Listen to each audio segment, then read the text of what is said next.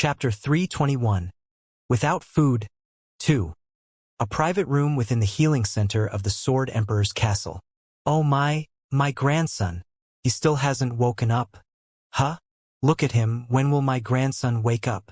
He can't stay like this forever, right? His heart rate and body temperature are very stable, Lord Patriarch. He will surely wake up soon, so please don't worry. Dante, how much my grandson has suffered. Dante continued to feign unconsciousness, unaware, not even in his dreams, that Ron was aware of his plan and playing along. It tears at my heart. I'll leave. As soon as this old man returns, we'll eat the Imperial Dragon King's soup that my grandson loves so much. I'll tell the Emperor, no, His Majesty, to have a first-class chef prepared. While Ron whimpered, Dante felt a strange satisfaction for successfully deceiving his grandfather. Ron saw through his grandson's act but managed to hold back his laughter. Crunch. About 15 minutes after Ron left, Jean entered the treatment room. At the same time, Dante made a sound as if he were pretending to wake up. Young Patriarch, are you awake now? I passed out a while ago. How long have I been lying here? About 30 minutes. Not too long, that's good. Oh, Paul Gray Mick, you don't look so good. Please give us a moment. This friend and I have something to talk about. As soon as the medical staff left the room, Dante stifled his laughter. You fell for the trap too? No. Of course you couldn't be fooled. Jean, how was my performance? Wasn't it splendid? Haha, with this, grandfather must know how much I appreciate you. He probably promised 300 million gold coins. No, maybe even 500 million. Dante raised his voice, filled with excitement. I was a little worried deep down. I wondered if grandfather would look favorably on the friendship between Hiran and Runcandle. But in the end, grandfather is on my side. If I do something for your benefit, grandfather will also do something for your benefit. Dante stopped there and observed Jin's expression. Jean had lost all color from his face, with half of his soul seemingly absent from his empty eyes. Jean, what's wrong with you? They stole from me. What? Your grandfather stole from me. Is it true? It is. Dante couldn't believe it even when hearing firsthand. Had this demon-like friend of his been stripped of everything he owned by someone? As much as his grandfather was, Dante couldn't imagine Jean subjected to such a fate. Well, I'm sorry. I never expected it to end like this. Grandfather is not the type to do such things. No, you don't have to apologize. It was my carelessness. Sigh, you have such a good grandfather. Can I help in any way? Upon hearing that, Jean let out an ironic smile. To be honest, it wasn't just losses.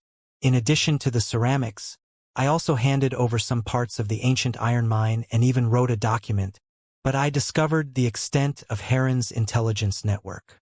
The mission to assassinate the Black Knight was highly classified. Knowing what rewards Jean received after completing that mission meant that someone among the flagbearers had connections with Ron. Whoever that person is, they're unlikely to have betrayed Runcandle. They probably owe Sir Ron a favor. It's probably a one-time exchange of information.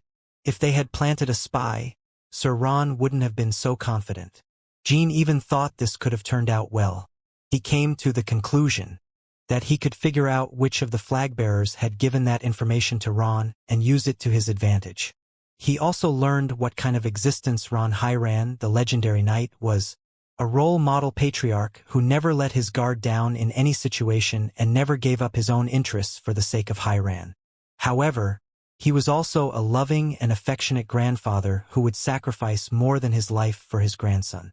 In that sense, Sir Ron, it's as if he has already discovered my greatest weakness. The mere fact that Jean was Dante's most cherished friend made it impossible for Ron to treat him lightly. He had witnessed how Dante was willing to sacrifice himself to save Jean. Taking the ceramics and ancient iron was a warning. It's a warning not to dream of using Dante as a pawn in the future. In Jin's opinion, it wasn't a warning from a strong individual. Instead, it seemed like a boast from the position of unilaterally seizing something valuable. That's why he didn't feel like he had lost much, even after being deceived by Ron.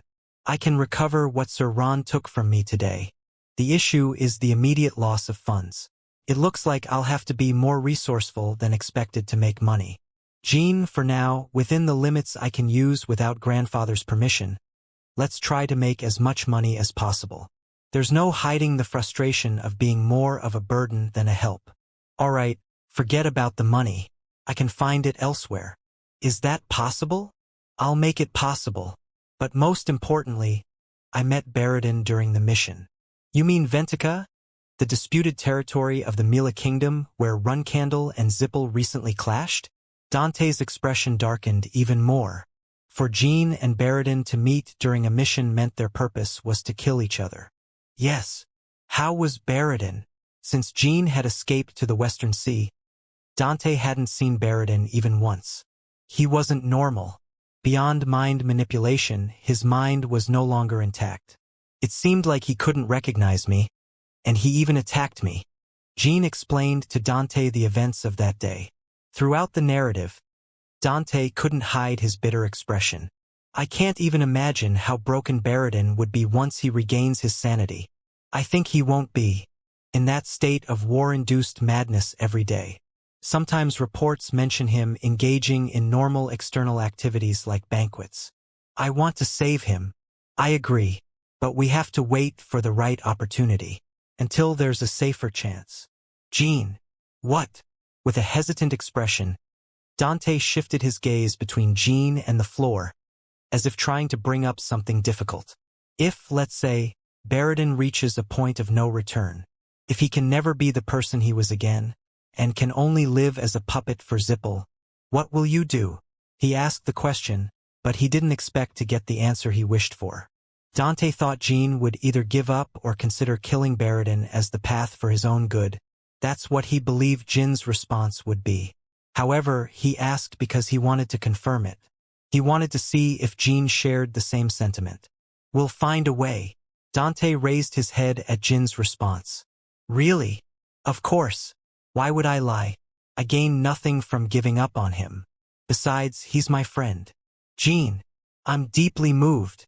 That's why I want you to let Sir Ron know that I'm not a heartless person like he might think. Since grandfather found out about our relationship from today's events, I now feel more comfortable talking about you. Yes, I think it's time for me to go. Already? How about we have dinner together and have a drink before you leave? With the person who just collapsed from anemia? That was all an act. All right, we'll do it another time. Maybe send an invitation to Baradin, just in case. Understood. That night, as Jean returned to Tychon, he could realize how much Ron Hyran cherished his only grandson, although Dante also had a brother. Young Master Jean, what kind of magic did you perform? The atmosphere in Tychon, which had been gloomy until this morning, had completely transformed into a festive one. Sir Kashmir, what's going on? Young Master Jean, you truly are the lucky charm of our Tychon. Almost all the knights of Vermont are coming here with money and goods. Jean smiled, surprised by the news. Dante, this guy is bringing us great fortune. That's how Ron evaluated Jean. A little warrior who, when one thing is lost, always manages to take two or more. Without a doubt, Ron considered his grandson the best among his peers. In terms of strength, insight, strategy, courage, and even magic. That's why Ron had made the calculated decision never to interfere with his grandson unless it was absolutely necessary. He had come to the conclusion that meddling in his affairs would bring no benefit to his grandson, whom he loved and respected more than anyone in the world. A rain of money. Now I have more solid customers than before. Kashmir was practically dancing for joy. Sir Ron, you made a really good decision. Not only did you give us money, but you also solved fundamental problems. It meant that almost all the knights of Vermont, except for the imperial family, wanted to trade with Tychon. It wasn't just a favorable development for Tychon's economy. When Jean and Kashmir took over Tychon in the future, it meant they wouldn't have to worry as much about Runcandle's watchful eyes. Although there were certain points where Tychon's autonomy was compromised because they had to pay attention to Ron and Hyran instead of Runcandle. However, from Jin's perspective, if he had to fight one of the two factions, Runcandle or Hyran, for complete independence for Tychon, naturally the latter was less burdensome. After all, Runcandle was undeniably a stronger clan than Hyran. If the knights who visited us today confirm as our business partners, we won't have to look for money anymore. Jin raised his head at those words. But wouldn't it be better to have as much money as possible? Of course. I appreciate your concern. The young master's guests will arrive soon. Oh, look. It seems Jet is bringing them.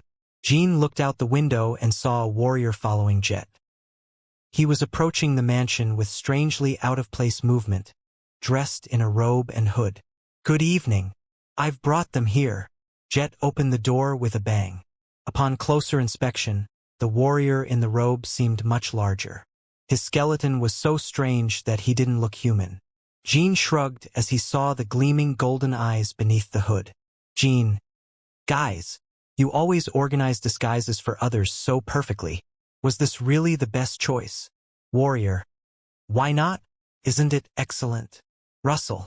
As he removed the robe, strands of hair that barely reached Jin's waist were revealed. The true identity of the warrior was someone from the Golden Snow Tribe, or rather, a combination of 4 people fused into one, forming a strange human structure. Well, not bad at all.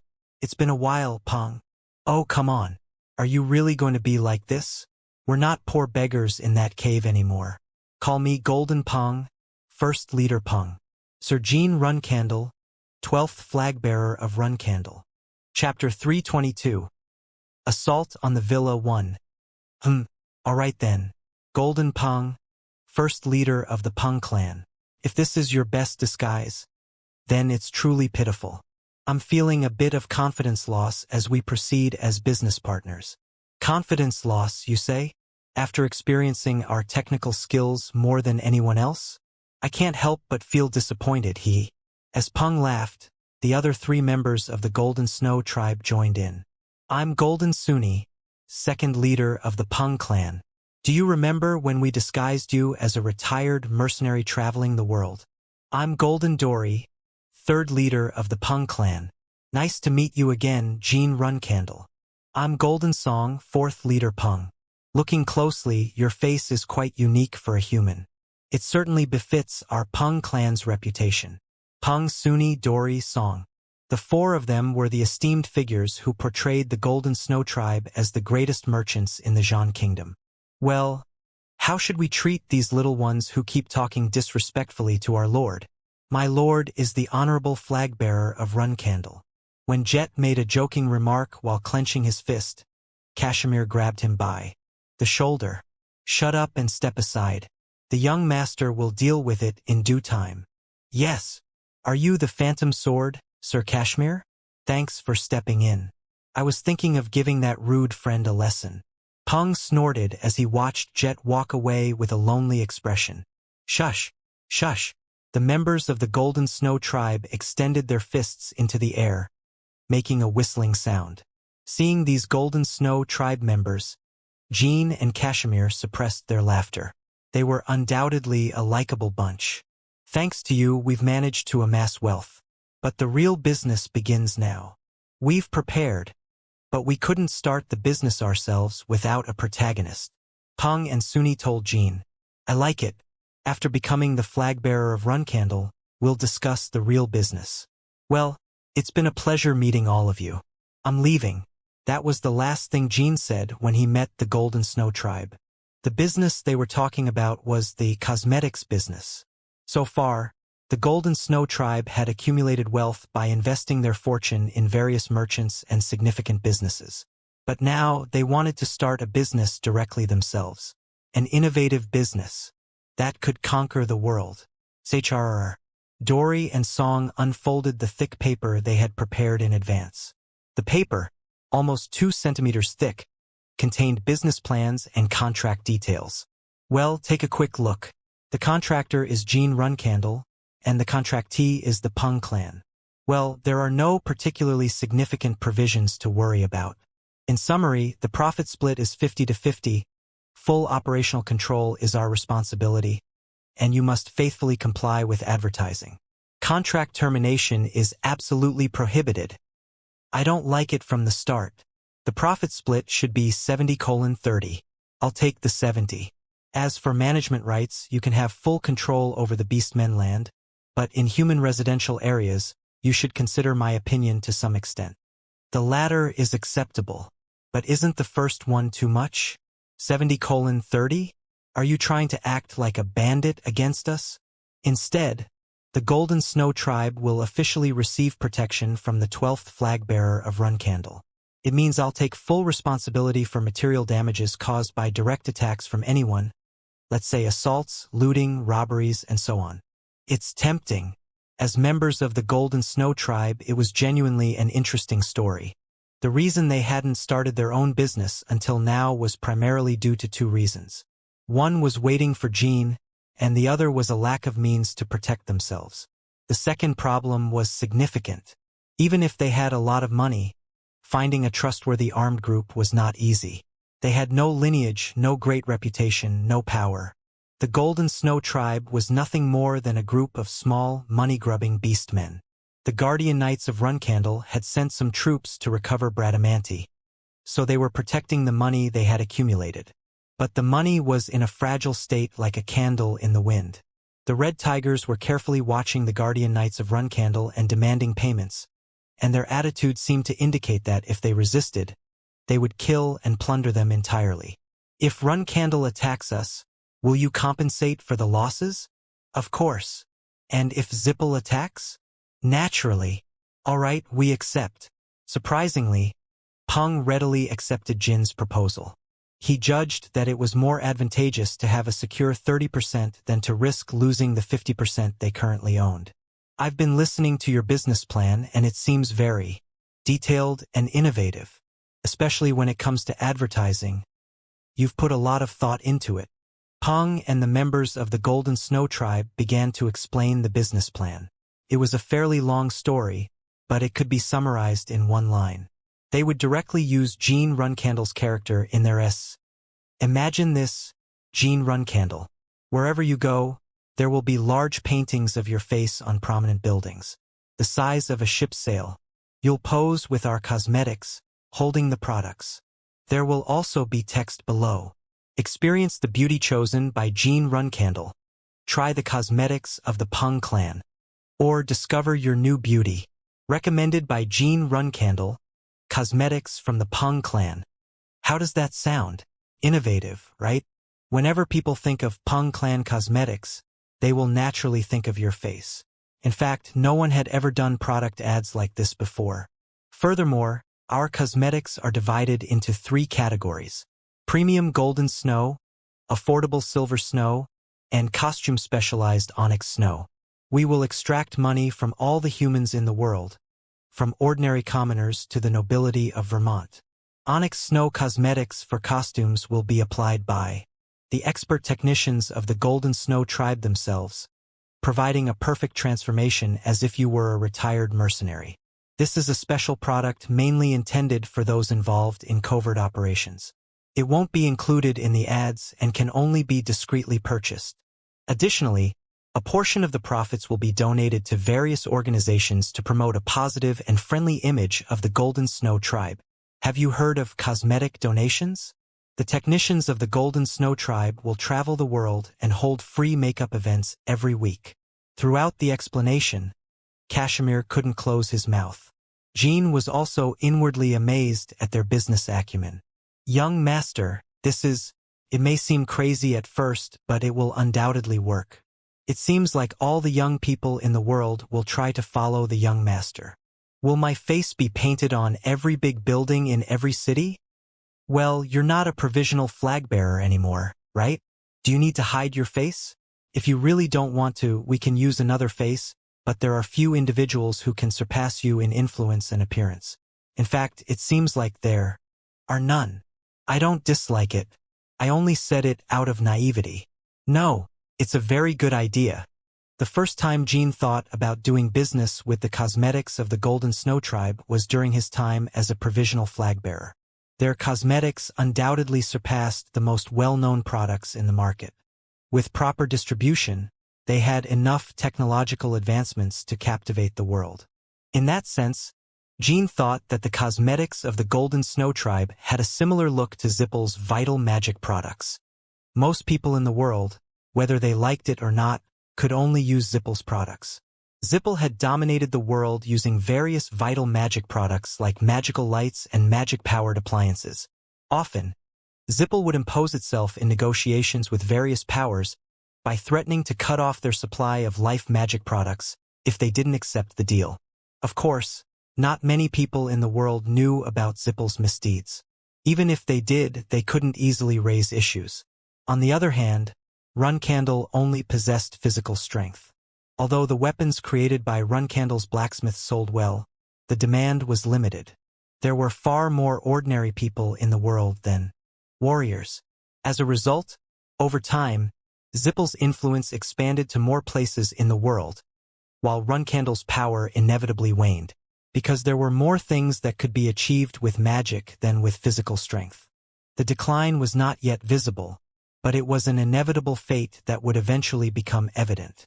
The Runcandle family seemed to be solely focused on defeating Zippel and undermining its influence. However, that alone was not enough. The matter with the Golden Snow Tribe was the beginning of a change. Jean smiled and extended his hand to shake hands with the Golden Snow Tribe. "When do we start?" "As soon as you sign the contract." "Then let's start right now." When Jean signed the contract, the members of the Golden Snow Tribe shook his hand.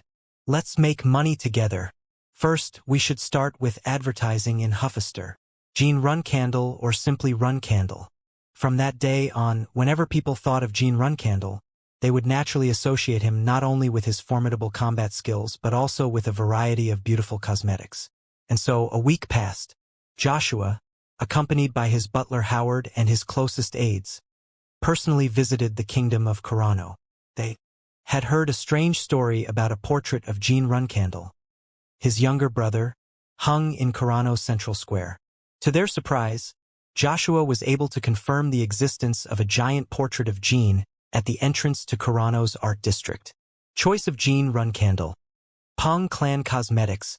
The brilliant smile depicted in the portrait was like a sharp blade that scratched Joshua's heart. Howard. Joshua, momentarily lost in thought as he read the text below the portrait, opened his mouth. "Yes. What on earth is this? Our clan's flagbearer approves of such cosmetics." "Cosmetics? I have no words. We cut off his money supply, and now this massive disaster happens." Shriek. Joshua clenched his teeth. Thinking about how people would mock and ridicule Runcandle after seeing those ads was beyond his imagination. What did the name Runcandle represent? For 1,000 years, Runcandle symbolized terror in the world, but now the youngest, who had just become the flag-bearer, dared to tarnish that name. Furthermore, he dared to besmirch the name of Runcandle, which would soon be his. Not only Joshua but many people gathered in front of Jin's portrait, laughing as if they were witnessing a curious creature. Witnessing such a scene, Joshua felt his judgment warping and feared going insane. Immediately inform the Council of Elders and recommend disciplinary measures against that lunatic brat. And get rid of that damn portrait. What about the portraits outside of Huffister? Do they exist outside of Huffister too? I've heard that the portraits of the 12th flagbearer are already displayed in cities of the Lutero-Magical Federation. Investigate who is responsible for this. Don't apprehend them lightly. First, find out who they are and what they intend to do. Thoroughly investigate who is behind them. Meanwhile, as Joshua vented his anger in the kingdom of Carano, Jean and his companions gradually gathered in a forest in the kingdom of Ekin. It was where Joshua's secret villa was located. Chapter 323. Assault on the Villa 2. It was a dense and deep forest. The path was not well paved in any direction, and even monsters roamed the abandoned forest. Not many people in the world could build a villa in a place like this and maintain it. Joshua had his guardian knights and hunting dogs residing here. Gur, gur. From somewhere, unknown creatures emitted low growls. However, the monsters couldn't approach Jean recklessly because they feared the intimidating aura that emanated from him. the aura of the clan of legends. If Sister Luna hadn't told me, even with the 7-colored peacock's information-gathering ability, it would have been impossible to find this place. In a way, this villa was situated in a place that only someone who had grown up with Joshua, by his side, could find. When Joshua was a teenager, there was a forest he used to go to for training on the days when I bullied him a lot. It was a forest where monsters appeared. It seems he chose that place to follow in Father's footsteps training in the Black Sea. Luna shared the story while revealing the location of the secret villa. The people of the Ekan Kingdom called this place the Abandoned Forest, the Dark Forest, or the Abyssal Forest, just as people named useless and dangerous forests in various regions. The nearby village disappeared after being attacked by monsters, and the Ekan Kingdom lacked the capability to clear the forest. Young Joshua considered this place the perfect training ground, and he thought his father would be delighted. He hoped that if he trained alone in this forest, just like his father did in the Black Sea, he would eventually be recognized. Only once Siren mentioned something about that forest to Joshua. "You're doing well, but you won't be able to catch up to your sister like this." Siren rarely praised his children. So, if he combined praise and admonishment and it wasn't a mocking tone, it was certainly closer to praise. But at that time, Joshua, who respected his father, couldn't stand being compared to Luna, even at that moment when he was training following his father. So, he personally led the knights of his faction and set fire to the villa. From that day on, the villa disappeared from Runcandle's records, and Joshua stopped searching for the Ekan Kingdom. It was about 10 years after that, for some reason, Joshua found this place again and built a villa identical to the one he made in his youth. It might be because of his affection for father, or simply because he liked that forest, or maybe because his sense of inferiority has diminished. I don't know the reason, but in any case, it seems to have become quite an important place. While Jean briefly recalled Luna's story, he felt a presence and turned his head. Through the dense and dark trees, he saw people with masks. They were Kashmir, Elisa, Kazan, and Yulian. They had just arrived in the forest and had now found Jean.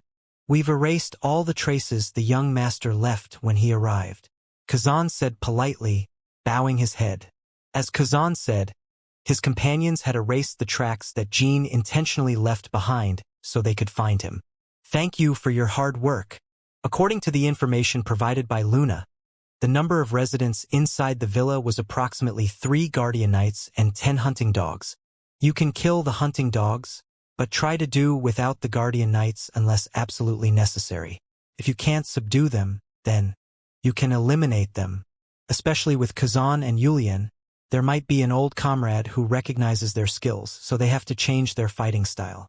The reason they wanted to do without the guardian knights if possible was that they were individuals who had sworn loyalty to Runcandle before becoming followers of Joshua. Jean wanted to avoid killing more guardian knights of the clan in the future. In other words, he wanted to give them a chance. Before the large-scale confrontation with Joshua began, Jean wanted to give them the opportunity to surrender. Knights who made wise decisions had the option to be recruited. Understood. Jean, Kashmir, and Elisa had brought different weapons than usual. Elisa carried a pair of daggers instead of her usual gauntlets. Jean turned his gaze towards Yulian. Yulian, who used to be extremely introverted and always seemed scared whenever Joshua's name came up, seemed even tenser today. "Yulian. Yes. He's definitely here." Upon hearing those words, Yulian clenched her lips tightly.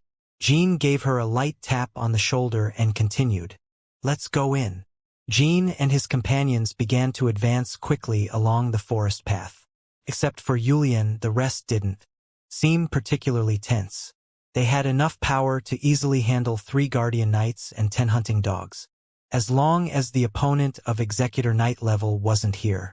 The tall trees densely covered the area, darkening it, but it was still daytime. As they approached the villa, the trees became thinner, and finally, amidst the dense foliage, the villa standing in the center became visible. The sunlight spilled onto the cabin-like building in the middle of the forest. It was quite a picturesque scene, but it didn't seem like it could accommodate 13 people, not by a long shot. The building was originally constructed by Joshua for his personal use and had been restored exactly as it was, so its scale was very small. It looked more like a hut than a villa. The group approached the entrance of the villa, making sure their steps were silent. Inside, there were two of Joshua's hunting dogs. They were playing randomly with each other and only sensed the presence of intruders when the group was right in front of them. But by then, it was already too late. Swoosh! Swoosh! Kuzan's venomous needles pierced through their throats through the gaps in the windows. When they collapsed onto the table, Kuzan skillfully retrieved his needles and erased any trace of injury. Other than those two, there was no one else inside the villa. Neither the 3 guardian knights nor the other 8 hunting dogs were visible. They must be underground. Given the small size of the building, finding the passageway leading underground was not a difficult task. As long as they knew there was an underground area, of course. Elisa opened the hidden door in the floor, checking for traps. Since the residents moved frequently, there were no special traps near the entrance. Once they descended, they found themselves in a completely dark corridor. The group quickly lit the magical lanterns hanging from the belts of the sacrificed hunting dogs. Unlike the small cabin above, the underground area had a considerable scale at first glance. Do not spread out, Sir Kashmir. We don't know the internal structure. Understood, young Master Jean. As they descended further underground, the group had not encountered any enemies for about 10 minutes. During that time, they realized that the underground seemed to be a prison-like structure. Behind iron bars, there were cells covered in bloodstains, but all the places they had seen so far were empty. The bloodstains belonged to both humans and dragons. In the cells where the dragons had been imprisoned, scales were scattered everywhere, making it easy to distinguish. Yulian couldn't hide her unease. The reason her group had decided to assault this mansion was that Yulian's guardian dragon was held captive here. The traces of captive dragons must belong to the guardian dragons of the contractors Joshua brought with him. The number was certainly not small. That raised a question. How could such a large number of dragons be guarded by only 13 humans? That seems unlikely. There must be some other device or means. The first thing that came to Jin's mind was the demon god's orb. Among the objects Jin knew, the only means to terrorize or control dragons would be that. But Joshua didn't seem to have a demon god's orb. As they were lost in their thoughts, they suddenly came across a man in the hallway. He didn't seem like a guardian knight or a hunting dog. His hunched back barely reached Jin's waist. He was completely covered in ragged robes and held a staff. A stranger that Jin had not heard of from Luna. He didn't even seem human. None of the members, including Jin, could sense any energy from him. What? Are the materials coming today too? He spoke in a deep and somber voice. While Kuzan tried to subdue the suspect with his poisoned needle, Jin raised his hand to stop him. Jin realized that the man's vacant eyes were staring into nothingness. He couldn't see what was in front of him. Unless he was blind, he wouldn't react like this even after seeing those suspicious masks. But who is he? The rest of the team also realized that fact sometime later. How many of them came? The man's use of the word materials referred to humans. 5. Only a handful. I can't do anything with that number. Just throw them in and go. I've been curious for a while, but what are these materials for? When Jean approached and asked, the man lifted his head. TSK, Sir Joshua made a big mistake this time. Letting someone like you ask such a question. Crack! He struck the floor with his staff. Immediately, ominous purple magic circles appeared on the floor, ceiling, and walls. Intuitively, Jean and the others could sense that this was ancient dark magic. That meant not even Jean had any idea of what kind of effect this magic would have. In a brief instant, several thoughts crossed Jin's mind. Should he kill the man to dispel the magic? Or defend against the unknown magic and subdue him to obtain information? The latter option appealed to him, but the risk was too high to guarantee the safety of his comrades. Bam! Jean lunged forward and drove his sword into the man's neck. Jean considered that cutting off his limbs wouldn't stop the magic. Kwa! The man shivered and fell forward. Not even a second had passed since the magic circle was activated. Young master, are you all right? I'm not sure what kind of magic it was, so I killed him. It might have been something like what Myron did, trying to summon something from hell. When Jean removed the fallen man's hood, the purple magic circles lost their light and disappeared. It was a horrifying face. The features were so distorted that it was impossible to distinguish the nose from the mouth, and the body looked as if someone had forcibly pieced together chunks of flesh. Moreover, it seemed like the man was already weakened even before Jean killed him. Well done. Who is this? A magician? No, he doesn't seem human.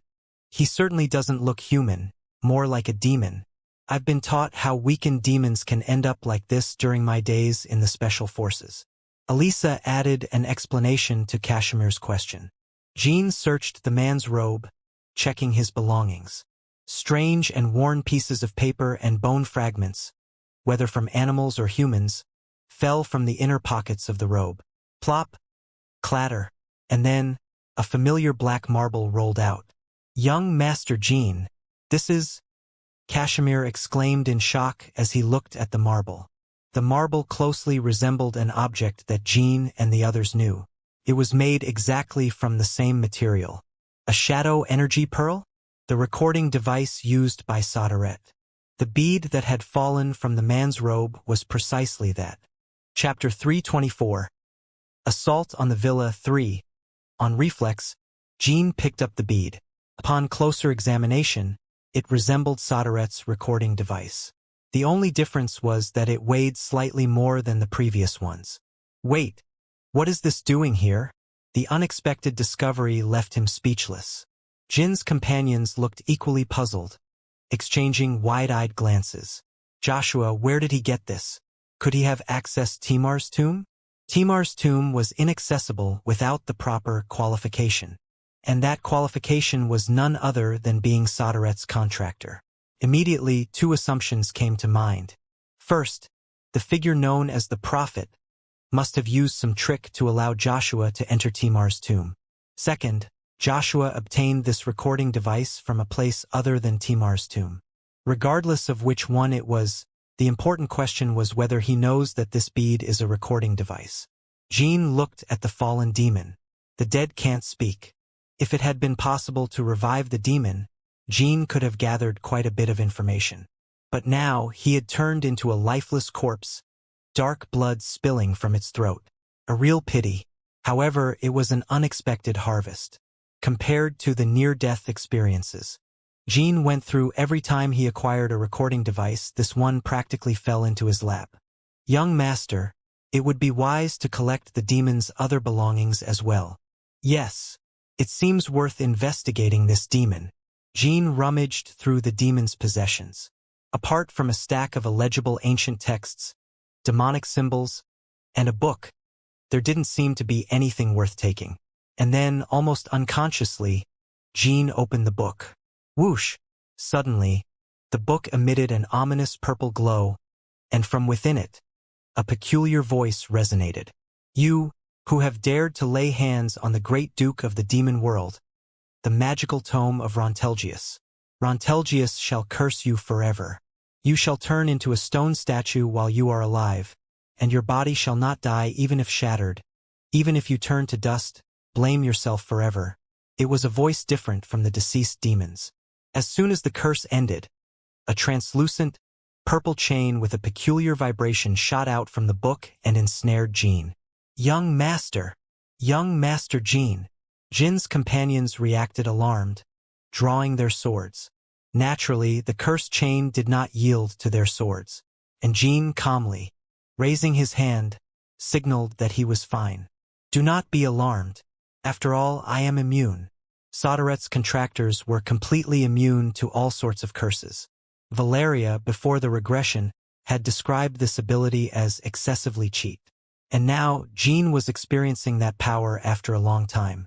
The chains that had bound Jean slowly seeped into his shadow, blending with it seamlessly. The chains took no more than 5 seconds to completely disappear without a trace. Jin's companions, unknowingly, silently watched in awe before asking, Young Master, are you really okay? Yes, fortunately. If it had been someone else who touched this book, wouldn't they have turned into a statue? unless Rontelgius had rigged this book with such a device just to scare us. When the chains had enveloped him, Jean felt a chill. Not because he feared the curse, but because Jean realized the terrible fate that would have befallen any other companion who had touched it. From now on, we must be more cautious when dealing with demons or those who wield dark magic. This time we were lucky. We learned the name Rontelgius, presumably this demon's family. FSSS. The demon's body began to disintegrate. There was no trace left where the corpse had lain, not even a sign of the spilled blood. Wretched creatures. Let's move on. The group continued their journey. Perhaps due to the sudden encounter with the demon, Jin's companions were even more nervous. However, they didn't encounter any enemies until they reached the end of the underground facility. 3 guardians, 8 watchdogs, and the rest of the members were absent. Oddly, that unsettled Jean. If there were so few personnel, perhaps Yulian's guardian dragon had been moved elsewhere. As that sense of unease brushed Jin's mind, Yulian pointed with trembling hands beyond the underground darkness. Kaltor. When the light illuminated the area, a human figure hanging on the wall became visible. It was none other than Kaltor, Yulian's guardian dragon who had transformed into a human. His appearance was devastatingly pitiful. His hands and feet were impaled on large spikes, and his body bore traces of indescribable torture. He barely seemed to be breathing. Kaltor, it's me, Yulian. I'll free you soon. Tears flowed incessantly from Yulian's eyes. This time, Kazan, who seemed to sympathize with Yulian, silently pulled at the spikes. With each pull, Kaltor's body trembled. But there were no signs of him regaining consciousness. Kaltor, please respond. What have those bastards done to you? He's alive, Yulian. We can take him back and get him treated. Young master will surely summon the saints of Vankila for you. So calm down, lower your voice. It must be agonizing now, but Joshua no longer has any means to threaten you, right? Kazan patted Yulian's back as he spoke. Jean took off his coat and wrapped the weakened Kaltor in it. Let's go back. Back on the surface, just before escaping from the forest. Jean turned his head and looked at Joshua's secret villa, which stood alone. If Father had truly recognized him during Joshua's training days here, would he have become less trash than he is now? A sudden question crossed Jin's mind, making him shake his head. No, considering the timing of my curse at the age of 1, it's very likely that it coincided with the time he became so despicable. Sometimes I wonder what made him so wicked. We've discovered a hideout, my lord. Among the 3 guardian knights, the leader reported to Joshua. Where is it? Surprisingly, it's in a remote area of the eastern part of the Ekan Kingdom. It's called Donkey Village, with a total population of fewer than 100 people, mostly elderly. In a place like that? Are you sure? Yes, we confirmed it by intimidating the residents. They even built a laboratory in a part of the village. I personally inspected the laboratory, and the descriptions given by the villagers about Arya Alhart match perfectly. The darkest place is under the lamp, as they say. That fits perfectly. However, it would have been difficult to find without the demon's detection magic. The 3 guardian knights and the 8 watchdogs were supposed to be waiting in Joshua's secret villa. The reason for their absence was to trace Arya Alhart, who had been detected in the Ekan Kingdom using dark magic. Rontelgius Lamphen. Joshua nodded, recalling the demon's horrific appearance. Yes, he devoured 1,000 prisoners, calling them ingredients for the detection magic. In the end, it seems to have yielded results. Was there any clue about Arya Alhart's other hideout in that donkey village? Since the routes to leave Donkey Village are limited, if we trace the expected movement routes, we can narrow down the suspicious areas. One thing is certain, Arya Alhart has another hideout in Huffister. How long will it take to secure another hideout? We can discover at least one location within a month. Continually reducing the scope that way we can properly corner them. Understood. Make every effort to shorten the time as much as possible. We'll soon bring more satisfactory results and provide more prisoners for Lamphen. His magic has proven exceptional. Joshua smiled. Rontelgius Lamphen, if he can uncover the true nature of that pearl. I should also consider providing prisoners for my clones. The power of the Shadow Pearl. Joshua obtained it in the Runcandle clan's mausoleum. It was during his early days as a cadet, on a day when he was as distracted as ever, losing to Luna as usual. Instead of cursing himself locked in his room as usual, Joshua headed to the clan's mausoleum. Even now, he couldn't remember why he suddenly went to the mausoleum. It was as if fate guided him or something possessed him. And in the deepest part of the mausoleum, in the empty tomb where the first patriarch, Timar, should have rested, he found the Shadow Energy Pearl. When I touched the power of the Shadow Pearl, the voice of that dog-like creature started to resonate. The dog-like creature, the prophet. At first, it only existed as a voice that comforted young Joshua and offered him advice. As Joshua grew, the voice took on tangible form. It started as a nebulous apparition like a ghost, and roughly when he became a flag-bearer, it transformed into the clear image of a woman, just as it is now. But the prophet doesn't know that it awakened inside that pearl. She doesn't even know that I have the pearl. Even in the days when Joshua fully trusted the prophet, he never told her about the pearl. It was his inherent instinct. Even as a child, Joshua instinctively felt that the power of the Shadow Pearl could serve as a safety mechanism. In other words, he thought it might be useful if the prophet ever betrayed him for some reason. Nowadays, considering the prophet's attitude, I have a feeling she could betray me at any moment. Either I deal with her as soon as I become patriarch or I secure a means to control her before that. I have to choose one of the two options. Joshua still clung to that old intuition about the power of the Shadow Pearl. That's why, casually or perhaps inevitably, he entrusted Lamphen, the demon, to figure out its purpose. I'll take my leave now, my lord. As the guardian knight finished the report and saluted, preparing to leave, someone rushed in, urgently calling for Joshua. My lord! It was one of the hunting dogs that entered the room and bowed his head. What's going on? The abandoned forest villa was assaulted. What did you say? Unfortunately, it happened precisely as we were heading to the eastern part of Ekin, based on the information we received from the demon. Joshua suppressed the curse that rose in his throat. The guardian knight who was about to depart also looked at the hunting dog, startled. What is the extent of the damage? The thunder dragon that was captured and the demon disappeared, and the two remaining individuals were found dead. The hunting dog couldn't ascertain for certain whether the demon was killed or simply vanished. There were no traces left since there were no remains of the demon in the secret underground facilities of the abandoned mansion. We tried to track them, but they are exceptional. There are no traces. It's frustrating. Phew! Joshua took a deep breath. In the end, he had no choice but to rely on the prophet once again. Chapter 325. What Punishment? 1. Tychon. Jin's companions were huddled together, gazing at the newly acquired Shadow Energy Pearl. So, you got this by raiding that bastard's mansion, huh? Murakan scratched his chin and spoke. It was difficult for him, as well as the others, to comprehend how Joshua had ended up with Soderet's recording device. How in the hell did that happen?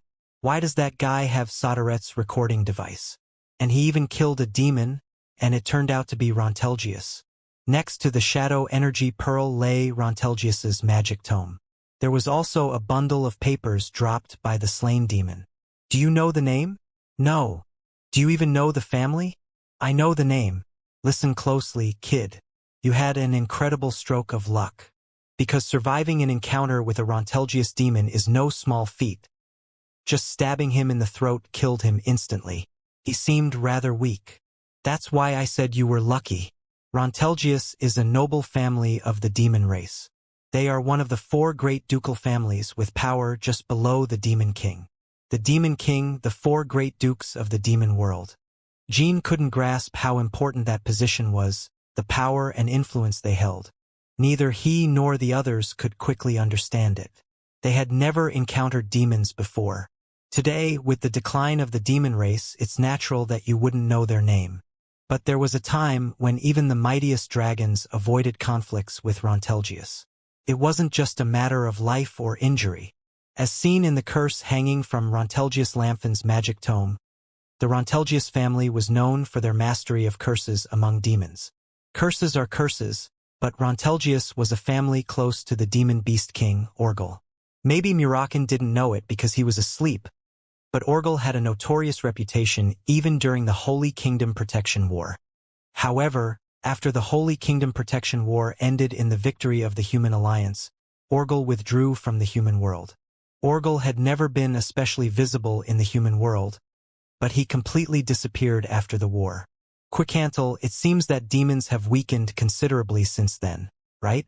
To the point where they can be taken down with just one blow. The demon was in a weakened state, as Jean said, and if Jean weren't Soderet's contractor, he would have been cursed with no chance of resisting. Quicantle spoke with hidden meaning as he looked at Jean. Your brother, the second flag-bearer of Runcandle. We need to find out how he got involved with Rontelgius and if he knows the purpose of the Shadow Energy Pearl. We must investigate. How Joshua obtained the Shadow Energy Pearl and his connection to demons were currently a mystery.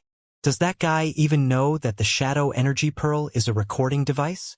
Well, once he returns to the family, Joshua will come to me first. Young master, Joshua has no reason to do that. When we escaped from the Ekin Kingdom, I made sure to erase all traces. Jean smiled at Kazan's words. Yes, you erased all evidence. But even without evidence, that guy will convince himself based on his intuition alone. That won't be a problem. It's just part of the power struggle, and the dragons haven't intervened. So, are you going to ask Joshua directly about that? About what? I'll decide based on the atmosphere. I still can't predict how he'll react.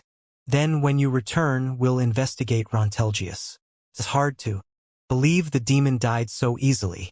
Maybe it was a discarded demon from Rontelgius, or maybe the Rontelgius family itself has fallen. We should also find someone who can decipher the magic tome and the bundle of papers. They seem to be important clues. And Jean looked at Yulian, who was sitting quietly in a corner of the office. We should discuss how we can awaken Yulian's guardian dragon, the thunder dragon, Kaltor. He had fallen into a sleep state after enduring prolonged and brutal torture. As a result, even after his rescue, Yulian couldn't exchange a single word with the guardian dragon he longed for so much. I've mentioned it before, kid. The dragon named Kaltor has a broken heart and needs at least 500 years to recover. Gilly instinctively covered Murakin's mouth. There must be a way, Yulian, so don't lose hope and wait patiently. Yulian looked at his companions with reddened eyes. Thank you all. As he said that, everyone blinked. It was because Yulian had used a respectful tone for the first time. The cheeky brat is using formal language. The surprising, gak, feels good. Well, this Murakin will somehow awaken your guardian dragon. So wait quietly until then. Now that I think about it, since he's not even 1,000 years old, his heart should recover easily. It seems things are more or less settled. So, Gilly, Murakin, and I will return to the family in a couple of days. Since I've been leaving the Garden of Swords empty too often lately, it will be difficult to visit Tychon for a while unless something special happens. Then, I'll see you next time. Yes. Thank you for always taking care of us, Arya. Valeria slightly bowed her head and turned away. The elders of Donkey Village waved their hands, showing the few teeth they had left, until she disappeared from their view. As soon as she disappeared completely from their sight, Valeria clenched her teeth and touched her forehead. In recent years, no pursuer from any faction had come near her. They either circled around her long-abandoned hideouts or wasted their efforts by targeting completely different places. But this time was different. The Donkey Village hideout has been exposed, and the pursuers' movements have become more sophisticated. Zing dash!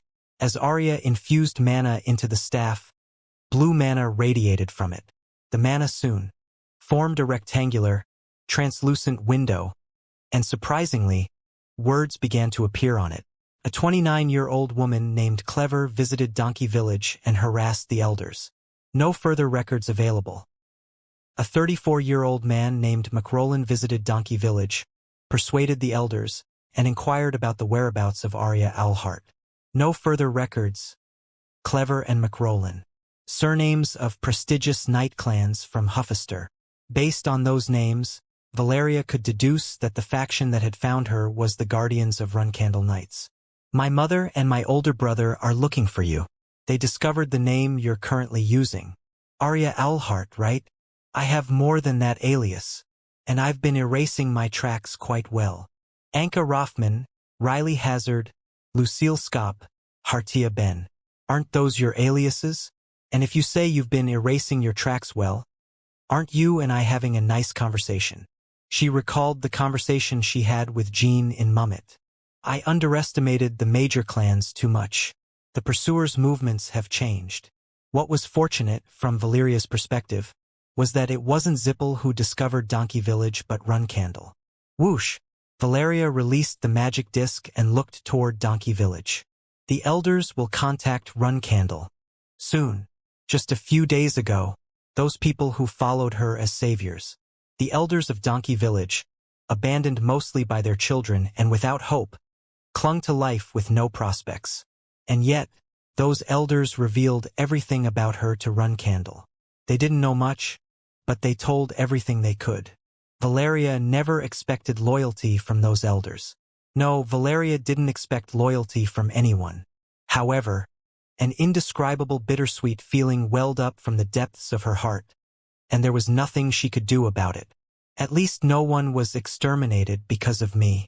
I must move forward, toward the hideout in the Lutero-Magical Federation. She traveled diligently until dusk. Using both land and sea routes, she used over 5 different identities as she passed through checkpoints.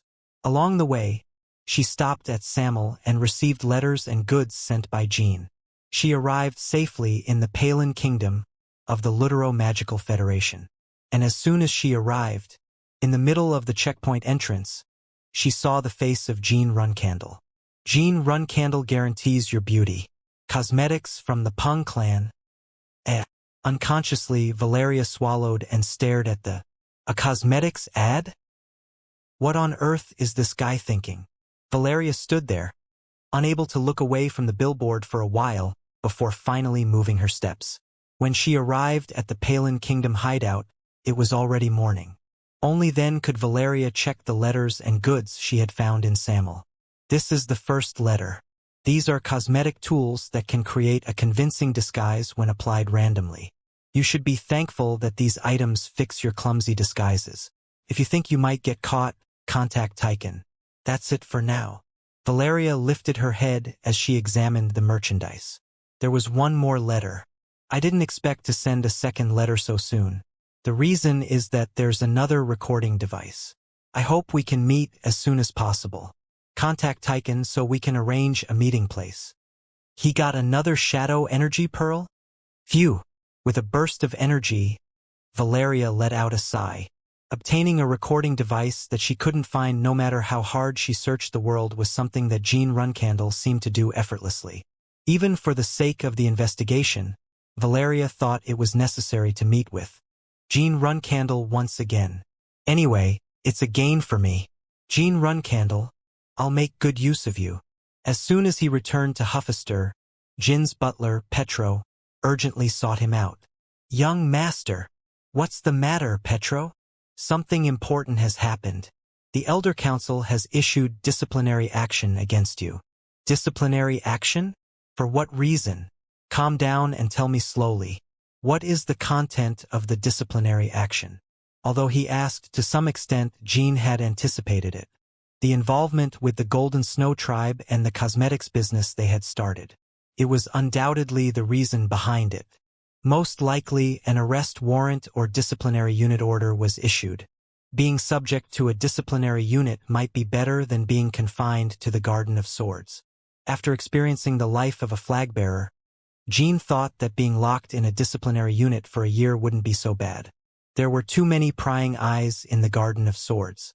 Therefore, as Soderet's contractor, There were too many things to worry about every time he had to fulfill his duties, like visiting Timar's tomb or managing Soderet's affairs. Anyway, even if I go to the disciplinary unit, it's an easy task to achieve results and create a justification to return to the main family. It might actually work. Just when he thought that, the disciplinary measure that came out of Petro's mouth was something Jean had never expected. The content of the disciplinary measure is the prohibition of engaging in external activities. The duration is 3 years. Chapter 326. What punishment? 2. Jean thought he had misheard. What? No external access for 3 years? Are you sure? Yes, young master. The conversation is already circulating among the stewards and servants. No. What's the basis for this? Well, it's because of the recent business you've started, young master. They must be joking. Is the elder council suggesting such a ridiculous punishment of 3 years prohibition just because I did some advertising? It seems so. Have they all gone mad? Are they treating Runcandle's flag-bearer with such absurd disciplinary measures? Do they think he's a wayward soul in adolescence? No external access. No external access. It's ridiculous. I'll gather the elder council. I'm willing to give them a good lesson. Wait, Lord Murakan. There are many ears here. They're supposed to hear. Strawberry pie. I can't believe the elder council is considering such a ridiculous punishment. Jean felt the same frustration as Murakan but couldn't express his anger. It's Joshua. It's not the elder council. It's an idea that came out of that guy's head. It seems he plans to offer a deal using the lifting of the exit prohibition as an excuse. Detention or disciplinary unit. Jean hadn't expected any other disciplinary action. So he hadn't thought of a plan to deal with it yet. Click. Jean clenched his teeth thinking about that dirty and despicable situation. On the other hand, that disgusting and despicable situation was the best way to deal with Jean. It's a bit unsettling, but if you thought you could get something from me this way, you're mistaken. Joshua. Jean softened his expression. Petro. When is the disciplinary meeting? The council president said he would hold it as soon as you returned, young master. As it has already been reported from the gate of your return, I'm sure the council members have already been summoned by the council president. I should change clothes before I go. Jean quickly headed to his room. Young master, I'll prepare a clean flag-bearer uniform. Shall I cut your hair before you go? No, that's not necessary. Prepare the most dazzling clothes. Bring out the cosmetics from the Pung clan and the hair dye. Pardon. It seems the council members don't like our products very much, so I have to show them how good they are. Jean washed his face and applied makeup, leaving his face radiant and gleaming. From the golden dye. Gilly couldn't find the right words, while Murakan held his belly, seemingly about to burst into laughter. Ha ha ha. The council members will be baffled. That's right, kid. That's how Runcandle should always be, defiant, right? After a while, when the makeup was finished, Gilly gave an awkward smile. Young master, are you really going like this? Yes, just make sure Murakan doesn't cause any trouble. Oh, should I take some product samples? It might be better if you just go out. Young master, may I ask what you're thinking? Strawberry pie. Why are you asking such a difficult question? Kid, what you're going to do seems fun. But are you okay with it? It's fine. In my opinion, this punishment is just for show. Joshua only wants to strike a deal with me using this as an excuse. He'll bypass the punishment and ask for the stolen items back. Gilly nodded as if he understood. Phew, what a relief. I thought you were just being rebellious, young master. No way. I'm not that childish. I'll be back. Don't worry too much. Of course, there was also a part of him that wanted to infuriate the old men in the back rooms. Shortly after leaving the room, Jean encountered his brothers in the hallway. The first one was Joshua. He had been waiting in the hallway as soon as he heard the news of Jin's return. He had something to say to him before heading to the disciplinary meeting. Jean, let's talk for a moment. Wait, you.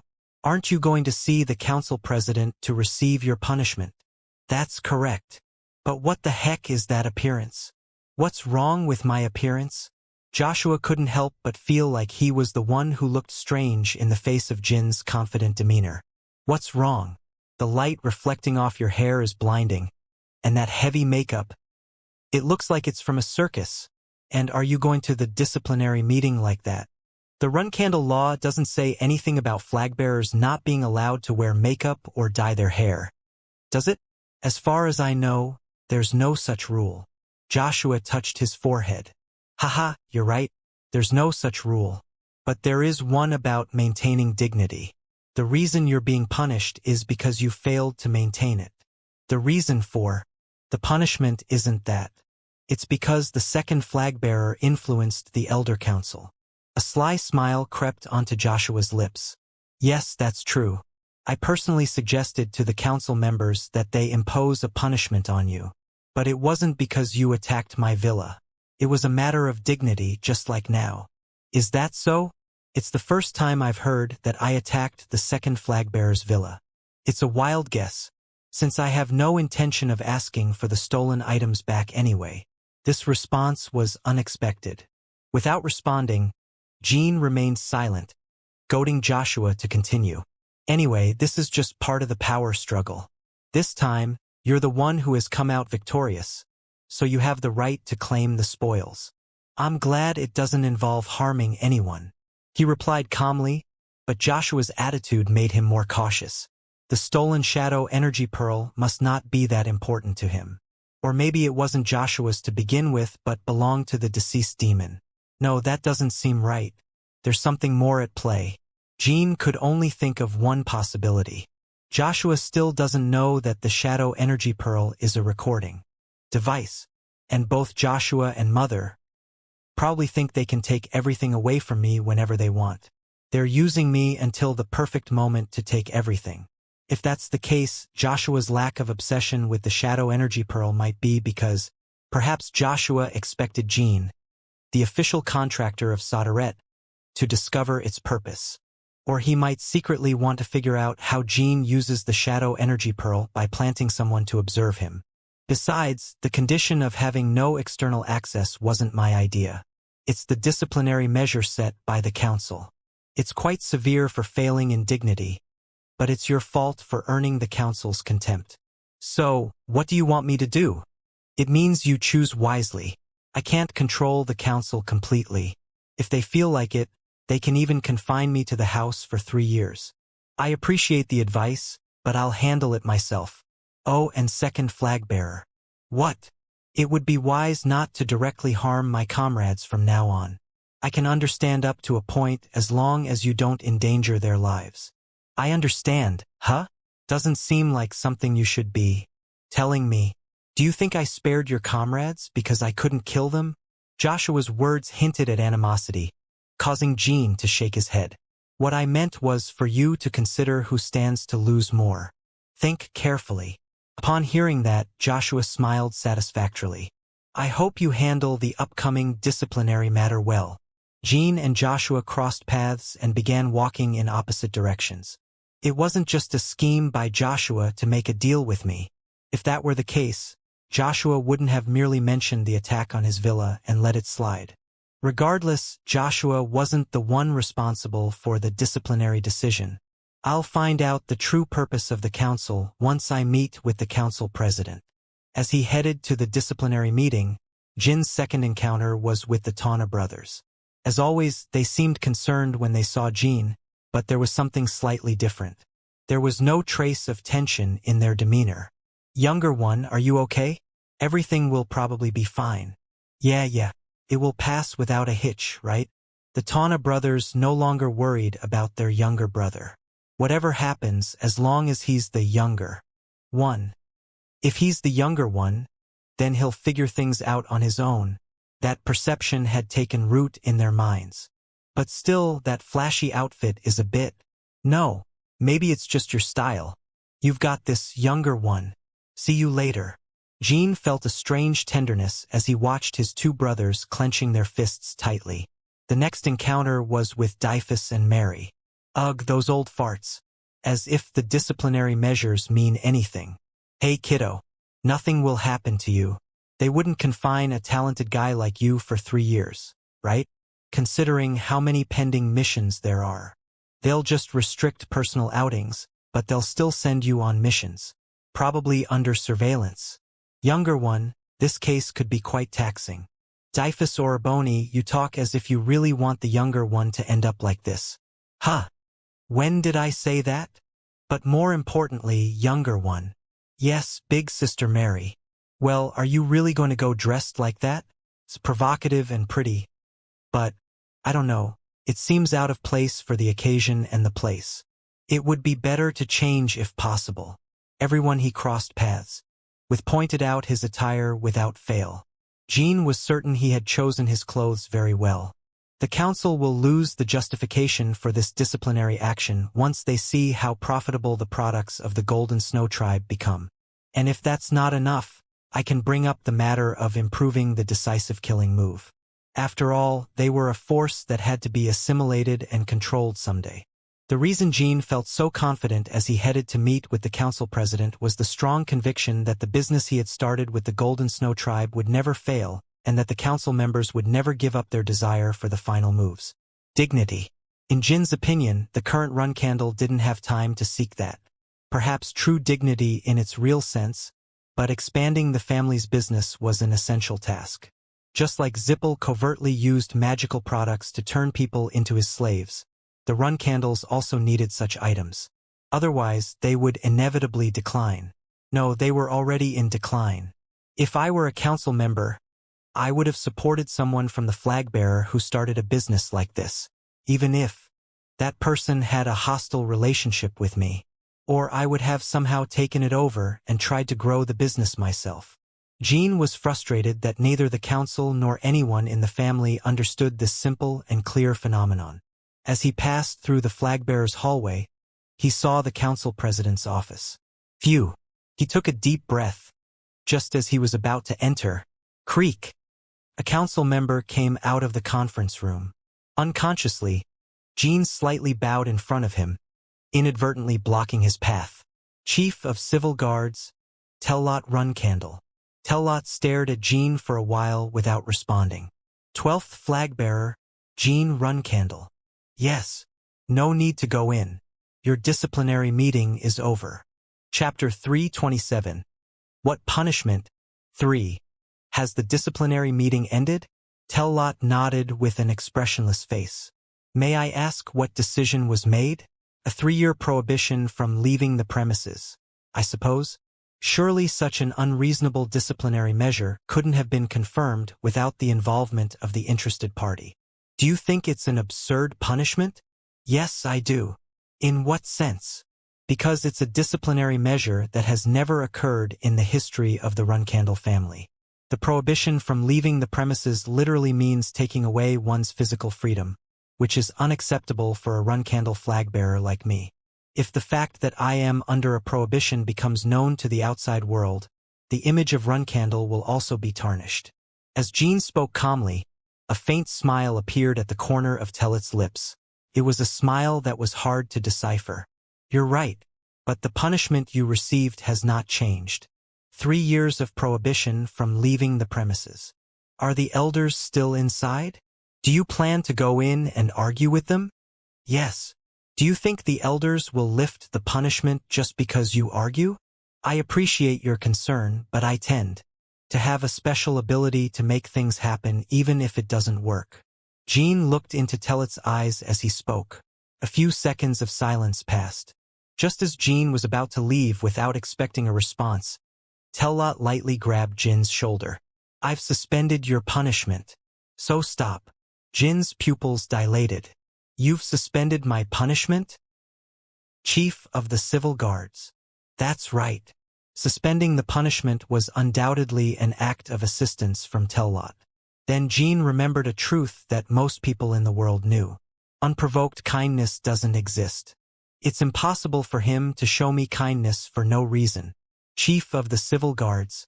I only remember that he tried and failed to occupy the Colon ruins long before I was born. Tellot Runcandle. Jean didn't know who he really was. It was natural, as it was impossible for him to have any connection with the Council of Elders in his past life. Therefore, Jean couldn't think of any reason why Tellot would approach him. "Chief of the Civil Guards, what do you want from me?" Tellot chuckled as Jean asked him directly. "Well, you certainly have a way with words. What do you say? Are you going to have a cup of tea with this old man? Or are you going to pick a fight with the elders by rejecting even the suspension of your punishment?" There was no need to hesitate. The Council of Elders was made up of 3 organizations: the Black Sword Association, the Law Guard, and the Civil Guard. Although the Civil Guard was the least influential among them, the chief of the Civil Guard held undeniable sway compared to Jean.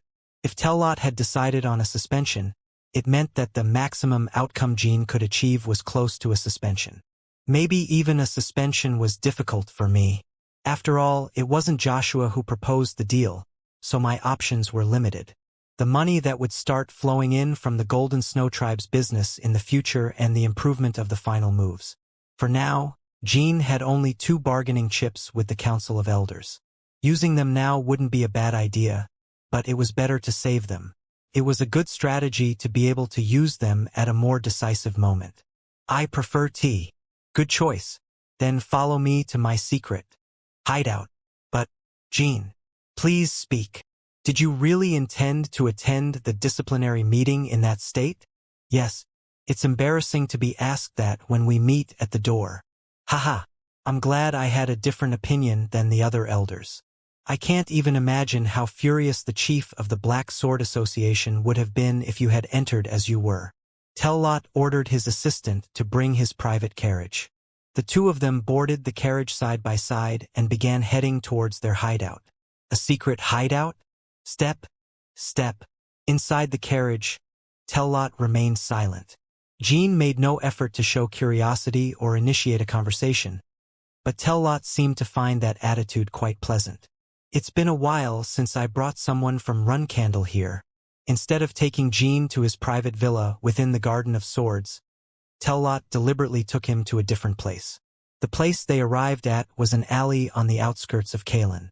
Caelin, as a city with the Garden of Swords, was virtually the heart of the Huffister Alliance.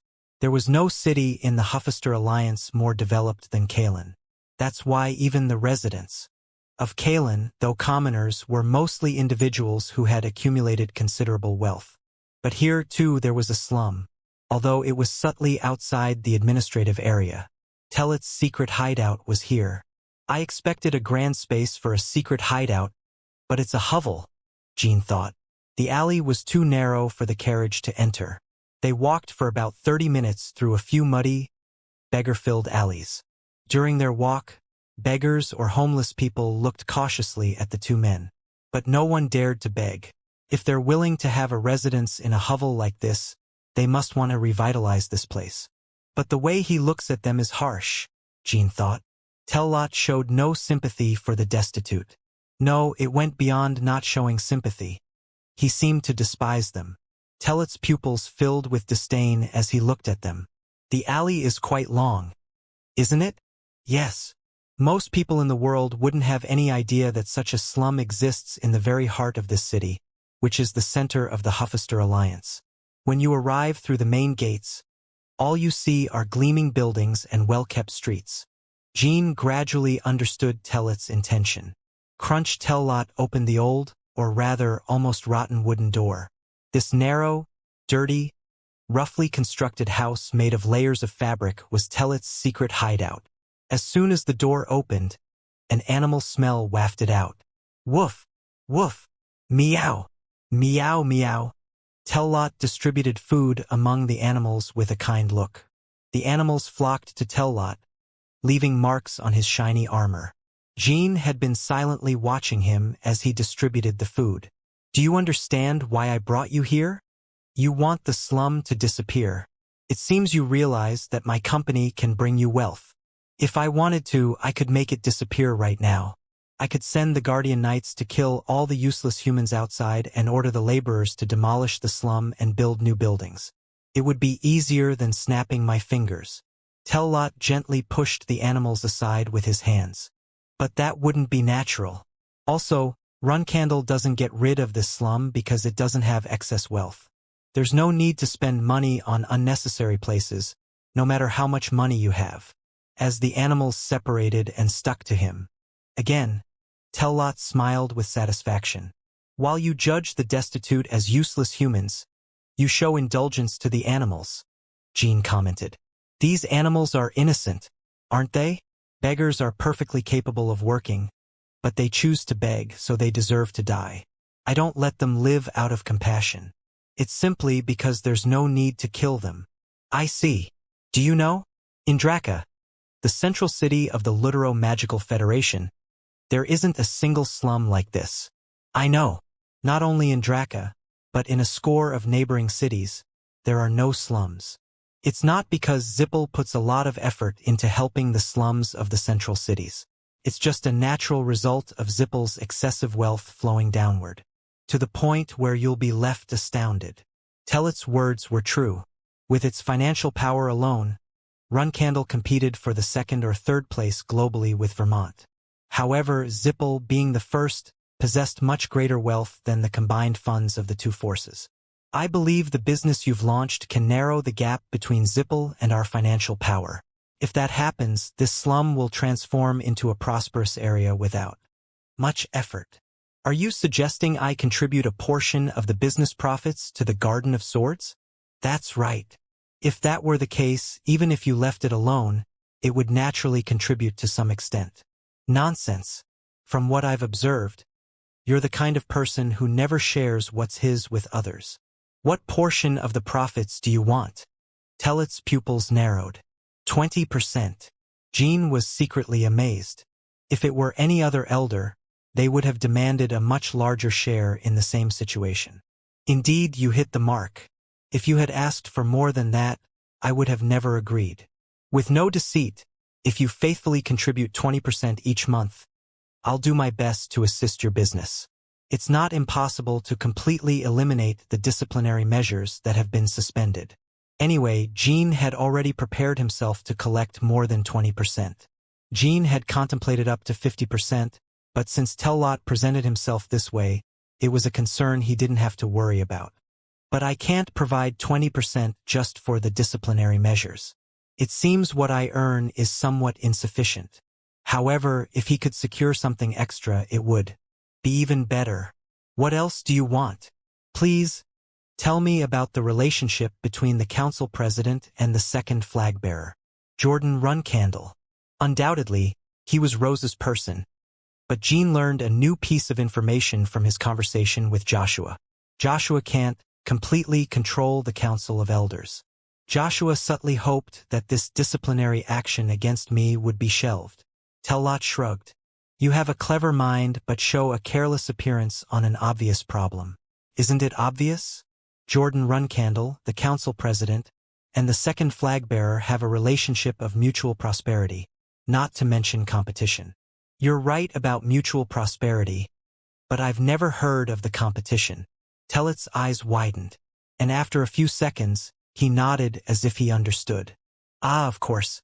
Well, it makes sense.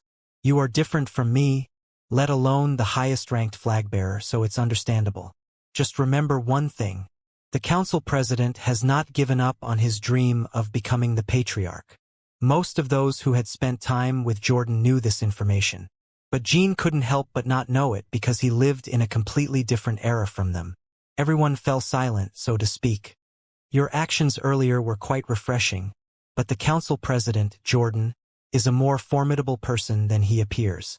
Despite his narrow-mindedness and outdated behavior, he is a very wicked and strong individual. I know.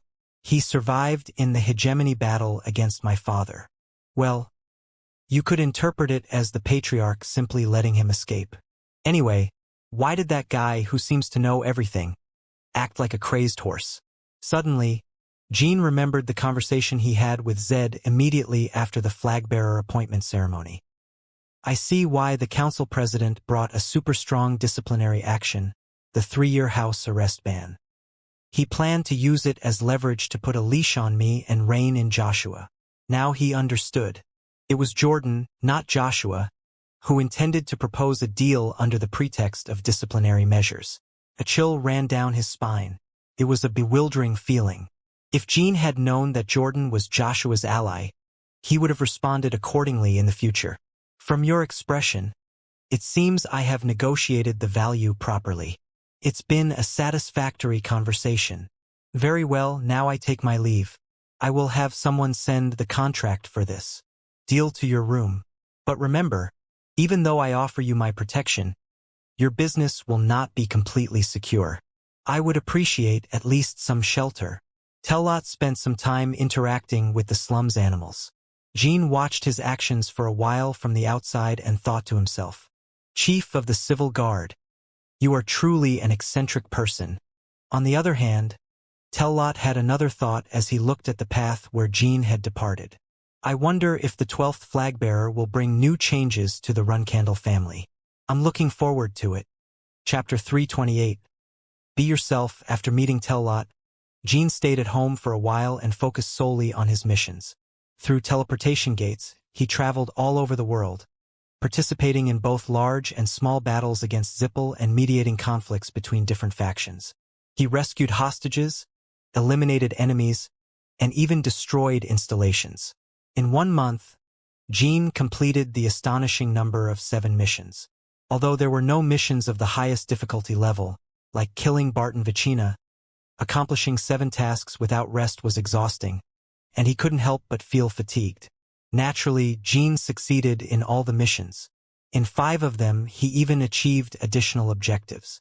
The reason Jean was so enthusiastic about mission accomplishment up to that point was that his 3-year punishment of no outdoor activities was still in the suspended phase.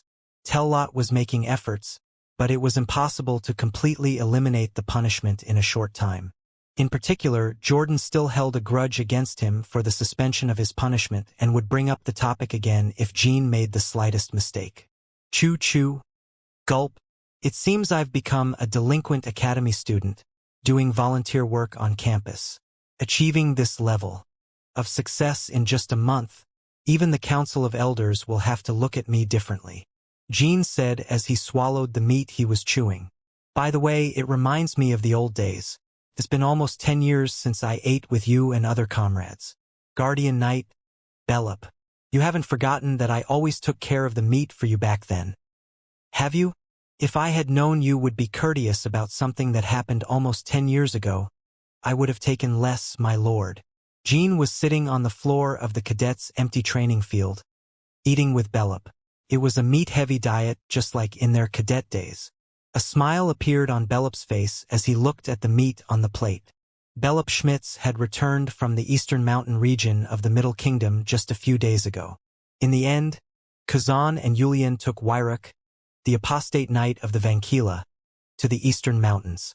Bellup managed to capture them and secured his reason for returning. Naturally, as soon as he returned, he sought out Jean and pledged loyalty to him, and they even carried out missions together until yesterday. When those wanted criminals suddenly infiltrated the mountain range, I initially thought it was someone from your hostile forces trying to kill me. But I never imagined that Lord had sent those terrible criminals. Bellup shuddered as he recalled the battle in the mountains. That was Bellup's longest, most intense, and loneliest fight of his life. Chasing, fleeing, seizing opportunities, ambushing, being ambushed, running out of provisions. He traversed several treacherous mountains to exhaustion, without any support.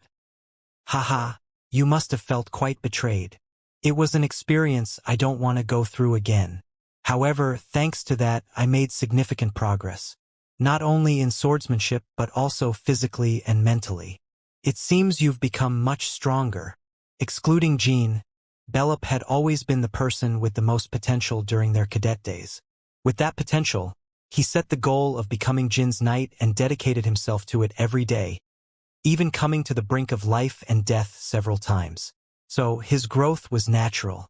By the way, I suddenly feel grateful for having met you in our cadet days, my lord. Why do you suddenly bring it up after talking about betrayal and feeling uncomfortable? When did I do that? I was a bit nervous, that's all. Anyway, I only have that thought. If I hadn't met my lord, my life would have been very unhappy. Why do you think that? During our cadet days, My lord helped me overcome my fear. Even after my lord became the provisional flag bearer, even now, sometimes I think of that day. Right now, you've probably realized it too, but you're weaker than me. And you're kinder than me. I like that about you. But if you only do good things, you won't survive in this hell. Belloп recalled the conversation Jean had with him during their cadet days. Jean also remembered the same conversation, and for some reason it made him blush. Thanks to that moment, I was able to become a run-candle knight. I couldn't have endured it without my lord. Maybe it's an exaggeration, but I feel that one day, overwhelmed by suffering, I would have given up on life. You're saying unnecessary things. Even if it hadn't been me, you would have done quite well. Indeed, in Bellop's previous life, he did not do very well. Before the regression, Bellop was exiled from Runcandle, then went to Hiran and trained before becoming a Knight of Vermont. Following the orders of the imperial family, he repeatedly committed unwanted massacres and ended his wretched life by his own hand. As these memories resurfaced, Jean, who had changed Bellop's life, felt even prouder. My lord, you have no idea how shocked everyone was by your actions during that duel right now. It still comes up in conversations whenever our comrades gather. Ah, really? But the most impactful moment was when my lord rescued Mesa all by himself. When my lord went alone to the land of the beastmen and brought back Mesa, everyone made a vow in their hearts. They pledged their loyalty to only you. Looking back, the unfortunate connection with Kinselo began from that moment. At that time, I only thought Kinselo was a group of crazy terrorists. Now, they were such a huge force that even Zippel hesitated to engage in large-scale battles with them. Moreover, it was still highly likely that the leader's true identity was a demon. Well, Kinselo is quite worrisome, indeed. I should visit the Ivliano family soon and monitor their movements. For now, there didn't seem to be room for such actions. In fact, Jean was still absorbed in his duties, unable even to visit the third tomb revealed by Almango. Jean had called Bellop precisely to address that matter. It's been a long time since I heard compliments like this. Where did that immature brat from back then go? Did he grease his tongue with oil or something? If my lord wishes, I can continue. No, that's enough. But speaking of which, Bellop, there's something I need you to do. Please, tell me anything. From today until my return, you are Jean Runcandle. What? You know the next mission starts tomorrow, right? Do you mean you? The mission to rescue the Count of the Ekin Kingdom, who was kidnapped by mercenaries. Yes, but now it's no longer my mission. It's yours. I want you to play the role of Jean Runcandle for a while. Are you serious? Well, the Count will be blindfolded anyway. Even if someone tries to rescue him, they won't be able to recognize you accurately. Rescue him, pretend to be me for a while, and then hand him over to the Ekin Defense Forces. Incredible! Are you telling me you lack confidence in a rescue mission? No, it's not that. How can I pretend to be you, my lord? Why not? The hostage will have his eyes covered, and you will wear a mask. Furthermore, I've acquired a fake Sigmund. Say what you need, and I'll take care of it. When he had already completed 7 missions, Jean had detoured to Pecan Minche and asked for a fake Sigmund sword. It was nothing more than a sword with no special functions, but it looked exactly the same at first glance. Of course, it couldn't perfectly replicate the uniquely sharp and pale gleam of Sigmund, but it could achieve a similar color. Moreover, as the counterfeit Sigmund was also an item made by the divine craftsmanship of the god blacksmith, it could only be a renowned sword in its own right. It should be finished by now, and try putting this on. Jean removed his flagbearer's cloak and handed it to Bellop. Startled, Bellop anxiously looked around. Even though there was no one nearby who could see them in the training ground, he considered it a delicate matter. Young master, my lord, are you serious about this? This is the Abandorado's coat.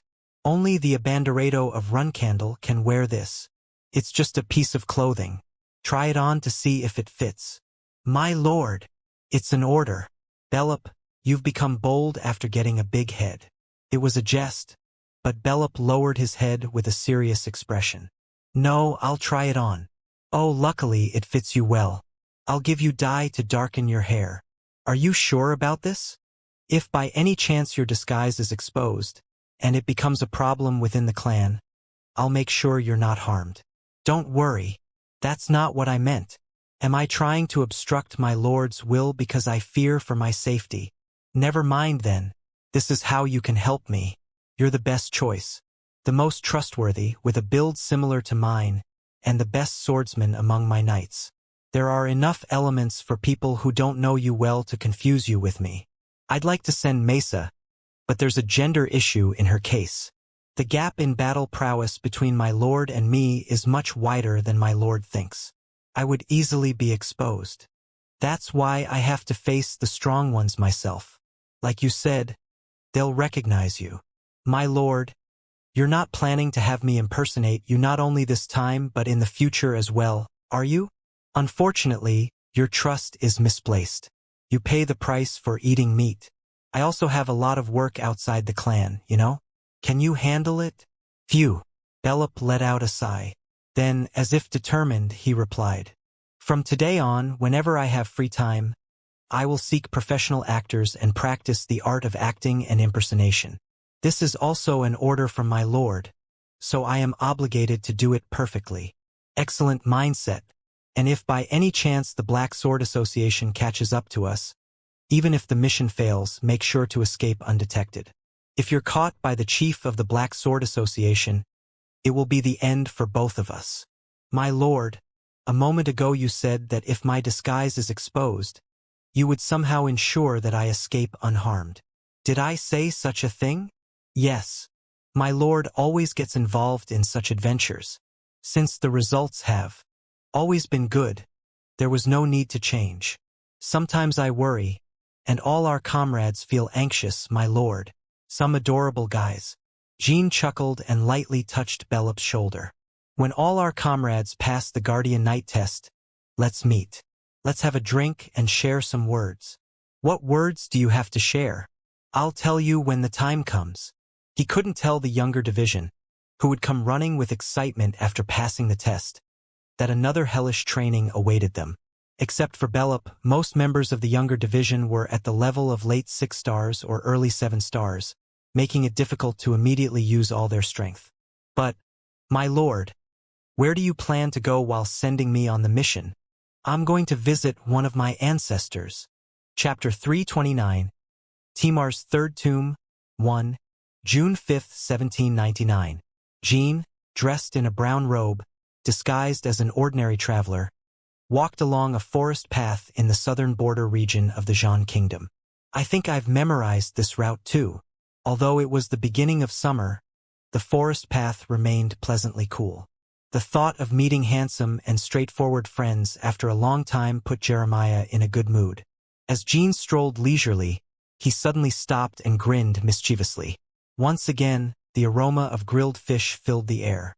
The scent of freshly cooked fish wafting through the southern John Kingdom forest meant that the nearby Watertails tribe was preparing their meal. Thump, thump. The sounds of excited chatter from the Watertails grew nearer. As always, they were dancing and celebrating around the freshly roasted fish, completely oblivious to Jeremiah's approach. There were 3 Watertails, and Jean recognized all their faces. Dark Flame. This voice is... The dancing Watertails turned abruptly toward Jeremiah. So, your big nose and big eyes. Jean Run Candle. Always. Find us. How? Well, I've received your help quite often. This time I also have a gift. This time, I'm not a needy fugitive. When Jean pulled a high-quality dried eel from his bag, the eyes of the 3 Watertails lit up. This is eel. Dried. A precious fish. Is it for us? Really? Are you serious? The Watertails salivated. Not only serious but really. Did those stingy golden snows never share money?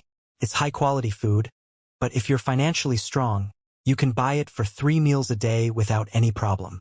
The Watertails were too busy devouring the dried eel to respond. Jean extended the eel to them, and they pounced on it, devouring it eagerly. Chomp, chomp, yum. Jean patiently waited for them to finish eating and realized he had to talk to the members of the Golden Snow tribe when he met with them. "Oh, sorry, I ate too much. It's delicious." The Watertails, with their mouths full, nodded enthusiastically. "It's okay. Are you going to the cave?" "Yes." Following the Watertails, Jean headed toward their secret cave. "Every time I come here, I realize that this cave is truly like a labyrinth. No matter how good someone's memory was, it was easy to get lost within the structure." The entrance to the area where the Golden Snow tribe and Watertails lived could not be found without a guide, and the dwelling of the Cat tribe was completely inaccessible. There wasn't a single guide in the world who knew their location. If someone were to search for the Cat tribe within this cave, they could only find them by destroying the entire cave. Even then, they wouldn't be able to find that tribe. The destroyers could only catch glimpses of traces of their presence. The Cat tribe would retreat deep into the cave. When they reached the space occupied by the Watertails and Golden Snow tribe, a faint yellow glow emanated from within. "Oh, you've arrived, our strong and mighty comrade. Do you know how many letters we receive in each of our branches addressed to you? It's so strange how humans, regardless of their age or gender, write love letters and send them. It's hard to understand, even when we know it. But still, they're all lovely customers, aren't they? You should expect great things, Jean Runcandle. Since we started advertising with your face, our sales have literally skyrocketed. Noble customers line up, willing to pay 10 times more for top-quality cosmetics, even if production is delayed." Seeing Jean, Suni, Dory, and Song poured out their words with delighted expressions. "What's all this? Gold? Are you kidding me? Have you decorated the entire cave with gold?" The inside of the cave where the members of the Golden Snow tribe were sitting was completely adorned with gold. The faint yellow glow that Jean had sensed from afar now had a clear source. "Well, we tried the gold bath once. How does it look? Impressive, isn't it?" Pong, who was perched on a pile of gold coins, smiled at Jean, his front teeth gleaming under the light emanating from the gold. Swoosh! Pong descended and reached out a hand to Jean. "Thanks to the promotion we did with you, our Pong clan business is booming, Jean Runcandle. I need to give you a business report. We have some matters to discuss." "To discuss?" "Our researchers have recently developed an incredible cosmetic product. But the ingredients are quite unique, making the supply challenging." "How unique are the ingredients?" "There are flowers that only grow in the hidden palace forest. Their whitening effect is tremendous, so it had to be done. So we thought about establishing trade relations with the hidden palace, but I've heard rumors that you have become the son-in-law of the hidden palace." "Where did you hear those rumors?" "We encounter quite a few humans in our business." "Is that story true?" "They are baseless rumors." But smoke doesn't come out of the chimney for no reason. Is it possible to establish a line of communication with the hidden palace?" The word line made Jean remember Lucas's direct line, and he let out a wry laugh. "I can't guarantee it. I'm still a human with some sense of shame." "Sense of shame?" "I owe a lot to the hidden palace. So what's the point of owing them even more? For now, write a business report and send it to Tychon. I don't know why they call you Runcandle's flag bearer. It seems you like reports. But Pong, do you have money piled up with gold nuggets inside the cave? And yet you don't even buy dried eels for the Watertails? Why are you saying that all of a sudden? When I gave them dried eels, they devoured them as if they hadn't eaten in days. I hope you didn't withhold the money from the sale of Bradamanti and didn't share it with the Watertails." When Jean asked in a low voice, the members of the Golden Snow tribe vigorously shook their heads. "No, we shared it. Definitely. But why are those guys still living in poverty? You know what? We gave them money to save, and we told them several times they could buy heaps of dried eels every day. But instead, they have no idea how to spend it properly and just pile it carelessly in some corner of the cave. So, frustrated, I personally took it to the bank. I told them they could enjoy plenty of dried eels every day. But still, they say they're happy enough. What can we do about it?" Jean turned to look at the Watertails. And all of this is gold-plated. They're not real gold nuggets we've placed. It's time for aggressive investments, and there's no room for unnecessary money squandering. Do you think we would dare to cheat those wretched ones? We have principles, after all. Peng looked at the watertails with pride as he spoke. So what brings you here today? Without warning. It doesn't seem to be related to business problems judging by the atmosphere. I've come to meet the cat tribe. At Jin's response, not only the upper echelons of the Peng clan but also the small beastmen in the cave perked up. Suddenly, the cat tribe? Do you have to meet with them? Yes. Well, this is going to be difficult. The cat tribe saw you as the person who would protect the little beastmen, but other than that, they're not the type you can meet just because you want to, right? You'd need incredible luck to come across them. Oh, there's no need to say something painful. Song pointed behind Jin. Oh, what? What? Haha, this is interesting. It reminds me of a similar situation we had before. Yes, it was like this when Jean Runcandle was a wanted fugitive being pursued. A mysterious race with purple eyes gleaming amidst their snow-white fur. The members of the cat tribe had silently distanced themselves about 20 steps away from Jean and the little beastmen, watching them. Seems that, after all, you are truly special. Could it be that you made some kind of promise? Peng alternated his gaze between Jean and the members of the cat tribe. Truth be told, Jean was also inwardly surprised by the appearance of the cat tribe members. But, Almango. Yes. Do you happen to know who possesses the key to the third tomb? The conversation Jean had with Almango upon exiting the second tomb. At that time, Almango had responded that the cat tribe possessed the key to the third tomb. When I asked him what to do if the cat tribe doesn't find me, he said he didn't know. Could it really have been that easy? As Jean cautiously approached the cat tribe members, a sudden worry crossed his mind.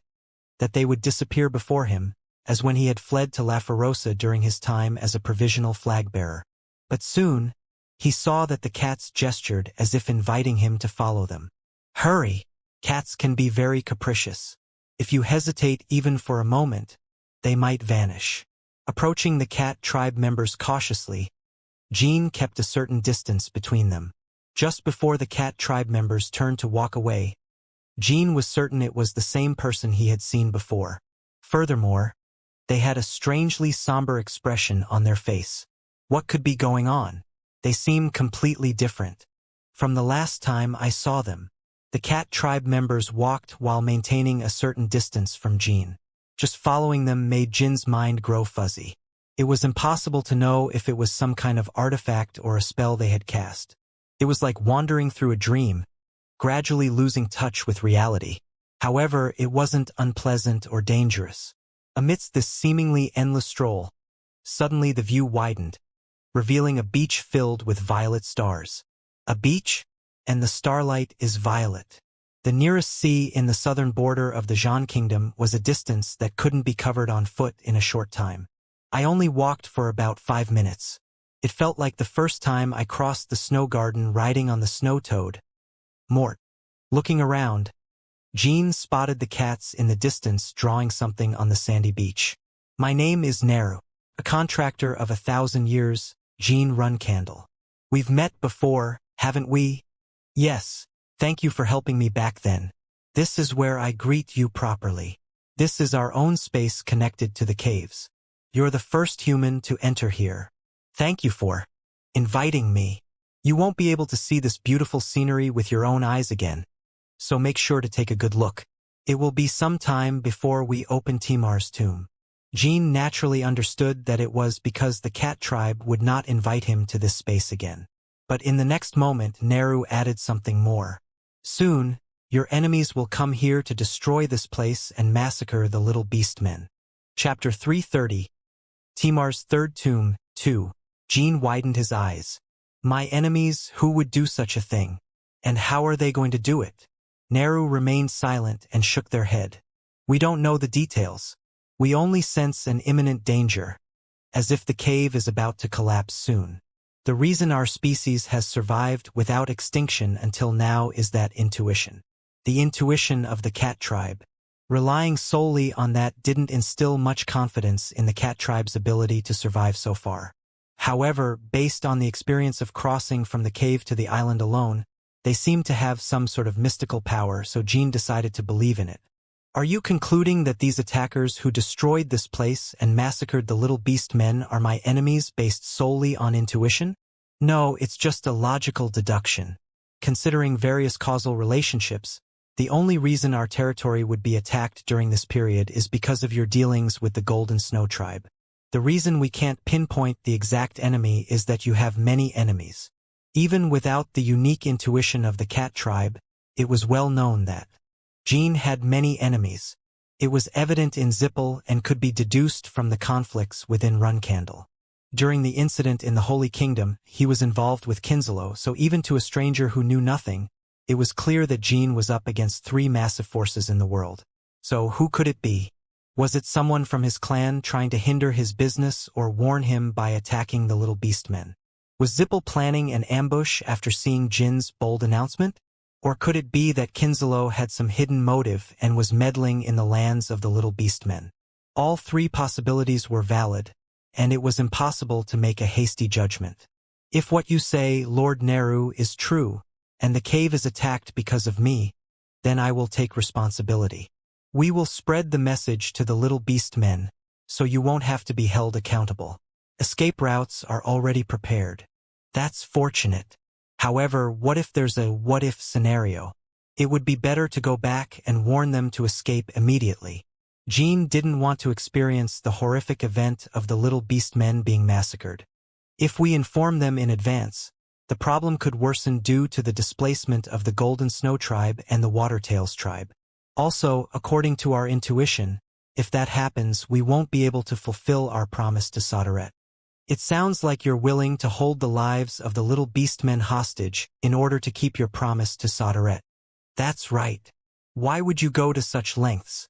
What if the little beastmen are annihilated? Once they're dead, no one can take responsibility. Instantly, anger welled up inside Jean. Of course, it was all based on the intuition of the cats.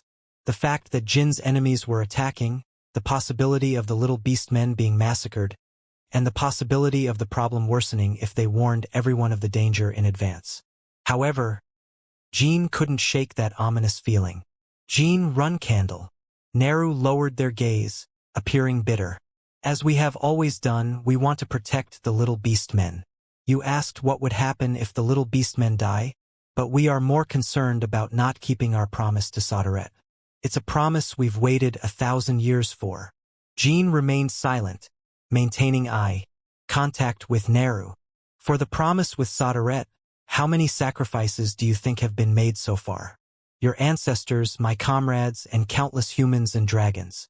500 years ago, there were even times when my comrades were hunted down and killed by Zippel. Jean let out a sigh. As a contractor of Soderette, fulfilling their mission. The first time he made a contract with Soderette in his past life, he never had these thoughts. He simply embraced Soderette's words, becoming an unparalleled magic swordsman, ruling the world, and seeking a small revenge against his family, who abandoned him. However, after the regression, Jean gradually came to understand that Soderette's power was not an unconditional gift. Given the circumstances, regression seemed to have been caused by Soderette, and everything prepared for him bore elements that could topple the world, so he didn't think the price was excessive. It just seemed cruel. For Jean himself and for those who sacrificed for Soderette's preparations. Swish, swish, Neru was drawing something in the sand. The pattern they were drawing with a branch was of a strange type, one that Jean had never seen before. It may be hard to believe, but we, more than anyone else, want to protect the little beastmen. What was the connection between the cat tribe and Soderette? Friends. The cat god and Soderette were very good friends. And he has saved us, including the little beastmen, from being exterminated by Javier several times. The little beastmen, all of them, owe their lives to Soderette. Wawa. Suddenly, the pattern that Neru drew began to glow purple. Unlike the dark magic used by Rontelgius recently, it emitted a holy aura, something mystical. It was the phenomenon that occurred when the seal of the third tomb was released, a power that the cat tribe used when creating special hiding places. If your enemies had reached this place before you, you would never have been able to enter the third tomb of Timar. Your choice isn't entirely convincing, but still. Jean paused for a moment as he looked at the seal. Thank you. I don't know what else to say. Don't worry too much. As I said before, since we sense danger in advance, once you return from the tomb, we will evacuate the little beastmen to a place where they won't be discovered. From the purple pattern, the power of shadow began to emanate, forming an elliptical door. Finally, we can fulfill the 1,000-year-old promise. Enter, Jean Runcandle. I will be back as soon as possible, so that no one gets hurt. Yes, and I have a request. Please go ahead. Please convey this message to the friend inside. I, Neru, on behalf of the cat tribe, express my gratitude for 1,000 years of solitude and hard work. Try as I might, I can no longer remember who they were. Neru spoke with a sorrowful voice. Almango, do you know who the guardian inside the second tomb is? I cannot answer that. Why not? All memories of him are gone. No matter how hard I try to think about it, I can only recall a very faint image. Just like when Jean met Almango and found the second tomb, Neru seemed to have forgotten who their friend was. The one who had guarded the tomb for 1,000 years. It was the result of Zippel erasing them from history. Understood. Jean entered the shadow energy gate. The third tomb, unlike the first and second, showed no signs of destruction or traces of battle. The entire space wasn't made of dark shadow energy alone. It resembled the central hall of a castle. There was also a familiar feeling to it, and Jean soon understood the reason. It's exactly like the interior of the storm castle I saw in the first tomb, the central vestibule. There was no reason to be surprised. Jean had already witnessed a person's clone through the power of the shadows with Misha, and had encountered guardians that perfectly replicated their appearance from 1,000 years ago. So there was no reason why the space itself couldn't replicate. Although he felt the desire to closely examine the appearance of the storm castle from 1,000 years ago, he moved forward quickly. He had a sense of urgency, fearing it might be too late for the little beastmen. It was the first time Jean had gone alone to Timar's tomb. The first time was with Mirakan, and the second time with his companions. So far, every time he found a tomb, there were formidable guardians. Sildare Runcandle, Sarah Runcandle. Both were guardians too strong for Jean. But this time, the tomb was different. Lord Almango said there wouldn't be guardians like that in this tomb, so there shouldn't be a need to fight. Almango also didn't know exactly who was inside the third tomb, just like Neru. However, Almango had a bit more memory than Neru. Inside the third tomb, I've heard that the former chief steward of the Runcandle family is present. The chief steward, the person who handled various matters for the Runcandles, a clan of magic swordsmen, during that time. Even now, the clan's chief steward has more information than most members, especially the steward, Heinz, who is my father's confidant. He might know more about the clan's secrets than Joshua. That was also true for the Runcandles of 1,000 years ago. In any faction, there had to be someone directly responsible for the clan's affairs, big or small. But the chief steward here might also have an incomplete mental state or memories. Lady Sarah also suffered severe mental fatigue to endure 1,000 years. Step. When Jean reached the end of the central hall, a person bowed their head to him. I have been waiting, Sir Jean Runcandle. It is an honor to meet you. You know my name. Are you the former chief steward of the Runcandles? Yes, Soderette has mentioned the name of the 1,000-year contractor several times. I am Luth Damaro Yull, the chief steward of Runcandle. Luth Damaro Yull. The chief steward who introduced themselves had the same vibrant red hair as Valeria. Luth looked like a young human, but she wasn't human. Anyone could tell at first glance that she wasn't human. Just looking at her bright eyes that seemed like galaxies in motion and her pointed, upright ears, as well as the round gem embedded in her forehead. She was a fairy as the chief steward of the ancient Runcandles. Jean knew that fairies had gone extinct 1,000 years ago, and today only their descendants, who made royal melodic drinks for special people on special days and hours, lived in the world. They were elusive beings, not easy to come across. There were few records left about fairies, and their lifespan was similar to that of dragons. Perhaps that's why, despite enduring 1,000 years alone, Luth showed no signs of losing her sanity or crumbling. Luth Damaro Yul. Naru, the representative of the cat tribe, asked me to convey his gratitude for your efforts. I feel the same. Upon hearing that, Luth smiled sadly. I don't remember who Naru was, but I have a strange feeling of nostalgia. I see. Sir Jean Runcandle, once you leave this space, you will forget my name. You won't remember my appearance or the conversations we had. Tick. Luth took a small box from her embrace and opened it. Inside was a shadow energy pearl. However, you will remember what you see on this recording device. Chapter 331. Record of the Past. Chief Steward, Luth Damaro Yul. 1. The shadow energy pearl that Luth had taken out looked slightly different from what Jean had seen before. There was a faint black light flowing through it, and it was smaller. Upon close inspection, Jean could see people and landscapes inside it. Instinctively, he knew it was an intact recording device. The visible landscapes inside the pearl were records of the past. I won't be able to remember Miss Luth anymore. What does that mean? Exactly as it sounds. Zippel, his manipulation of history remains effective. Jean had heard a lot about Zippel's manipulation of history, but he had not yet experienced it firsthand. He had only seen issues with other people's memories, especially those related to the ancient Runcandle. That's why he couldn't easily accept it. If it was so vivid, would he really forget Luth's existence once he left this subspace? As if reading Jin's thoughts, Luth gave a bittersweet smile and took out a feather from her embrace. Give me your hand for a moment, Luth said. She reached out her hand and wrote her name on the palm of Jin's hand. After a while, Jean felt a chill seeing his name written on the palm of his hand. Luth Damaro Yul. Damaro Yul. Yul. The writing of Miss Luth's name on the palm of my hand is disappearing. A chill ran down his spine. Jean already knew that Zippel possessed the ability to manipulate history. However, experiencing it firsthand was a completely different matter.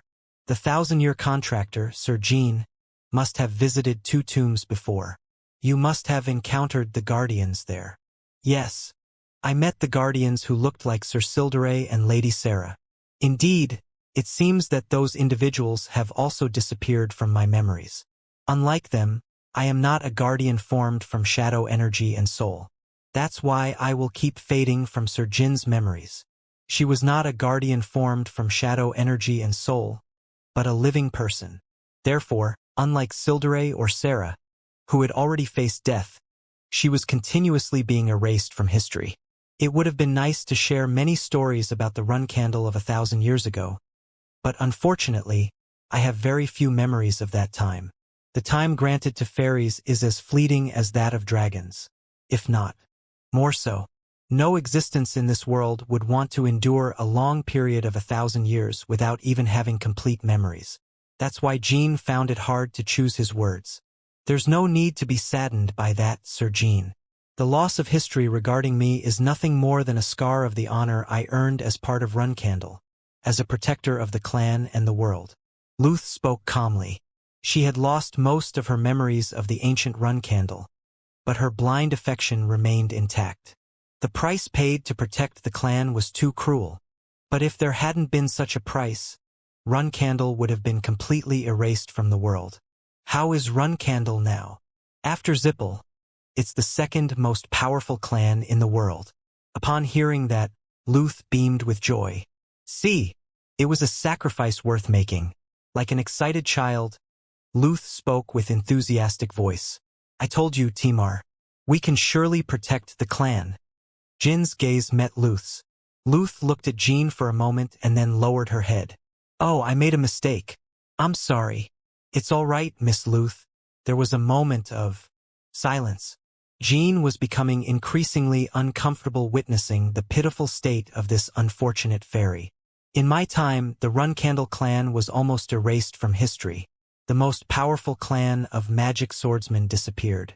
Since we made an oath back then, the current run candle wouldn't be able to use magic. That's correct. However, Sir Jean, as Soderet's contractor, the curse that run candle received back then won't apply to you. Wawa. Jean formed a mana sphere in the palm of his hand. Luth stared at the sphere in fascination. It's the light, the one we saved. Now I'm the only magic swordsman of Run Candle.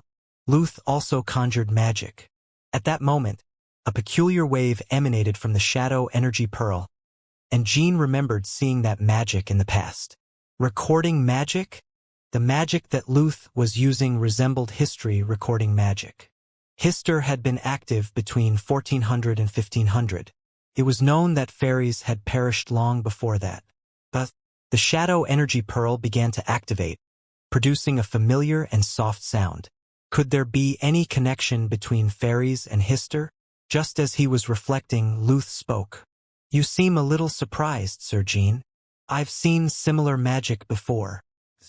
Not magic, but a special ability unique to our fairy tribe. My kind, we were born with a lifespan close to immortality, but in exchange, the unstable noise of the shadow energy pearl gradually transformed into a smooth sound. It was a sound that the damaged shadow energy pearl had never made before. We have the duty to observe the world and record it. Observing the world and recording it. That was the purpose of the fairy's existence. Although we possess enough power, we have rarely interfered in human affairs. Even when tyrants arose to ravage the world or when human cultures veered in the wrong direction, we merely observed and recorded. That's our role. In that case, Miss Luth, as a fairy, you became a member of Run Candle because Zippel was manipulating history. Jean understood the context and responded, causing Luth to nod. That's correct. If they hadn't distorted history, I wouldn't have met Timar or become the chief steward of Run Candle. Luth Damaro Yul was originally the noblest being among the fairies. The name Yul was reserved only for the fairy king. But at some point I was influenced by Timar and began to consider myself a member of Run Candle. The storm castle felt more like my home than the primeval forest, which was my original homeland. Compared to the time spent in the forest, the time spent here feels like nothing more than a dream in a midday nap. Now, even that feeling had been nearly erased from her memories, and Jean couldn't even begin to imagine the sense of loss Luth must be feeling. Ha ha ha. It seems it's not the time to reminisce forgotten memories. Miss Luth. Yes, what is it?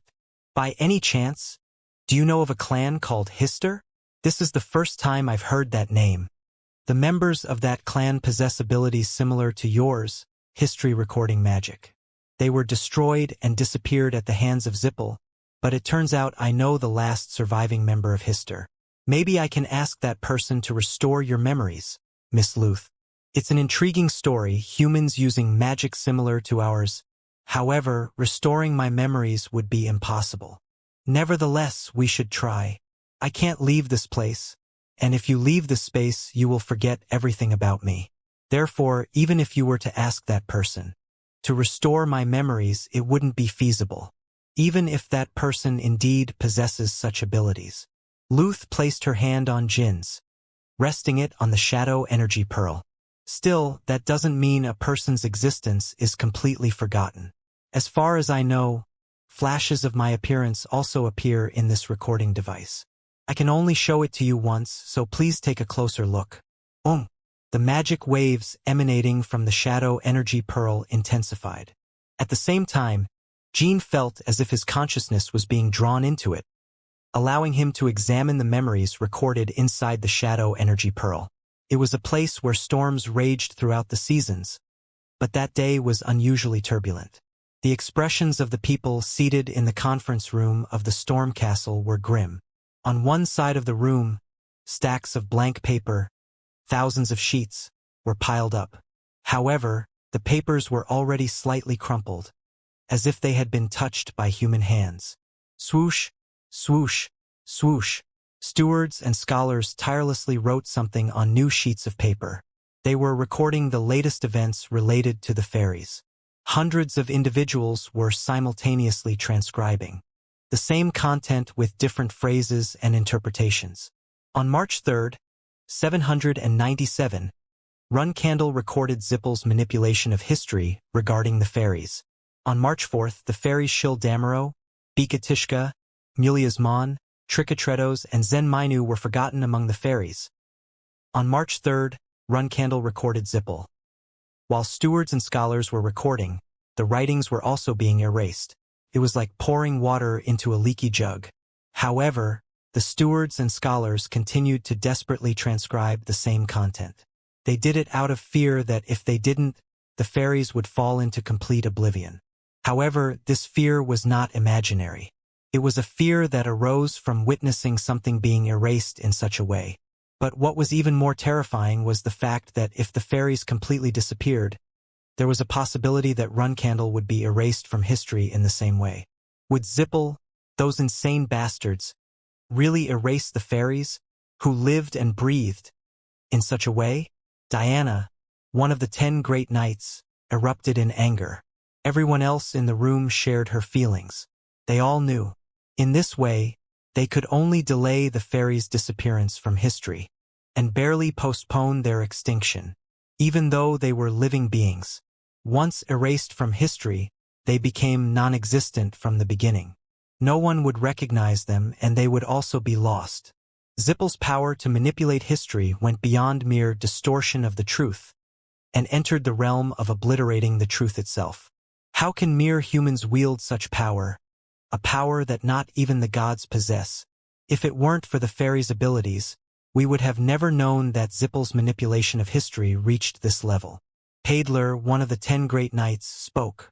As he said, if it weren't for the fairies' recording abilities, the Runcandles would have never known the truth. But at this rate, the fairies would soon disappear. No one would be able to record the truth for Runcandle, no, for the world. Crunch.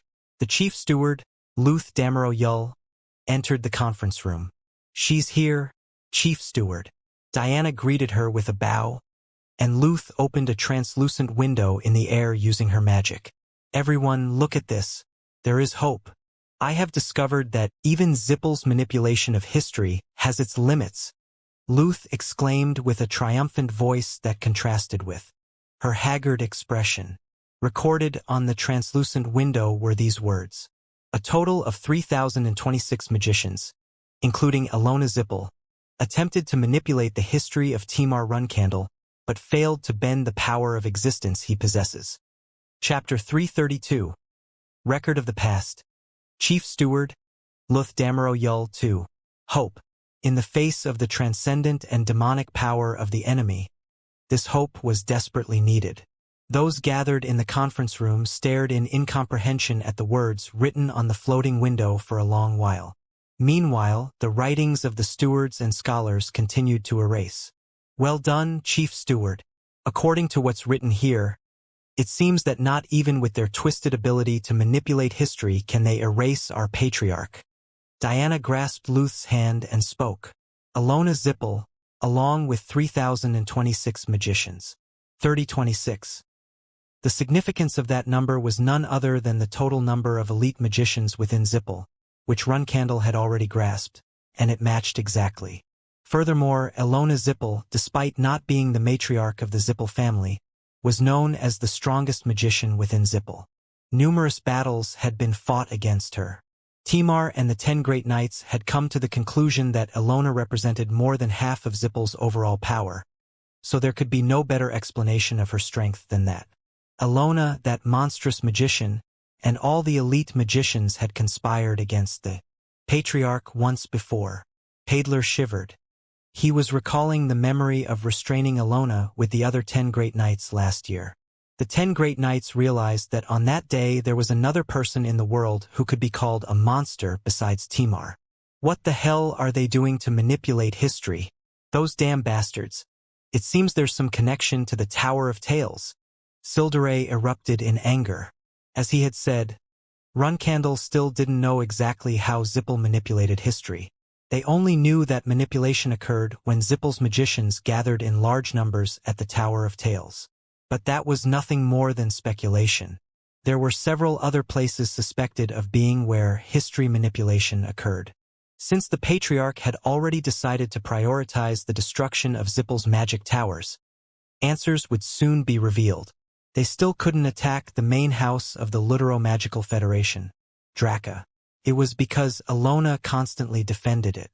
Magic towers were being destroyed without issues. Except for the locations used by Zippel as their main strongholds, more than 100 magic towers had already been destroyed. Lady Sarah Runcandle, one of the 10 Great Knights, has returned. Guardian Knight rushed into the conference room and spoke.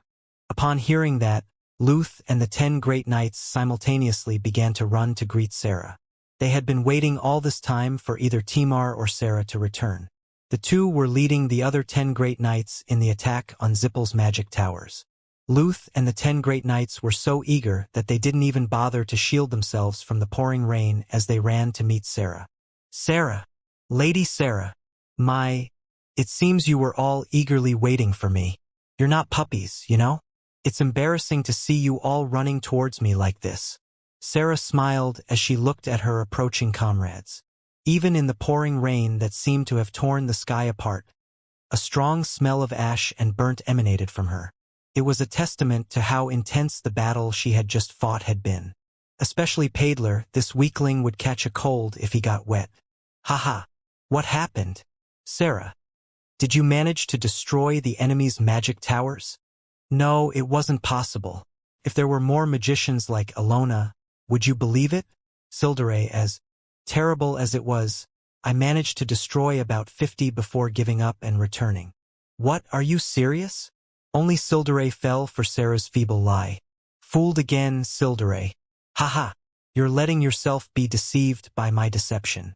It's not easy for me to stop making jokes when you get fooled so easily. What? Is it a lie again? Yes. Do you think there would be another crazy monster like that in the world? Anyway, you have the nice side of being a fool. I did it to ease the feeling of your blood drying up while waiting for me. That's what older sisters do. You're 5 years younger than me, and yet you're my older sister. The other comrades had already realized that Sarah's mission had been successful at the point where she lied. Whenever Sarah showed a playful mood, that's how it was.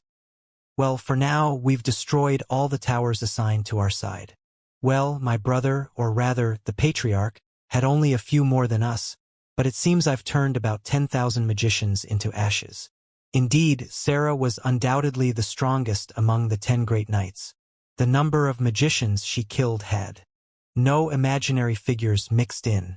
The Patriarch must have finished on his part soon. But it's strange. Although there are more towers to destroy on his side, I thought the Patriarch would finish before us. The towers the group of Sarah planned to destroy were 20 in total. The towers the group of Timar planned to destroy were 40. Despite the double difference, Timar's power was enough to compensate for that gap. Why does it feel strange? Did I really defeat the Patriarch after a long time? No, that's not possible. Something can't have happened on the Patriarch's side, right? We were constantly monitoring Alona's location, so there shouldn't be any problems on the Patriarch's part. It's probably because the secret movement of your magic sword is complete. I knew it, didn't I? Well, I finished off the last 5 towers completely. Zippel's magicians melted like butter. Seriously, can't you refrain from using expressions like melted when referring to humans?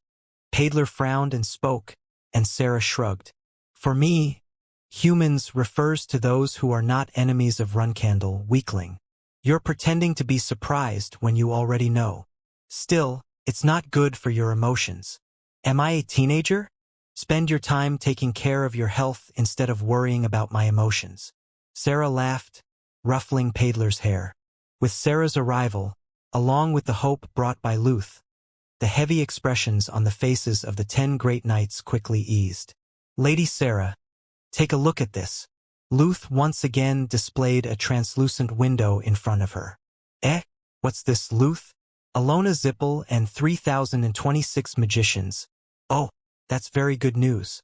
My brother, no, the Patriarch, is really amazing, isn't he? Of course, we still can't relax completely. Even though Alona Zippel and all the elite magicians are included, the Patriarch and the second-in-command of Zippel were not.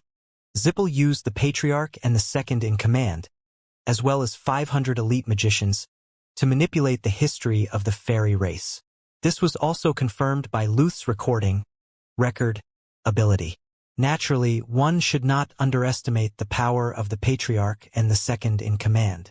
They may have been inferior to Alona, but they were individuals who had reached a transcendent realm in their own right. That level of power was needed to erase the history of the fairy race, which spanned thousands of years. The fact that, even with greater power, they couldn't manipulate Timar's history made Luth feel fortunate and bitter at the same time.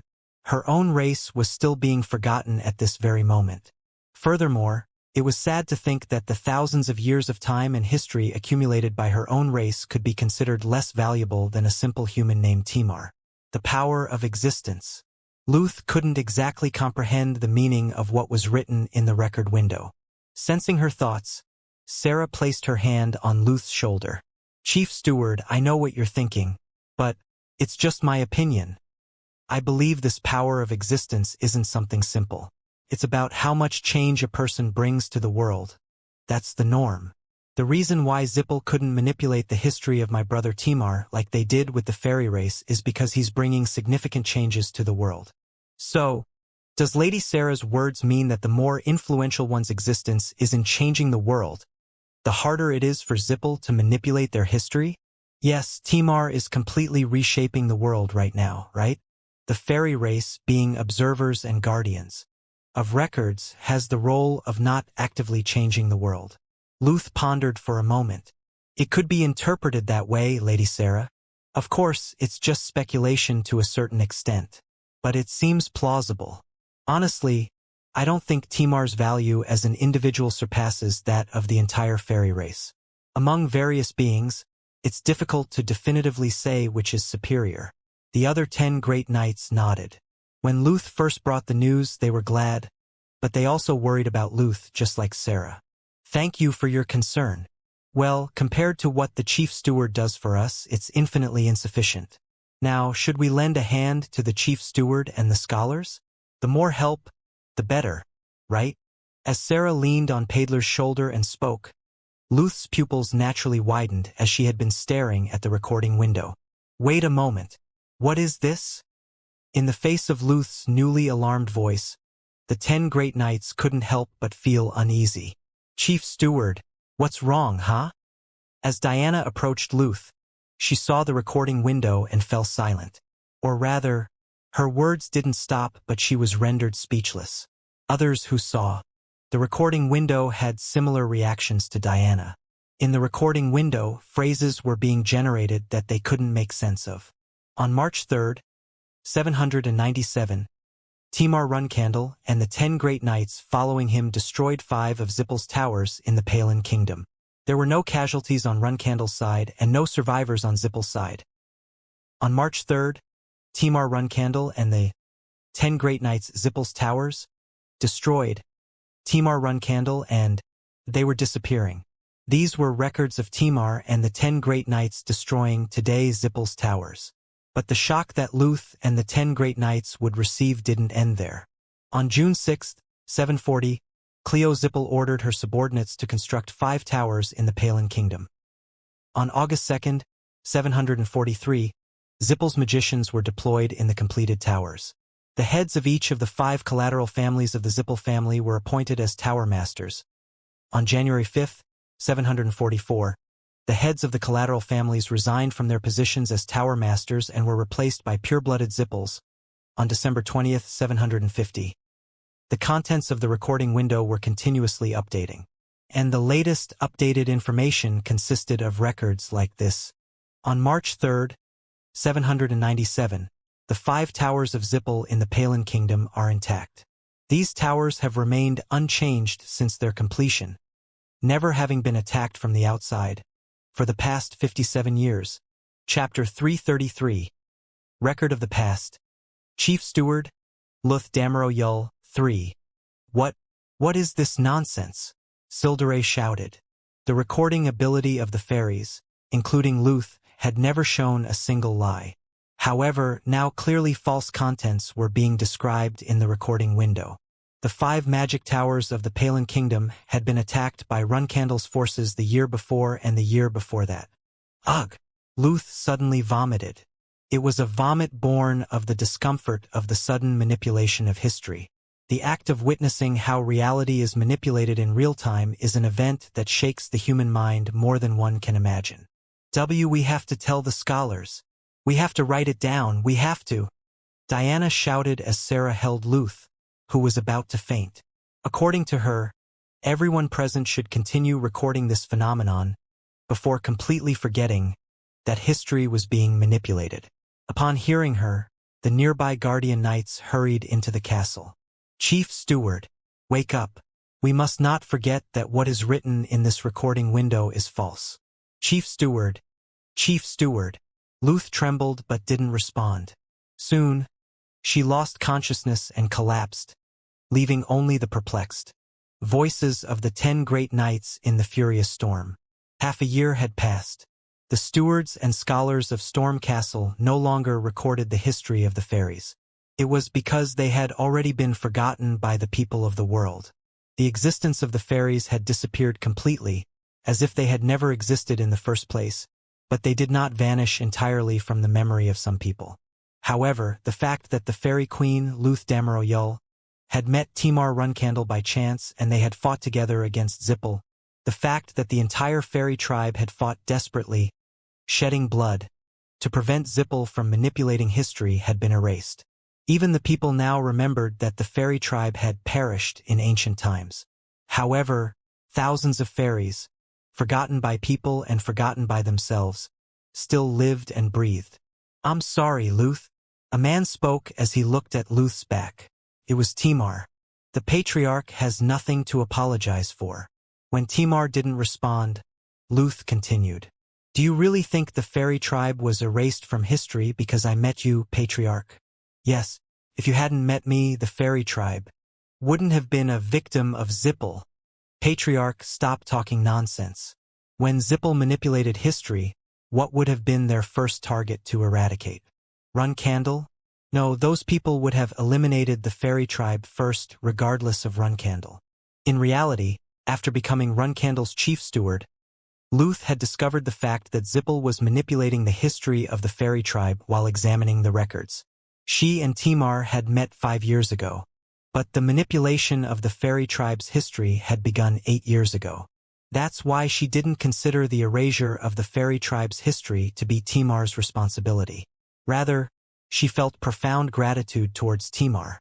If she hadn't met him by now, she too would have been lost like other members of the fairy tribe, forgotten by people. Thanks to the immense power of existence that the patriarch possesses, I was still able to remain, not forgotten, and fight against Zippel alongside Runcandle. So, please, don't apologize to me again. Timar nodded heavily. And I, patriarch, and the 10 great knights, have not forgotten that the fairy tribe fought alongside Runcandle against Zippel, have we? Lord Soderette, Sir Murakan, and Lady Misha haven't forgotten either. The power of existence that Timar possessed. It wasn't a power limited only to Timar. Beings deeply influenced by Timar also enjoyed the benefits of that power. Thanks to that, the individuals mentioned by Luth a moment ago still had a clear understanding of the history of the fairy tribe. However, as time passed, even they were gradually forgetting the fairy tribe. The two of them were not unaware of this fact. Timar was the only one completely free from Zippel's manipulation of history. Even when Runcandle attacked the magic towers of the Palin Kingdom half a year ago, Timar was the only one who saw through the falseness of the history being manipulated in real time. But human memory, inevitably it would fade with time. Moreover, memories were like people. They couldn't exist on their own. If there were no others to listen to or confirm those memories, over time, they would have no power within oneself. They would lose their meaning. I'm worried about you, patriarch. What is there to worry about? Everyone relies too much on the patriarch. Lately, it seems like the patriarch is trying to bear too many people, since he realized that his influence could delay Zippel's manipulation of history. Timar had been trying to keep as many people around him as possible. There were already many people around me from the beginning. That's true. But you haven't met with people as frequently and without sleep as now. When was the last time you closed your eyes, Patriarch? 10 days ago. More or less, I guess. But, sleeping, well, it's not really my thing. Even you, Patriarch, are ultimately human. You're not a god or a demon. If you continue like this, your mind will be overwhelmed, Patriarch. There were signs of movement from outside. Patriarch, Chief Steward. Sarah entered the office with a serious expression. It must be bad news, thought Timar and Luth. When Sarah wasn't being playful, it always meant something serious. Since this morning, Paidler has started to forget the history of the fairy tribe. Even if he tries to remember, it doesn't seem to work. Even when the other 10 great knights who still remembered tried to tell Paidler about the fairy tribe, he couldn't understand the content at all. Even after hearing the story, he would forget it again within a few minutes. The world was becoming a massive theater, steeped in Zippel's flavor. Within that theater, members of Runcandle were gradually being consumed by fear. No matter how strong each one's mental fortitude was, it was impossible to continuously endure the crumbling of known reality. We need a way to leave records that those bastards can never touch. Sarah spoke, biting her lower lip. Patriarch, no. Orboni, it doesn't seem possible. I will go meet that witch residing in the Black Sea. Lokia said that if it's the witch, she might know a way to stop Zippel's manipulation of history. Lokia was one of the 10 great knights. She was a mage with better magical abilities than swordsmanship in Runcandle. Sarah, you can't do that. Why? That woman is a disaster. We don't know what might happen if we approach her clumsily. Orboni. Sarah took a deep breath and continued. If things continue like this, Runcandle will be destroyed. Not only the fairy tribe, but also the history concerning Runcandle has begun to be manipulated. If Halurim is awakened, it won't be Runcandle but the world that could face destruction. A world without Runcandle makes no sense to me. Sarah, everyone relies only on you, Orboni. We want to do something too, even if it's little. Instead of being defenseless like this, I'd rather sell my soul to the devil. I'll pretend I didn't hear that, Sarah, and tell Lokia not to bring up anything about Halurim in the future. When Sarah didn't respond, Timar gently embraced her. I understand it's difficult, but I have a plan. Soon, along with Sodaret, I'll meet with the other gods. Will the gods help us? It's not certain, but according to Sodaret, it seems they will manifest themselves. Sarah reluctantly nodded. Although she possessed the greatest power among the 10 great knights, she found it difficult to bear the fact that she couldn't do anything. And I say this with concern, but please, under no circumstances disobey my orders and contact Halurim. It's an order as Patriarch. I understand. The siblings were lying to each other. Sodaret had already failed to persuade the gods, and Sarah had no intention of obeying Timar's order. She didn't trust most of the gods who had already submitted to Zippel. As Sarah left, Timar let out a deep sigh. It seems she's going to cause trouble. I should ask Diana to keep an eye on Sarah. In truth, Timar and Luth, they had already considered the worst-case scenario. They had witnessed how Sodaret had attempted to leave messages for the 1,000-year contractor. Luth, in particular, had assisted Sodaret in this process. Of course, it didn't mean they had given up on fighting against Zippel. They simply had the grim intuition that this terrible and prolonged battle might continue even after their era had passed. That's why preparations were needed for the next generation, and the generation after that, and the generation after that. It was only natural since they lacked certainty of victory in their own time. But Sarah's words were not without merit, Luth. Yes, my lord. Directly contacting Halurim is dangerous, but if it's about his lover, the situation might be different. Find out the whereabouts of the demon beast King Orgel for me. Wow. The recording device's records reached their limit. Jean couldn't say anything for a while, lost in thought. You've seen it all. What do you think? Louette asked. It's shocking. I didn't know Zippel's manipulation of history went to such extremes. For decades, no, the fact that they could manipulate the history of the fairy tribe, which had existed for tens of thousands of years at their whim, could be stated with certainty. Not even the gods could achieve such a feat. That's why the records probably mention how the gods submitted to Zippel. For the first time, doubt arose as to whether it was possible to defeat Zippel. However, Jean quickly shook off that thought. If those bastards were still as formidable as 1,000 years ago, Runcandle wouldn't have existed. Surely, when they defeated Runcandle back then, they paid an extremely high price for it. Although the exact nature of that price couldn't be discerned from the current records, Jean had obtained the most important information from this recording device out of all of Soderet's recording devices he had examined so far. Especially Zippel's transcendental abilities were more palpable than ever. My master is the key to confronting Zippel. Jin's thoughts naturally drifted to that point. Sir Jean, it's been 2 days outside. Luth spoke. 2 days. Jean was surprised and looked into Luth's eyes.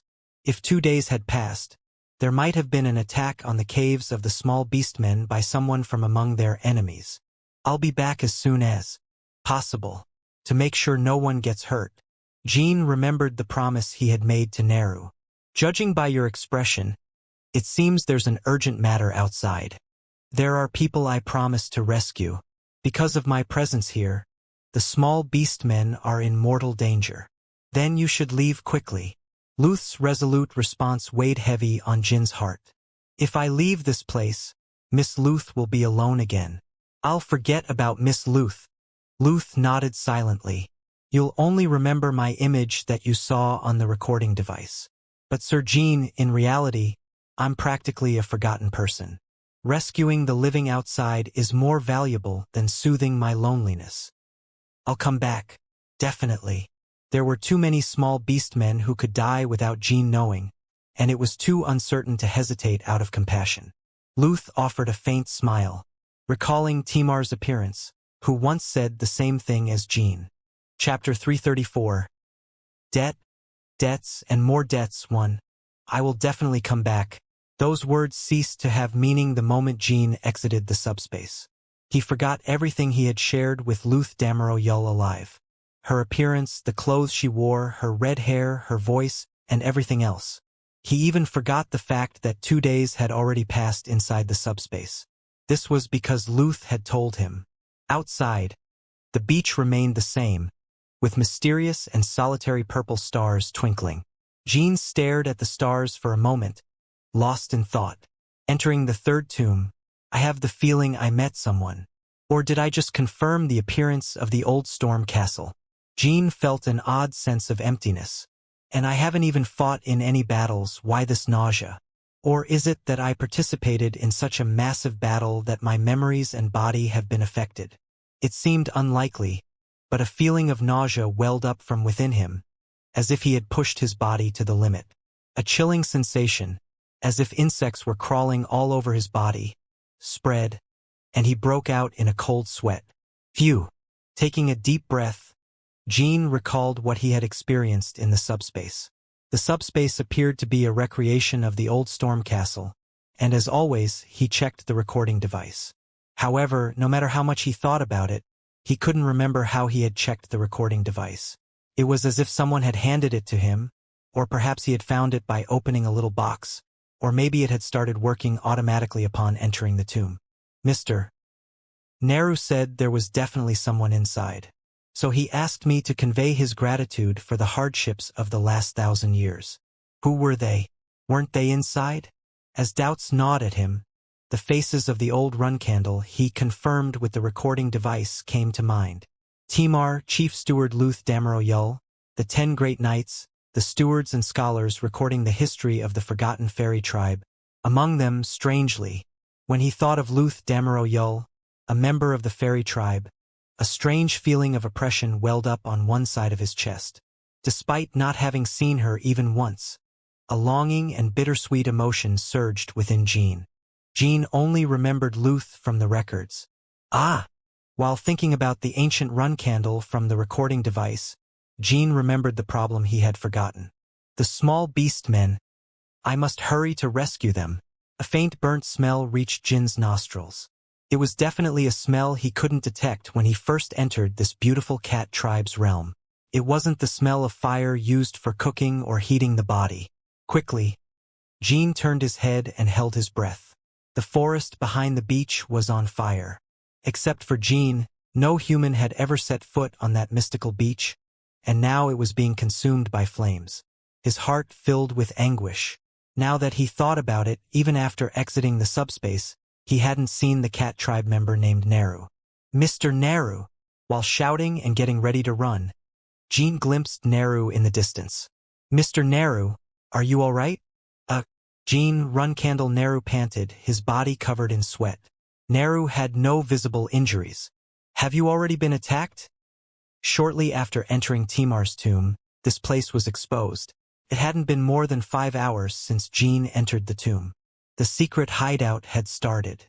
Being attacked, and the members of the cat tribe, including Naru, were desperately defending, using all the powers they had. Under normal circumstances, they should have sensed danger and escaped when it was exposed. In fact, the cat tribe members had been feeling intense danger 3 hours before the enemy invasion began. But the cat tribe members couldn't escape. If they fled, not only would Timar's tomb be exposed, but their 1,000-year promise with the Soderette would also be in jeopardy. Especially with Jin inside, if Timar's tomb collapsed under an attack, Jin would be trapped in it forever. The cat tribe members had used most of the sacred relics granted to them by the ancient cat god to repel the attacks. To buy time, they had erected barriers with relics that had been safeguarded for thousands of years. Naru didn't inform Jin of this fact. Naru believed that even if Jin knew, it would only create a sense of helplessness in him. Who the hell are they? Jin muttered quietly. The Zippel, it wasn't entirely unexpected. It could be Joshua's Runcandle family, Zippel, or Kinzalo. Jin had anticipated one of the three, but he couldn't consider himself lucky. Listen closely, Jin Runcandle. From now on, run relentlessly to the other side of the beach, until you encounter a cat tribe member named Lulu. Then Lulu will guide you to a safe place. Are you telling me to run alone? That's the best option.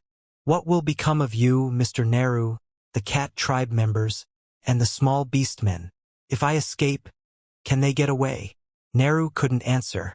I'd rather buy time so the cat tribe members can escape with the small beastmen. Like the Black Knights, Zippel has a group of elite magicians called the Spectre Corps. There were 5 of them who attacked us. I know you're strong, but against them you can't afford to buy time. Spectre Corps. As soon as he heard the name, Jin's face hardened. During his time as a provisional flag-bearer, Jin had experienced the formidable skills of the Spectre Corps. They sent that secret elite unit, the Spectre Corps, to capture the cat tribe members and the small beastmen and attack my business. Are you serious? According to Naru, the reason Zippel targeted the small beastmen was Jin's cosmetics business. It was a passage he couldn't quite grasp, but at the same time made him think that Zippel had individuals with a good head on their shoulders.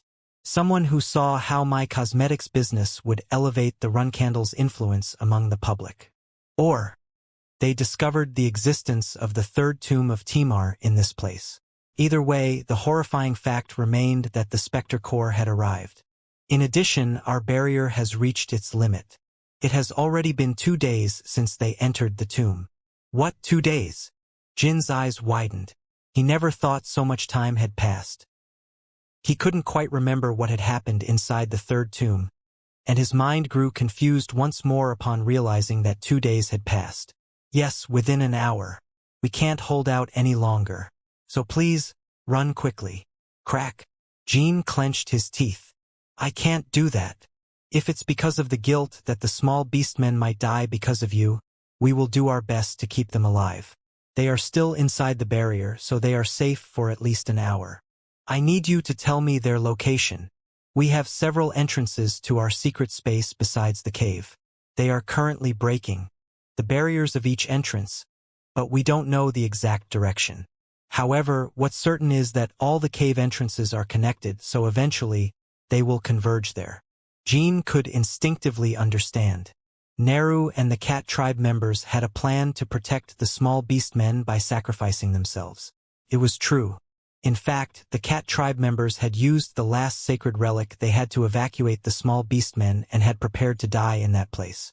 As long as Jean was inside the tomb, it would be impossible to achieve. Even the slightest opening in the barrier made of sacred relics would increase the chances of the enemies entering the cave through this place. The small beast men in the cave were aware that they were under attack. They trembled in fear within the confines of the activated barrier, fearing suffocation. Is it possible to save them all? Honestly, I can't guarantee that we can save everyone. From the start, it was a remarkable feat to have resisted the specters for 2 days and be able to save some of the small beast men.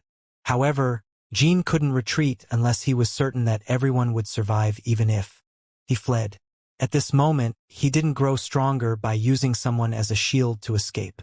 Of course, he couldn't rely solely on a sense of righteousness or naive justice. He had no intention of finding death so easily.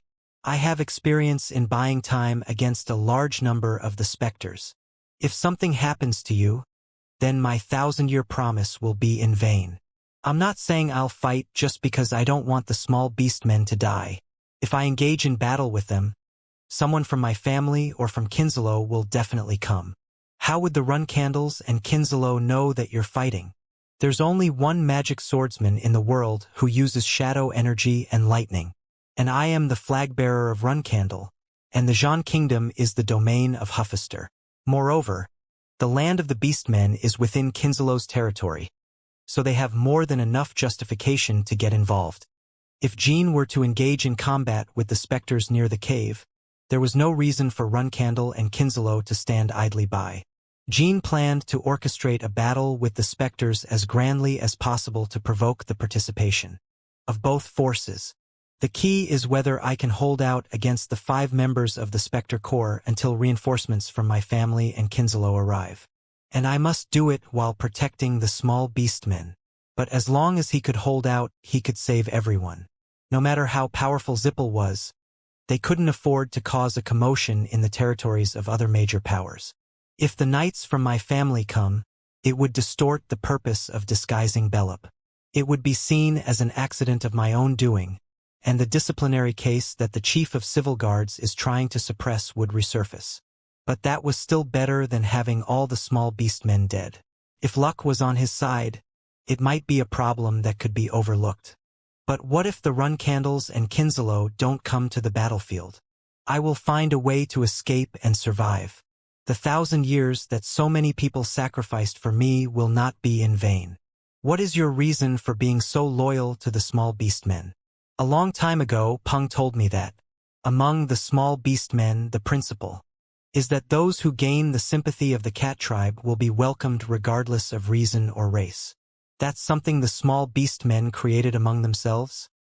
But even before I met Mr. Naru, I was always well received by the small beastmen. I even owed them my life. That's why I'm loyal to them. I can't bear to see my newly started business fail. Naru looked at Jean. And as I mentioned before, the Jean Kingdom is Runcandle's land. That means it's my land. And fleeing from here would mean I'm not qualified to be Runcandle's flag-bearer. Chapter 335. Debt, Debts, and More Debts. 2. Naru closed his eyes as if in deep contemplation. It wasn't that he didn't care about saving the small beastmen. On the contrary, he wanted to save them even more than Jean did. That's why Naru and the cat tribe had resolved to face death. As if making a decision, Naru met Jin's gaze. All right, but you must keep your promise. If it looks like you're going to die, you must escape. Jean nodded and took out the ruby. Naya! Shuri approached with a cheerful cry and rubbed her face against Jin's cheek. In response, Naru's eyes widened. My goodness, it's the witch Hiluram's cat. Note, it seems Shuri is female. I see you recognize her. I've read in the newspapers of the human world that you travel on a ruby cat, but I never imagined it would be Shuri. Naya, nya. Although the meaning wasn't clear, Shuri also seemed to recognize Naru. They even nuzzled their noses together as if they were very familiar with each other. Naya. For a while, They communicated in their own incomprehensible language, which Jean couldn't understand. But their adorable appearance made the dire situation seem less grim. While conversing with Shuri, Neru's expression kept changing. When he heard the story of how Shuri had been abandoned and cursed with immortality by the witch Hilurum, his expression darkened. And when he heard that Shuri had been alone in the Black Sea forest for 1,000 years, tears filled his eyes. And he smiled when he learned that she had met Jean and left the forest. Not only did Neru's expression change, but Shuri also had large watery pupils that gleamed and emitted purring sounds as if she was enchanted. Neru, once the conversation was finished, turned to Jean with a much lighter expression. Shuri endured terrible 1,000 years as well. Jean Runcandle, maybe even Shuri meeting you was part of Soderet's plan. For moments like this, Naya. The reason for Neru's lighter expression was none other than that. In his view, as long as Shuri was present, Jean could escape from pursuers at any time. You didn't have to worry about helping the small beast men.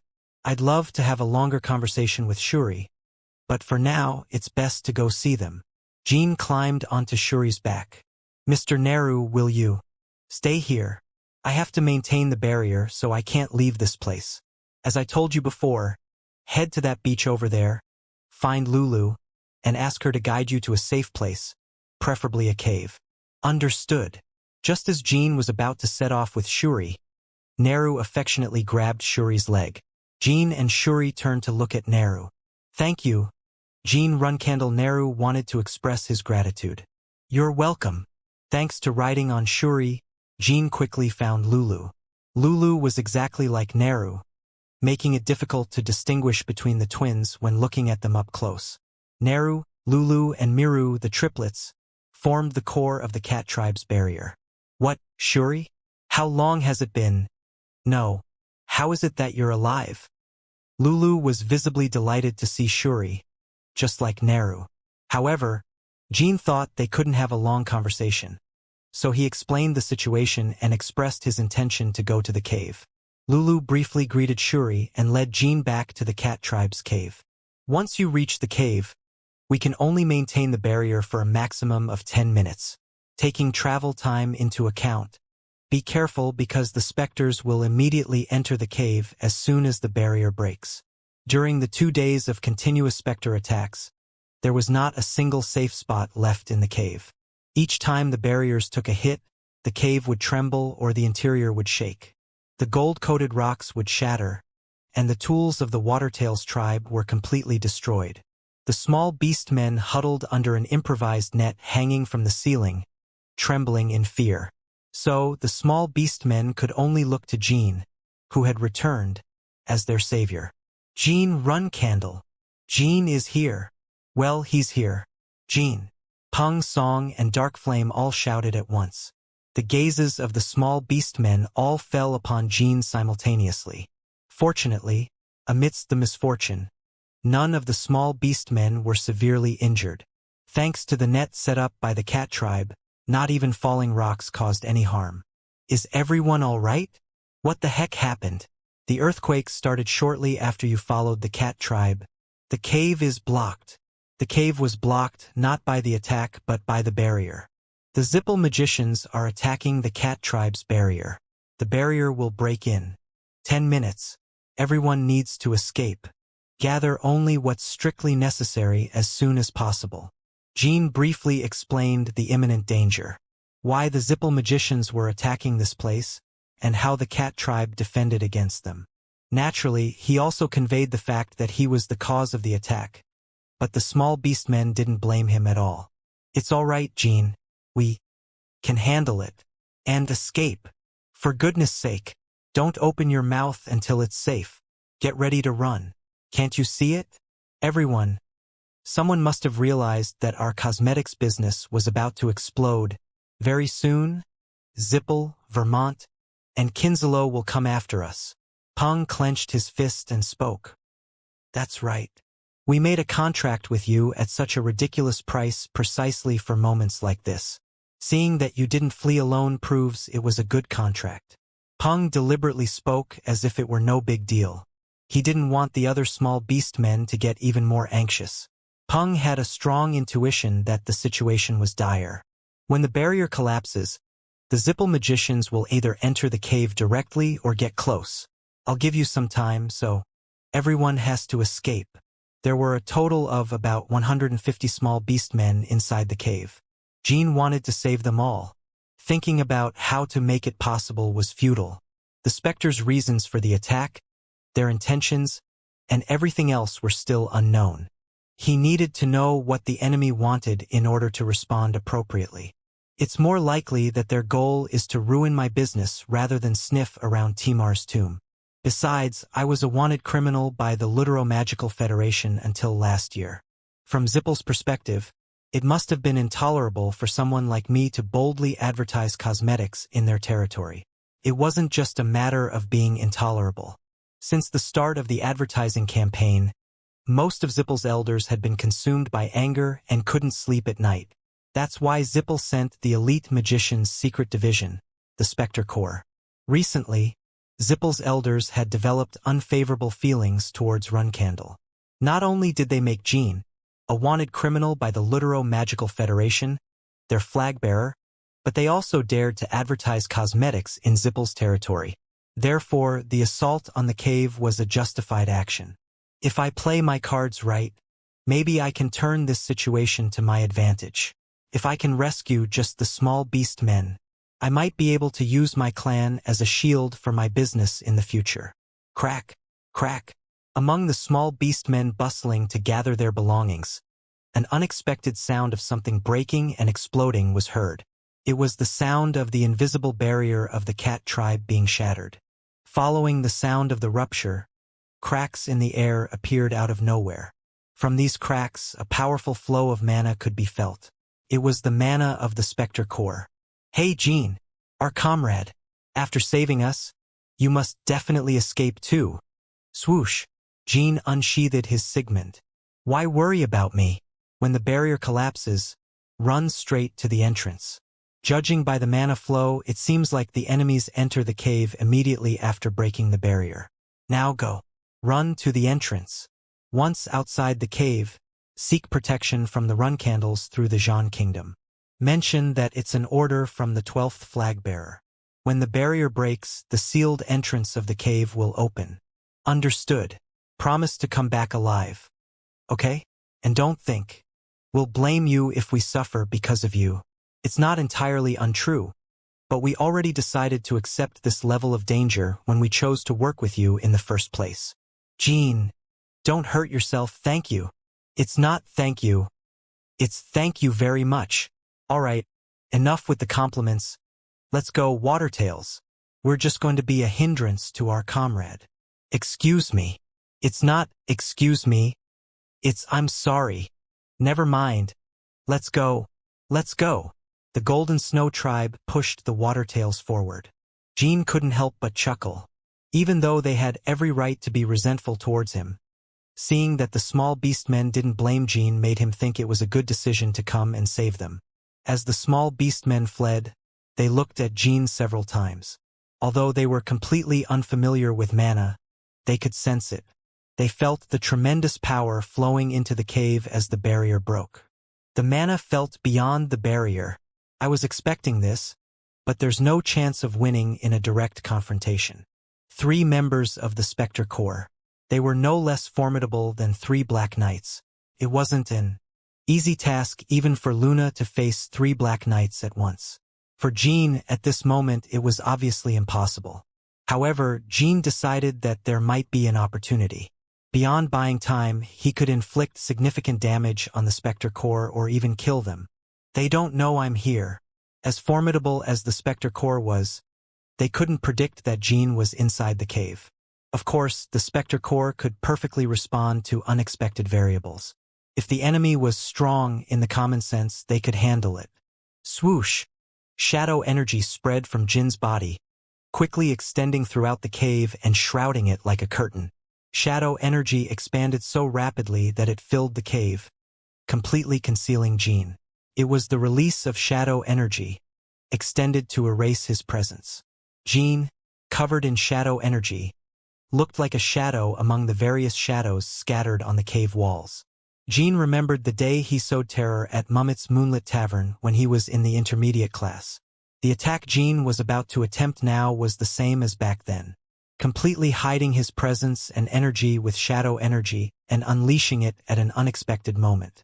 Back then, he had spent hours accumulating shadow energy while sitting in an room, but now that amount of time was more than enough, especially in such a confined space as this. Crunch, crunch. The barrier began to crumble completely. Whoosh! And within the curtain of shadow energy, a small spark ignited. That spark was the reason Jean erased his own presence. Even if they were members of the Spectre Corps, they wouldn't be able to perceive the mana of that small spark beyond the barrier and the curtain of shadow energy. That spark was the ignition point of Runcandle's secret sword movement. I'll finish them off in one strike as soon as they arrive. Not even the specters will emerge unscathed if they're hit by a surprise attack. Chapter 336. Debt, Debts, and More Debts. 3. The crack in the barrier had opened almost completely, revealing the other side. It was one of the secret spaces of the cat tribe. Confirmation of the Spectre Corps' appearance still couldn't be made. Break a bit later. Due to haste, Jean couldn't fully release his movement. If the Spectre Corps entered the cave 5 seconds later, no, even 3 seconds before completing the movement, it was highly likely that Jean would be the first to be attacked. He was certain of it. If that happened, he would be defeated. Assuming the enemy consisted of 3 high-level mages in the late stages of 9 stars. 3 seconds was more than enough time for skilled individuals to kill their opponent 10 times over. Especially in a situation like the current one, where he was exposed and defenseless because he was participating in the decisive battle. I need to focus. Not losing composure at times like this was one of Jin's greatest strengths. Within the curtain of shadowy force, Jin's eyes were engulfed in flames. The flames emanated from his body and spread across the dark curtain. Those flames looked like fierce beasts held by loose chains. When Jin wished, he could pull back the curtain, and the flames would spread in all directions, engulfing his enemies. Time seemed to flow slowly. Among the intense beats of his own heart, mana flowed through the runes inscribed on Jin's body to trigger the movement. The mana of the Spectre Corps was becoming increasingly immense. Even within the confines of the curtain, Jin felt a tingling on his face from the overflowing mana. Whoosh, crackle, boom. The sound of Jin's flames spreading and the sound of the barrier shattering intermingled chaotically. Crack. As the barrier broke, a deafening roar echoed in Jin's head. They're coming. Soon, Jin saw the Spectre Corps' bodies. He could only see blurry silhouettes in the distorted space covered by the curtain and the shattered barrier. Jin, the most elite of Zippel's mages in gray robes, gripped his sword's hilt tightly. Fortunately, Jin's movement was complete. Before they arrived, the flames first enveloped Jin's body. Then they permeated it, turning Jin into the very fire itself. Jin's burning eyes became even more intense, and even his hair turned into flames. I'll settle that debt, specters. Since the day Jin fled from Baradin's mansion, leaving only Misha behind, he often thought about it after becoming a flag-bearer. If he had been stronger, he could have fought alongside Misha. It was never an act of dishonor for Runcandle's reserve flag-bearer to flee from 15 specters. But Jin felt shame when he remembered that day. It was time to erase that feeling. Runcandle's secret sword movement. Hellfire. Sarah Runcandle. When Jin inherited this magic sword technique from Sarah, Jin had liked the name Hellfire from the moment he received the sword. When he remembered all the atrocities committed by the Spectre Corps, there seemed to be no more fitting name than Hellfire for the act of engulfing them in flames. Qua! The sharp flames tore through the curtain and spread outward. As soon as the specters crossed the barrier, they were met with these sharp flames, leaving them no choice but to widen their eyes in surprise. Ha! A member of the Spectre Corps exclaimed and erected a protective shield. The shield, wrapped in flames, trembled unsteadily. The shield seemed on the verge of breaking. At first glance, it appeared incapable of withstanding the power of Hellfire, and Jin clicked his tongue inwardly. Can they really withstand this with a shield they haven't even properly forged. There wouldn't be many mages in the world capable of such a feat. Besides, the specters had just spent a significant amount of mana to break through the barrier. Of course, hellfire had only just begun. Ka! Jean roared, elevating his mana by a level.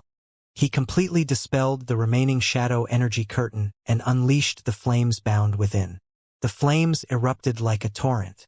In an instant, the cave transformed into a hellish scene of voracious fire, and the protective shield of the specters was completely engulfed in flames, with their magical essence not visible. The rocks inside the cave melted. Runcandle's magic sword technique, Hellfire, bore an astonishing resemblance to the Plutonian god of battle's rain sword, covering a substantial area. Instead of lightning bolts, flames covered all directions, creating a fiery space in which those who hadn't reached a certain level couldn't even breathe. In reality, 1,000 years ago, Timar's council played the most crucial role in completing Sarah's magic sword, and Timar's council was derived from the Sword of Legends. All the flames filling the cave were heading towards the specters. "Damn it!" exclaimed a specter urgently and full of confusion. Jean felt incredibly satisfied hearing that voice. Although it was only an ambush, the fact that hellfire was effective against the specter's body filled him with excitement. Feeling oneself grow stronger always brings a sense of joy. There's no way their shields can handle this. Crack!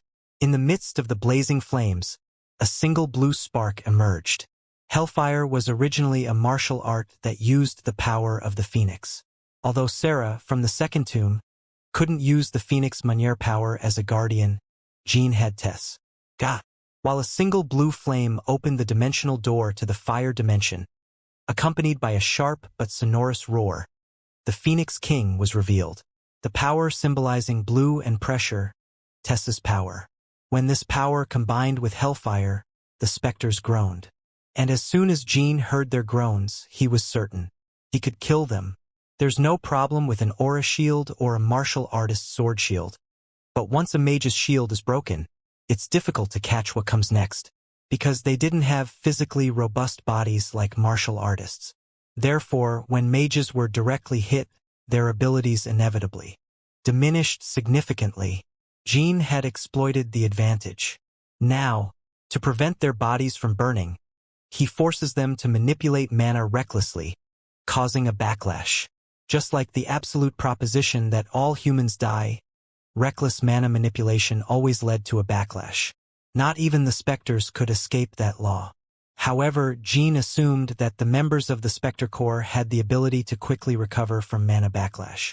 Their ability to control the backlash may not be as good as the Masters, but there's a good chance that the Spectres can stabilize their mana within the 5 seconds after the initial symptoms of the backlash.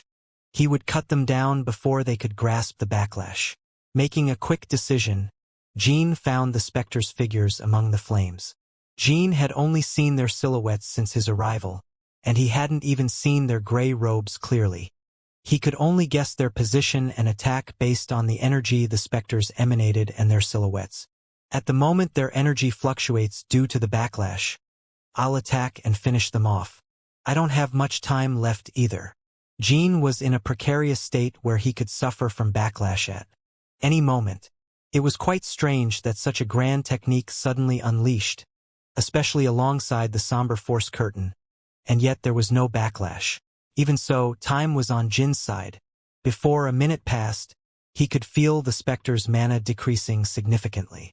The energy emanating from the specters, which had even made his face taut after breaking through the barrier, had descended to the level of an ordinary mage.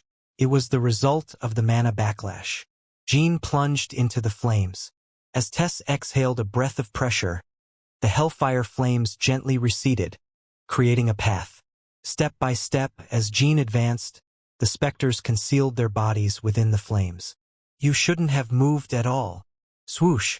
Jean spoke, swinging his sword toward where he sensed movement. A cynical smile on his lips. Quack! A clear sensation of flesh and bone being severed transmitted to Jin's fingertips through the blade of his sword. The specters desperately stifled their groans, but it was an action that lacked real meaning. Their positions were already exposed, and the battle was over. Bam! Jean, his eyes radiating a fiery gleam, lunged in the direction he had swung his sword. I've gained the advantage, but since there are 3 of them, I can't waste time and I need to finish quickly. During the 5 seconds it took for the specters to suppress the mana backlash, Jean knew he had to eliminate all 3 of them. Zaz! Sigmund's sword pierced the chest of a member of the Spectre Corps. Kook! It was the final cry before death. The mage was engulfed by the flames surrounding Sigmund, reduced to ashes. It was an incredibly miserable death for the most elite secret magician of Zippel. It also meant how extraordinary Jean was. Excluding Luna, there was no other brother who could achieve such a result in the same situation. Although there was an element of surprise attack, the opponents were the specters. Now there are 2 left. Phew! Jean took a breath. His body, enveloped in flames, was becoming unbearably hot, and it seemed that the backlash would start soon. 3 seconds remained. Among the flames, Jean had enough time to find the 2 mages caught in the backlash and cut their throats. But as soon as he was about to move again, Jean felt a strange unease. What's going on? I've only killed 1 of them, but the rest of the specter's mana has completely disappeared. He quickly scanned the flames.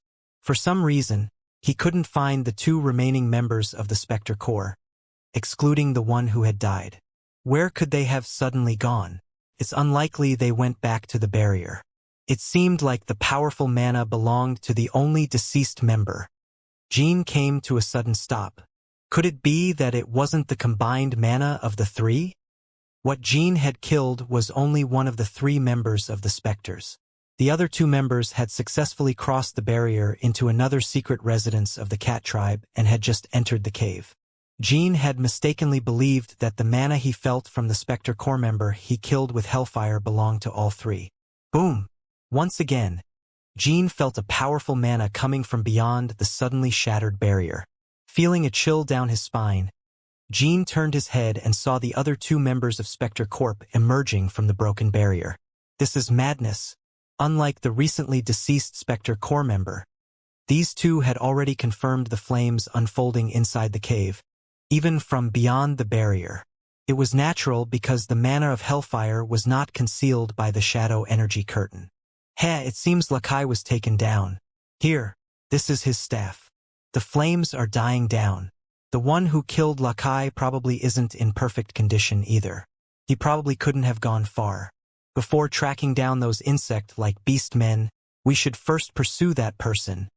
Jin's gaze met the eyes of the specters concealed beneath their gray hoods. There's no need for that. Jean Runcandle, you are the one who killed Lakai.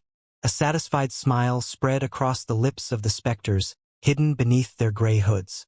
Chapter 337. Debt, debts, and more debts. 4. The mana gathered in the hands of the specters was so swift that it seemed to have suddenly materialized within their reach. However, the accumulated mana was so immense that it distorted the surrounding space. Jean instinctively conjured a protective shield, suppressing a sigh of disbelief. Whoosh! If he had deployed the shield just a second later, he wouldn't have been able to face tomorrow morning's rising sun. The mana beam emitted from the hands of the 2 specters struck Jin's shield, composed of shadow energy and mana. Even with the shield in place, it felt like he was being pummeled by an unstoppable force. Jean deflected the rays that penetrated the shield, but a thick splatter of blood rose up his throat. Weeing. Jean coughed up a clot of blood and composed himself. Damn it. So this is what the specters are capable of. The fact that Jean could swiftly kill a specter named Lakai was the result of a perfect ambush. As demonstrated by his confusion, mistaking Lakai's mana for that of 3 individuals, the specters were originally the most formidable group of magicians in the world. They were incomparable, even with other magician units. And you managed to block that? 12th Flagbearer Runcandle.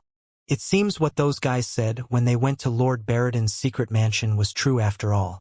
Maybe I was complacent, but it wasn't just luck that you killed Lakai. Indeed, hearing about it and experiencing it firsthand are entirely different things. Jean observed the 2 men while regulating his breathing. Both of them are on a similar level to the mage Lakai, whom I just killed. They didn't belong to the intermediate or later stages of the 9 stars. If they weren't from the 10 stars, it was unimaginable to explain this vast mana. No, it might be difficult to explain even with the 10 stars. There was a vast difference between the 9 and 10 stars, but it wasn't as if the mana level tripled. Jean had already encountered several 9-star mages, and although he hadn't personally met a 10-star one, he could roughly estimate the level based on comparisons with knights and warriors. Considering it from that perspective, there was certainly something unusual about the Spectre's mana. "What are you thinking, Jean Runcandle?" Weeing. Once again, a mana beam shot out from the mage's hands. Arg. This time, Tess unleashed a wave of oppressive flames, distorting the trajectory of the beam, and Jean quickly erected a shield of shadowy force to protect himself. "Do you plan to fight us instead of fleeing? How foolish. The specters I encountered last time weren't as talkative. You guys sure like to chat." In an instant, 5 curtains of shadow energy were deployed. Jean continued to evade the attacks of the mages by concealing his body within the curtains. At first glance, it appeared that Jean was effectively opposing the specters, but there were no signs of a counterattack. "I can't use my shadow energy properly due to the backlash. I wonder how long I can drag this out." The obvious choice Jean should have made when encountering the 2 remaining specters was to immediately summon Shuri and flee. However, the reason Jean didn't run when facing the new specters was another. If he fled now, the small insect-like beastmen who had just started emerging from the cave would undoubtedly be annihilated. "I can't hold out much longer. Tess's summoning is also about to dissipate." Tess could only exist in the presence of Jin's mana. As the mana backlash began, Tess's state became increasingly unstable. Unlike when they faced Frosty Joe in the past, Tess couldn't directly intervene by borrowing Jin's power in the current situation. Unlike before, Jean was on the brink of mana backlash, so if Tess mistakenly borrowed his power, it could endanger her life. In the end, Tess had no choice but to return to the fire dimension in a few seconds. But there was one thing. There was a way to salvage this situation. Jean wanted to use the special technique of the Shadow Blade, the Black Light Call, to summon the Black Light Call. Even an ordinary warrior, not just a battle king, could easily buy time against the 2 specters. But he wanted to save the Black Light Call for the worst-case scenario. Zipple didn't know that Jean could summon the legends, and if they found out, they would be even more cautious about facing Jean in the future. A trump card should always be saved for when it's truly necessary. In the future, there would be many decisive moments where Jean could outwit Zipple with the help of the Legend Brothers. Moreover, in Jin's opinion, the situation was not yet at its worst. Whichever side it is, hurry up and come. Either Runcandle or Kinslow. One of the 2 factions had to come to this cave.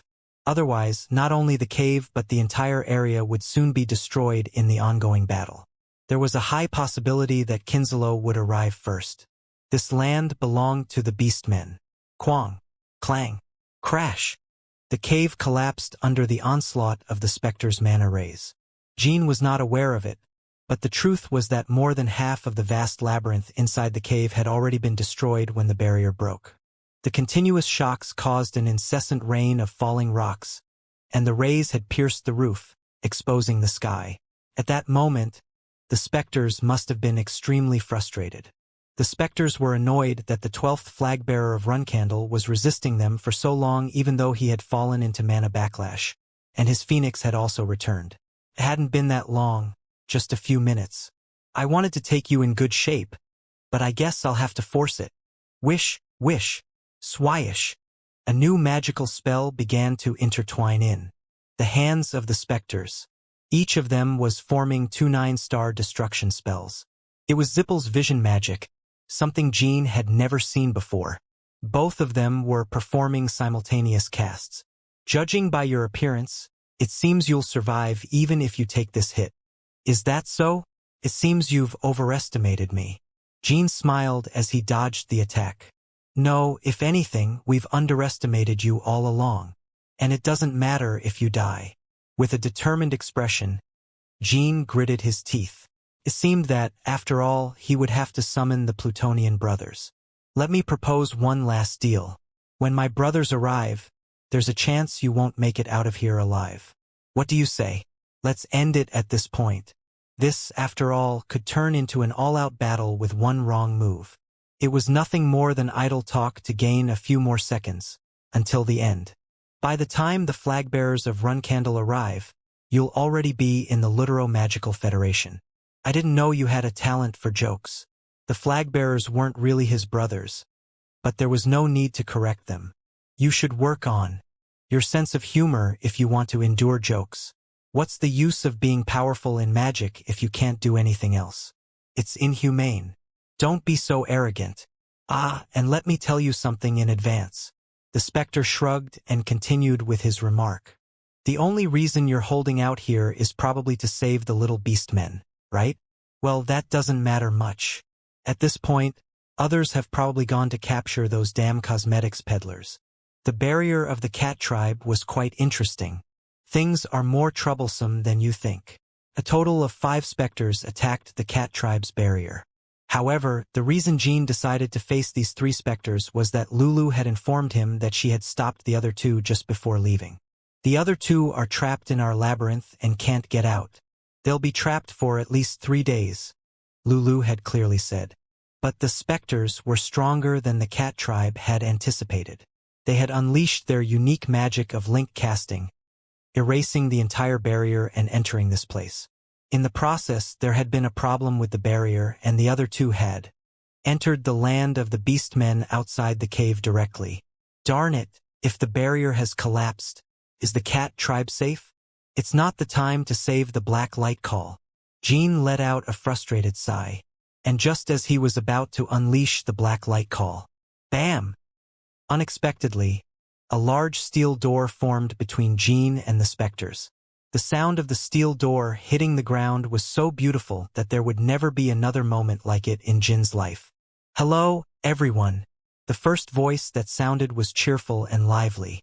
To Jin's knowledge, the most eccentric woman. It was Margiela Iviliano.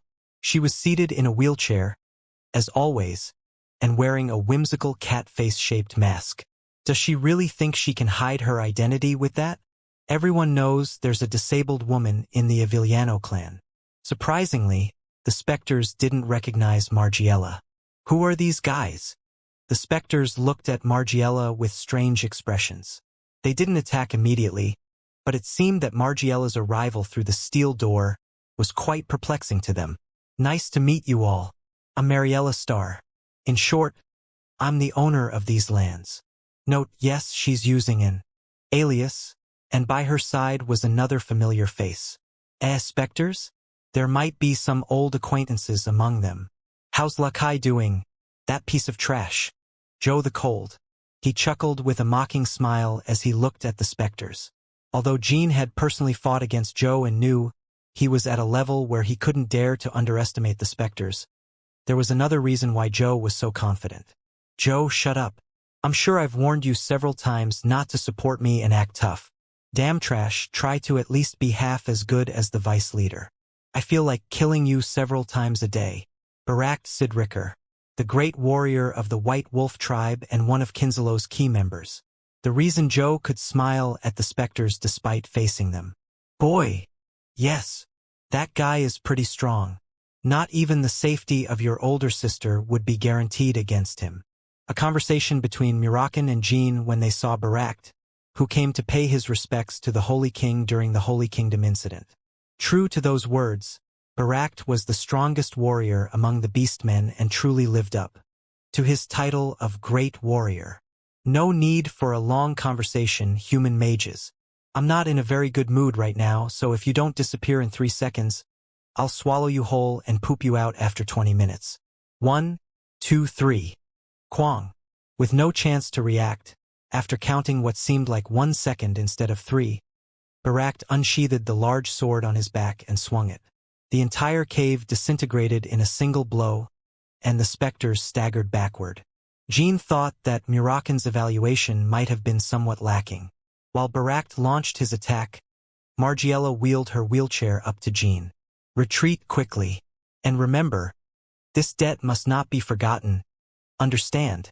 Margiela winked at Jean and smiled. Chapter 338. Debt, debts, and more debts.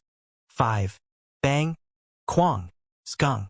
Every time Barak swung his sword, the cave ceiling cut like a piece of paper, revealing the sky above. The specters focused solely on defense as soon as his attack began. Amidst the deafening clashes and roars, Margiela looked at Jean with a smile. Surely you won't pretend not to remember, like last time in the Holy Kingdom? I don't think you're someone without a conscience to that extent. Even if Jean received help, there would be no moment after today when Jean would be glad to see the group of crazies, Kinslow. It was because Jean fundamentally saw them as madmen conducting experiments with living golems and aiming to become the sole ruler of the world like Zipfel. Of course, Jean also intended to ascend to the throne of Runcandle and become the ruler of the world, but at least he didn't use humans as mere experimental material like they did. Above all, Kinslow was ultimately a competitor and an enemy. Debt? Since this is your territory, you should have shown up anyway. Shouldn't you? Well, how bitter. We came to rescue you. It would be a shame if those cute little beasts died. But if you weren't in danger, we wouldn't have made any move. This place isn't even that important. How did you know I was in danger? That's a trade secret. Given the abilities possessed by the leader, it wasn't particularly surprising, even if Kinslow was monitoring the entire territory through a crystal ball. Anyway, I have no intention of harboring feelings like being in debt, so spare me your nonsense. If you only came to save me, then it should be beneficial for you, so it's the outcome you chose. Humph, you make a valid point. Can't you at least make your words sound nicer? If you stumble, Lord Barak might even devour you, Sir Jean. Croc. Ah. Cough dash. The specters' screams continued. It seemed that they hadn't suffered mortal injuries yet, but Barak was completely overwhelming them. Jean chuckled. I suppose I should withdraw. And I can't say anything about Kinslow, but I'll let Aviliano make 1 or 2 small mistakes in Runcandle in the future. Hey, are you going to save the little beast men who escaped? Joe frowned as he stroked his thin beard and joined the conversation. What will you do about it? I recommend leaving if possible. We have no intention of sending people there. It means not recklessly wasting the lives we worked so hard to save. But Sir Jean, it wasn't Lord Joe who saved him. It was Lord Barak, right? Mariella. If you put it that way, won't I feel ashamed? Haha, if Lord Barak heard what you just said, he would get angry again. I worry he might actually kill Lord Joe someday. Joe scratched his head out of embarrassment. Among Kinslow's executives, Joe the Cold, the infamous 9-star magician, was almost treated as a joke. Jean didn't respond to Joe's words and exchanged a glance with Margiela for a moment. Who is this woman, even during the Holy Kingdom incident? Not much is known about her in public, but does she possess any special abilities? It seems she holds an important position within Kinslow. Probably not just because she's the beloved younger sister of Bishkal, one of Kinslow's executives. Margiela merely smiled knowingly, as if she could see through Jin's thoughts. Farewell, Sir Jean. It's been a pleasure seeing you. Whoa, nye. Jean summoned Shuri by taking a ruby from his pocket. Margiela found Shuri's appearance adorable and chuckled to herself as Jean abruptly left the place. Hey, how rude. Joe clicked his tongue and complained, but Margiela shrugged. Well, anyway, it's cool. I like that style. Jean sprinted at full speed, praying that the small beastmen hadn't been devoured by the flames yet. After running for about 10 minutes without any trace of the small beastmen, Jean felt intense anxiety.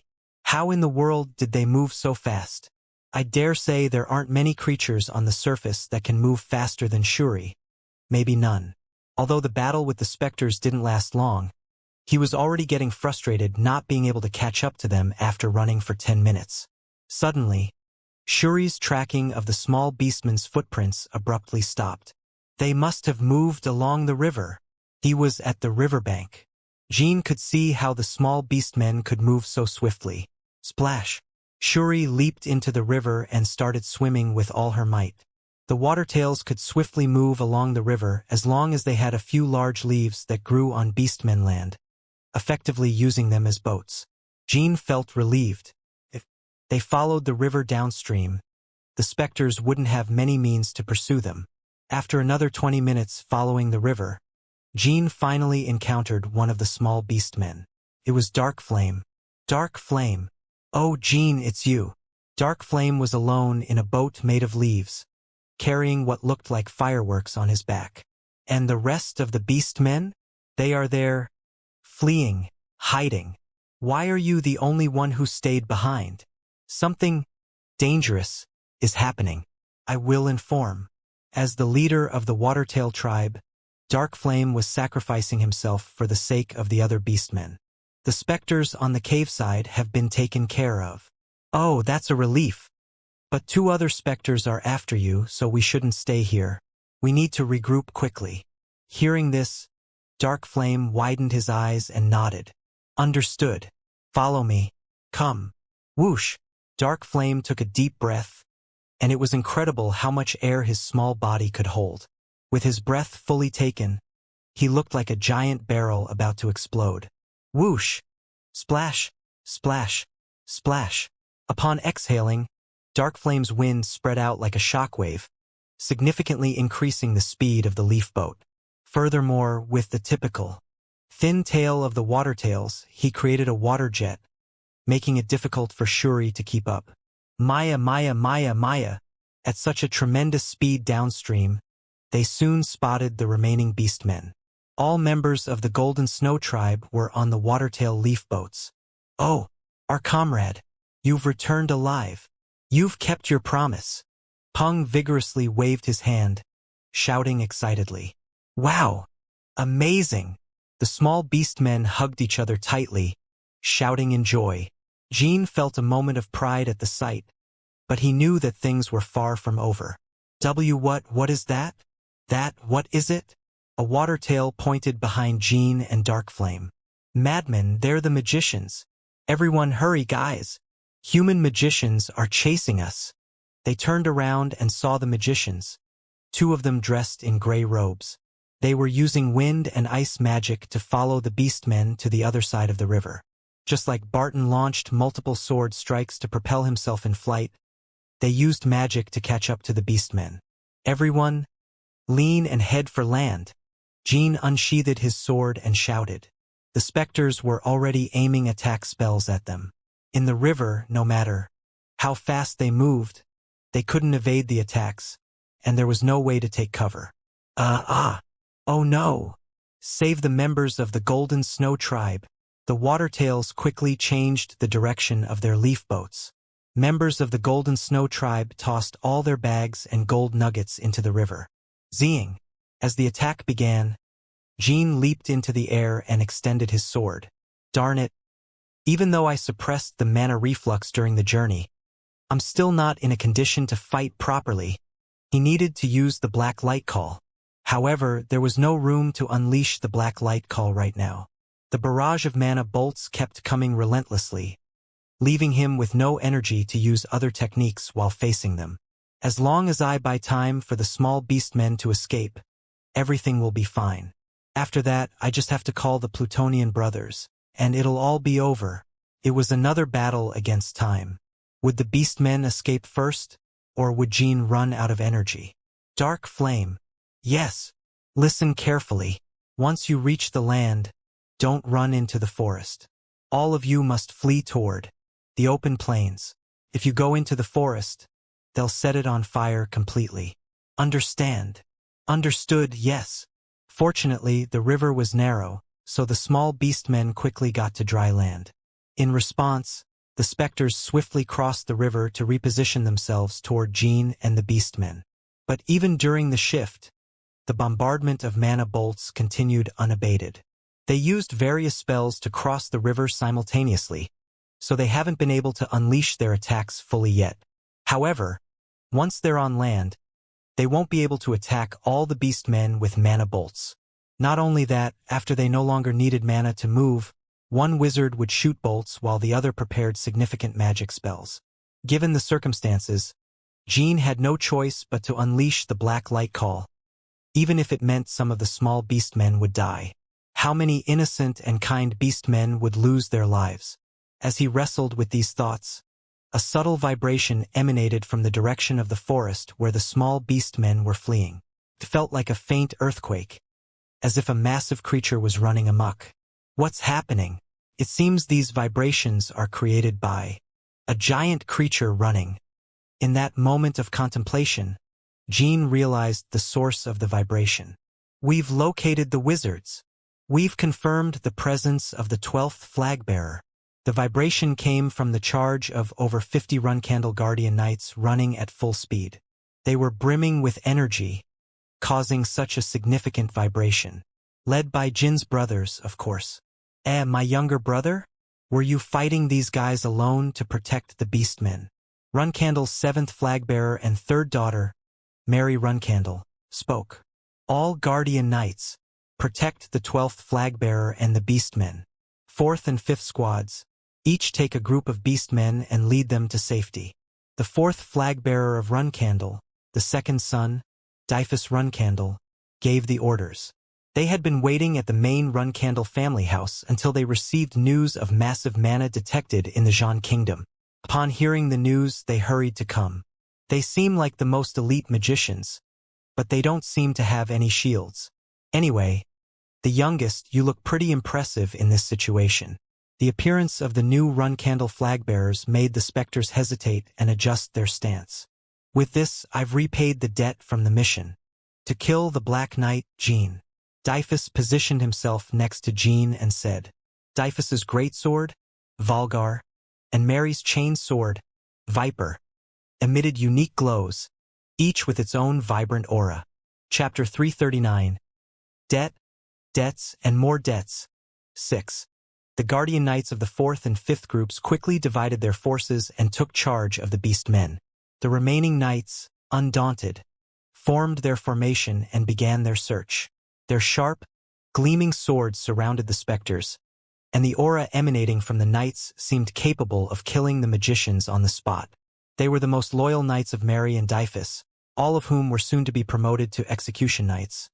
The rank just below that of the Black Knights, meaning they were skilled knights one level below the Black Knights. This is a tough situation even for the specters. With just elder brother Dyphus and elder sister Mary, it's already a headache, and now we have more than 50 execution knights. Unlike Jean, Mary and Dyphus had been flag-bearers for a long time. Naturally, the knights following them were exceptional veterans, unlike Jin's group, mainly composed of high-level rookies. The specters stopped their attack and assumed a defensive stance. They had been expecting Runcandle's arrival, but not this quickly. Their plan didn't account for Jin's presence, let alone the barrier of the Cat tribe, or even Barak Sidricker. Their original plan was simply to gather and crush the beastmen haggling over money and leave the place before Kinslow and Runcandle arrived. However, everything went awry from the start. The barrier erected by the Cat tribe was so solid that it took them 2 days to break through, and even then one of the 5 members died initially. And it was at the hands of the 12th flag-bearer of Runcandle. However, at first they thought they had gotten lucky when they saw Jean. Capturing Jean alive and taking him away was much more valuable to Zippel than killing the beastmen and destroying their cosmetics business. But in the end, as the current situation showed, it was all a disaster. Now, it wasn't about destroying the cosmetics business or capturing Jean. The top priority was to escape safely from Runcandle territory and return home. The 2 specters present here didn't know that had become difficult too, because the specters inside the cave had already become Barak's dinner. Youngest one. Amidst the tense atmosphere between the Guardian Knights and the specters, Mary called out to Jean in a light voice. Why are you here? Weren't you supposed to handle the mission of rescuing some duke or count from the Ekin Kingdom? I'm sure I saw you off on your mission. Though aware that the magicians before her were monstrous beings of at least 10-star level, she only felt a slight sense of danger, as if she had encountered a boar while climbing a hill. Of course, for an ordinary person, even that would be overwhelming terror, but for someone like Mary, it was nothing more than the feeling of encountering a bountiful meal. Well, Mary smiled in satisfaction. Is something the matter? Big sister, do you remember the agreement we made last time? That we'll fight once every 3 months? The winner is determined by knockout, and the loser must fulfill a request from the winner. Of course, we'll draft a contract to ensure there are no misunderstandings. That sounds intriguing, although the contract might be a bit complicated. Mary nodded, reminiscing about the excitement of that day. Let's say I won that time, and you have to follow one of my orders. Mary's eyes widened at Jin's words. What? But if I recall, that was a tie. All right, this big sister will let it slide. Who would let you get away after you scattered those mana bombs in a surprise attack? Come on, help me out. I'm already helping you. No one here has seen me today. Mary narrowed her eyes. When she didn't respond immediately, Jin wondered if he had been too impolite. But Mary was savoring the moment. She liked her younger brother's audacity. It was always refreshing and invigorating. How dare you look at me like that, brat? Do you think I'm someone who would rat out my little brother or something? Huh. I didn't mean that. Then why do you suddenly come up with a pointless request like this? You and I are family. Blood ties. Not all siblings always look at you with disdain like Mew and Anne. This time, Jin's eyes widened. He had never considered that he would hear such words from his other siblings, except for Luna and Yona. Of course, Jin didn't dislike Mary, but he always tried to keep a certain distance, thinking that getting too close might turn them into enemies.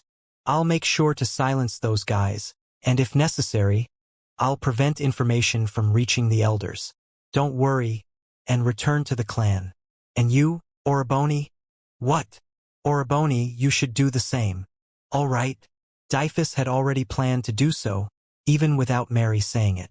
After all, it was a way to repay the debt when he was saved by Jean. They had come without knowing Jean was here, during his mission to assassinate the Black Knight. Well, I think we're done talking. Let's meet at home, little brother. Oh, and about our agreement to fight once every 3 months, it's about time, so be prepared. Got it. Of course. Mary quickly turned around and called out to the specters behind her. You'd better not expect to leave here alive. Instead, I'll kill you in the least painful way possible. It looks like it's going to be a fun fight after a long time. Goo! Mary's entire body began to be dyed in aura. The aura waves made her hair flutter around her ears, and the ground beneath her feet cracked under the pressure. When we fought, it wasn't like this at all. The aura Mary emitted was enough for everyone nearby to feel a tingling sensation. Mary had a secret. She had also improved and given her name to one of the clan's final moves. Most surprisingly, it wasn't the clan elders who allowed it, but the clan patriarch himself, Siren Runcandle. Is this a volcano? No, it's something different. The 7th Runcandle final move that Jean saw on Island 32. The aura Mary was emitting was very similar. From its appearance, it was clear she was unleashing a variation of the volcano. But what she unleashed wasn't a suicidal attack. Now I understand why my father always seemed to have high expectations for elder sister Mary. Just by looking at Mary's back, Jean felt chills. Undoubtedly, she was someone you couldn't call weaker than Luna or even Joshua or Luncia. However, everyone agreed that if they had to choose the opponent they least wanted to fight, it would undoubtedly be Mary. She had the power to wear down opponents with her fierceness, regardless of the level difference. It looks like Mary is quite angry. It wouldn't hurt to wish the specters a peaceful rest in advance. Dyphus also prepared his final move as he spoke. Is it because they invaded Runcandle territory? No, it's because they touched you. In the past, Jean wouldn't have thought much about Dyphus's response. Jean would have assumed that Mary was angry because the specters put her in danger, a feeling of anger arising from the enemies endangering her personal source of entertainment. But now it's different. He could feel that Mary wasn't angry for herself but specifically for him. He felt relieved because of it. If it had been any other sibling, he would never have been able to witness such a touching scene. Now go see them. Oh, and congratulations. Why are you saying that all of a sudden?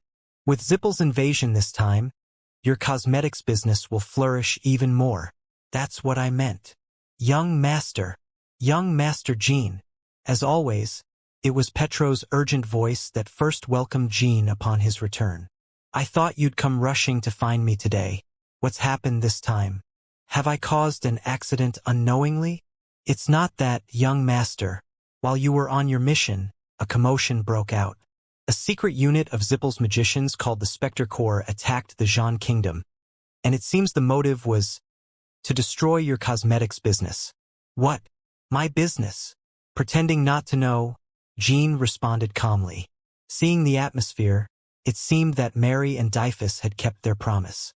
They didn't reveal that Bellup had gone on a mission disguised as Jean. They sent elite magicians just to destroy an insignificant cosmetics business? Yes, that's why an emergency meeting was called. "Young master, please come quickly. What happened to those damn magicians?" "The 4th and 7th flag bearers took care of them." "Are both of them unharmed?" Jean asked, concealing his expression. "Yes, young master. I heard that both of them only suffered minor injuries. Along with the apprehension of the invaders in our territory. No one in Zippel could have ever imagined that the Spectre Corps would lose 5 of its members like this. 3 to Runcandle and 2 to Kinslow. I hate to admit it, but I guess I surprisingly get along with those lunatics this time." Jean sighed in relief. Regardless of anything else, he was grateful that Mary wasn't seriously injured. "Now might be the time for my business to take off." Dyphus's final words in the Jean Kingdom were something Jean had foreseen. Zippel had sent a unit of elite secret magicians into Runcandle's territory to sabotage the business run by the Runcandle flag-bearer. It was an act that could be considered a significant invasion, or even a declaration of war. No, it had to be. Couldn't be overlooked. Click. As Jean entered the conference room, he saw all the flag-bearers and elders gathered. They glanced at him briefly and then resumed their conversation among themselves. "These damn bastards. Are they looking down on us?" From today, the Black Sword Association will attack each of their magical product production centers and exterminate them all. Indeed, Elder President, Zippel's actions are nothing less than the Black Knights invading the Lutero-Magical Federation. Those damn bastards have done something that can't go unpunished. Even civilians could have been harmed. Where did the war treaty go? The 12th flag-bearer was their most wanted person, but we can let this slide. If we let it pass without retaliation, the entire world will ridicule Runcandle. Even if the whole world ridicules them, Zippel will still feel bitter about Runcandle not retaliating. It was natural to feel that way after losing their top 5 magicians so shamefully. In reality, Runcandle had already gained an unimaginable advantage. However, Jean wasn't satisfied with that level of success. "Elders, may I say something about this situation?" As soon as he spoke, all eyes turned toward Jean. Chapter 340. Debt, Debts, and More Debts. 7. The elders' eyes were filled with anger. If anyone dared to provoke them even the slightest, it seemed as if they would tear them apart on the spot.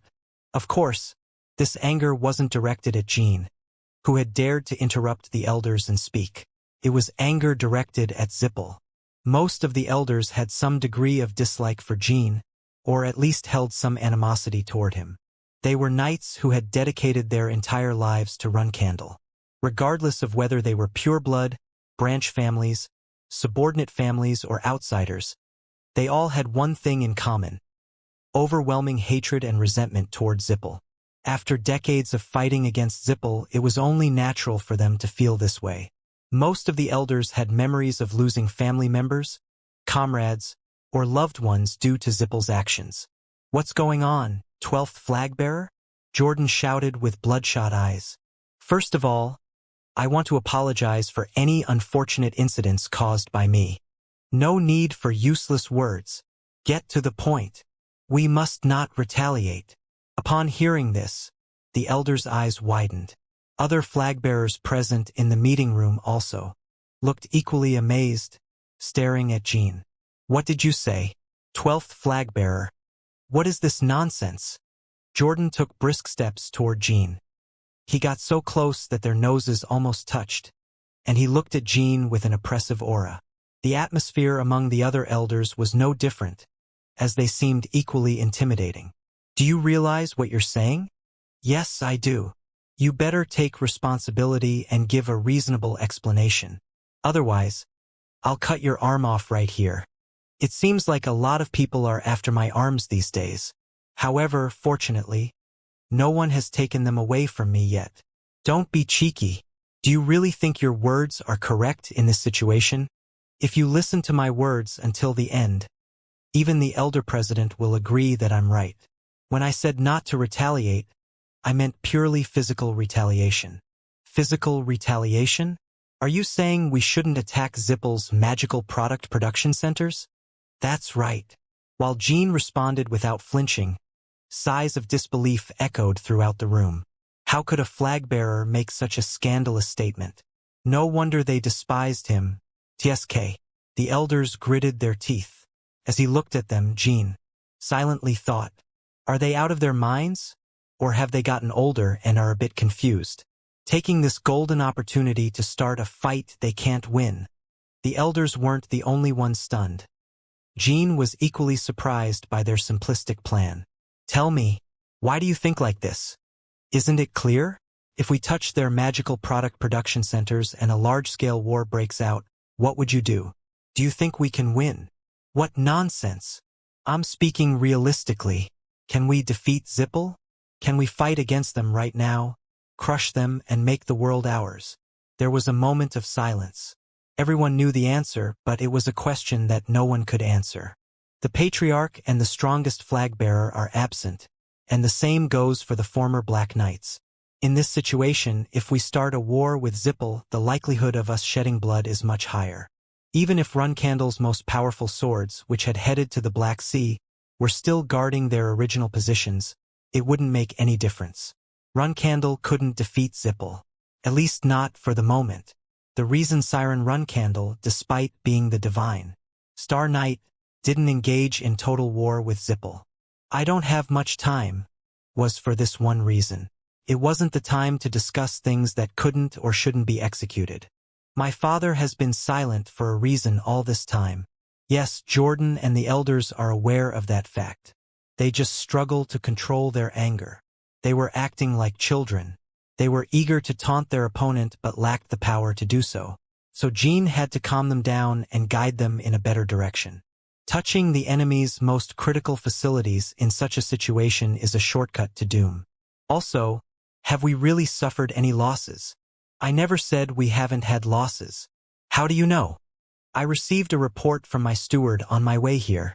The 4th and 7th flag-bearers killed some of them, and our side only suffered minor injuries. Moreover, a moment ago one of the elders mentioned that there could only have been civilian casualties. Doesn't that mean there were no civilian casualties?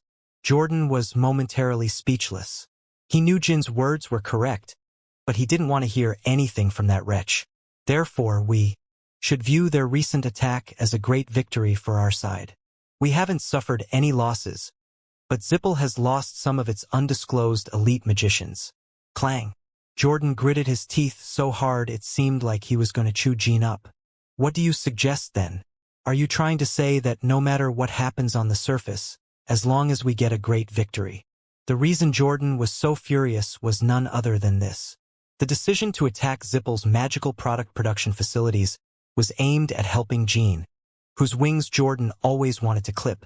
Despite knowing this, Jordan had reluctantly given in to anger, but now it seemed that Jordan was about to explode. Moreover, they're not fools. To go to total war just because we destroyed some facilities, even when other factions are watching for an opportunity. As you said, the likelihood of Zippel starting a total war is slim. But there's always a possibility, and most importantly, it means there are more efficient forms of retaliation available in the current situation. More efficient retaliation? Jordan narrowed his eyes. It's about turning public opinion against Zippel. Ha! Is that what you're trying to say after all this? The best you can come up with is waging a war of public opinion. They invaded our territory, and you're talking about waving a pen and playing word games. It was the reaction Jean expected. Please, calm down and listen, Elder President. You're angry because you have to fight for me, someone you despise. But in the end, you'll come to understand that my plan is the best. Jean spoke as Jordan looked at him in silence. You should know well how much influence Zippel's magical products have in the world. We've also been suffering due to the recent absence of their magical products, causing inconvenience to civilians. After the Holy Kingdom incident, Zippel completely cut off the supply of magical products to the Huphester Alliance. Although they imported everyday magical products through the black market and smuggling, the supply was insufficient compared to before. In a situation like this, hitting Zippel's production facilities means abandoning public opinion. Although our clan has never cared about such things, now it's necessary. Recently, there's a trend where the title of the world's greatest villain is shifting from Runcandle to Zippel. After the Holy Kingdom incident, Zippel's image deteriorated day by day. The benevolent Zippel has become a thing of the past. On the other hand, Runcandle was showing significant positive changes. The image of respected Runcandle was maintained, but now it was also perceived as the only major faction that didn't experiment on humans or recklessly interfere with neutral countries like the Holy Kingdom. All of this was undoubtedly thanks to Jin's efforts. We need to continue influencing this trend. The virtuous beast men who manufacture cosmetics, Zippel, who attempted to massacre them without warning, and Runcandle's magnificent appearance. Doesn't everything fit together perfectly? Forming public opinion, and what does that mean in terms of retaliation against Zippel? If a positive public opinion about Runcandle forms, that will naturally lead to greater awareness of my cosmetics. That, in turn, will translate into increased sales. And as my business grows, Zippel will appear more foolish. The reason Zippel attacked the small beast men in the first place was that the cosmetics business belonged to Jean Runcandle. It was retaliation against the cartels that boldly advertised themselves in Zippel's territory, the Lutero-Magical Federation. But even after deploying the Spectres, they hadn't managed to crush the business of a simple 12th flag-bearer. That, in itself, was humiliating for Zippel, like what the 4th and 7th flag-bearers did recently. From now on, please protect my business. And I request clan-level support. It's becoming increasingly absurd. Protecting my business at the clan level will be a clear message of Runcandle's contempt for Zippel. And during this process, there will naturally be small battles. There will be no problem in killing Zippel at that time. Jean smiled slightly as he looked at Tellot. Tellot had promised to advance Jean, but for some reason he had remained silent. Why is Lord Tellot keeping quiet? He should intervene moderately, and then the elder president would have no choice but to back down a bit. However, Jean soon understood the reason. Do as he says. A sharp and dignified voice affirmed Jin's opinion. It was Rosa Runcandle, the Black Panther and Jin's mother. When Rosa spoke, the chaotic atmosphere in the meeting room instantly calmed. We will protect your business. It seems you are right. Taking more precautions would be best. However, from today, the clan will take 20% of your business's profits. Upon hearing Rosa's words, a faint smile appeared on Tellot's lips. No deception. If you faithfully dedicate 20% of the profits every month, I will do my best to support your business. And it may not be impossible to completely eliminate the current suspended disciplinary measure. The 20% mentioned by Rosa had already been decided when Jean had the first conversation with Tellot. As soon as Tellot heard the rumor that the Spectres had attacked the small beast men, he went directly to Rosa and concluded the conversation in which she would ask Jean for the 20%. Furthermore, I will completely eliminate the current suspended disciplinary measure against you. Remember, it's not because of your achievements, but because of the situation. There are no undeserved favors. Especially when it comes to a relationship like this with my mother, there is never an undeserved favor. She must be trying to make me owe her something. Jean had a hunch that Rosa wanted something from him. Chapter 341. Debt, debts, and more debts. 8. The expressions on the faces of the elders, who had been looking at Jean as if they were about to chew him up and spit him out, became emotionless. Although everyone seemed displeased, no one dared to oppose Rosa's decision. Not even the elder president, Jordan, could voice any objection. In Runcandle, the patriarch's orders were absolute. Even if it was an acting patriarch, it made no difference. Throughout history, the patriarch had rarely forgiven those who opposed his judgment, whether it was a minor or major matter. Yes, mother. I'll keep that in mind. Jean looked calmly at Rosa. From her serene expression as she sat in the conference room's main seat, it was difficult to read any emotion. Sometimes I feel like my mother is even harder to deal with than my father. Since his regression, Jean strangely found it not that difficult to deal with Siren. It was strange to think that his father, who was like a monstrous figure Jean didn't dare to even look in the eyes or utter a word to in his previous life, had become easier to handle. In contrast, facing Rosa was always a challenge. Jean didn't have many memories of Rosa or Siren before his regression. Both Rosa and Siren. At some point, they treated Jean as if he didn't exist. Not just words and looks filled with deep affection, but also scoldings, teasing, disdainful glances, harsh words, and violence disguised as discipline. He had never experienced any of that. At least not from the age where he begins to have clear memories. Only an infinitely indifferent and cold gaze, as if they were looking at a complete stranger passing by on the street. That was all Jean received from his parents in his previous life. Rosa did show some emotions, like cutting off communication and secluding herself for 2 days when Trash Jean Runcandle was exiled. Was it all a facade? Or was it an act to ease her own guilt? Neither of those things really matters, but looking at her now, it's hard to imagine. What does mother want? Information about my master?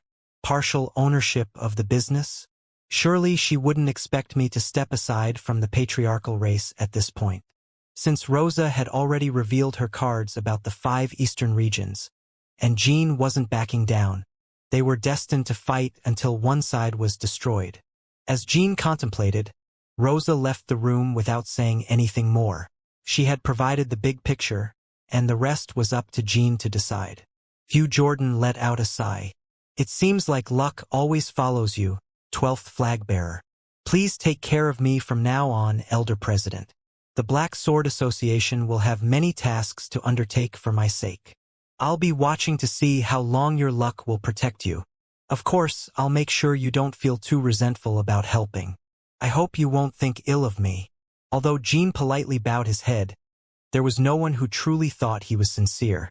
Jordan left the conference room without further argument with Jean, knowing he would only end up making a fool of himself. Most of the siblings watching the scene had become tired of their younger brother once again. What's going through the youngest's head? How can he confront the elder president like that? It's not just once or twice. Now he seems different from us. The Tawna siblings looked at Jean with a mixture of fear and admiration. As always, what is mother thinking? It seemed like she was trying to rein in Jean, but this seems more like she's protecting him. She must have a plan. She probably discussed something with Joshua, the eldest brother.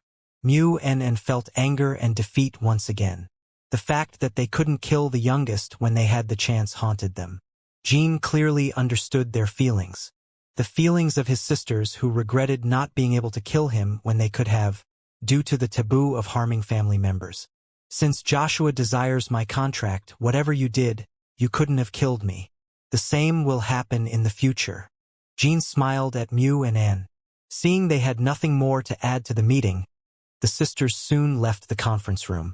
Luncia, as always, yawned with a seemingly bored expression, while Ran and Vigo appeared upset. The two hoped that the youngest wouldn't cause any more major disturbances in the clan. Well then, I bid farewell. As determined, Jean opened his mouth as he looked around at the people in the conference room. As he exited and walked through the courtyard of the Garden of Swords, Jean unexpectedly ran into Rosa, who had been receiving a report from the butler, Hines. Her expression looked serious, indicating that the report might be related to the Black Sea. Hines. He was Siren's man. Jean had the intuition that the report he was giving to Rosa had something to do with the Black Knights and their news. News about father, the elder sister, and the Black Knights. Jean was bothered by Rosa's somber expression. She hadn't shown any emotion even when she helped Jean in the conference room. As Jean casually approached, in the direction of his room, Hines closed his mouth. What's going on? Is the meeting over? I was just passing by here. Since Elder President Jordan left the room, I had nothing to say, so I left, Mother. I see. Is it news about the Black Sea? You don't need to know. I'm an abanderado too. Not just you, but any other abanderado. Being an abanderado doesn't give you the right to know everything about clan matters. Jean didn't expect Rosa to respond. Anyway, he could learn all about Black Sea affairs later through Luna. Jean and Rosa silently stared at each other for a few seconds. Jean. Yes, Mother. Do you have something to tell me? Jean nodded. What is it you want? What? Since you just lifted my punishment and ordered to protect my business. What does that have to do with anything? I think you gave that order because you want something from me. In Jin's opinion, Rosa could have used other means to protect the cosmetics business, excluding Jin's benefits. But she didn't. Rosa's eyes widened. Ha ha. Rosa laughed and shook her head. At that moment, Jean was left speechless. If there's something I want, would you be willing to grant it? I've never neglected my debts. Debts. Those things are only allowed when the relationship is equal.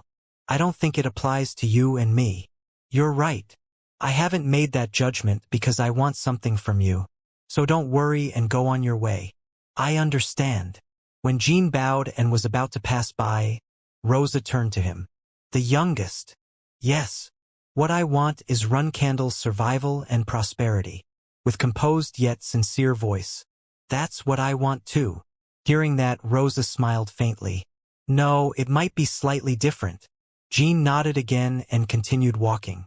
Before heading to his room, Jean first went to the infirmary where Mary and Dyfus were. According to the butler Petro's words, the two had suffered minor injuries. No. Are they considered minor injuries? It seemed Petro had misheard or Mary and Dyfus were bragging. Both were covered in bandages and had limbs wrapped. So, when the elder brother was here, would you have gone like this? Huh? And created an opening and then quickly taken care of those bastards. Then it would have all been over in a jiffy, right? I had bought enough time. Ah, you should have done better. I mean, I was invincible back then, right? I would have bought double. Every time I see you, elder brother, you seem strong but not so good at fighting. What's fighting? It's about using your head, using your head. Yeah, you're great. You're as stubborn as ever. That's why you could stand firm in front of them. Then, if it were me, I would have stood firm double. Oh, has the youngest arrived? They chatted merrily even while lying in hospital beds.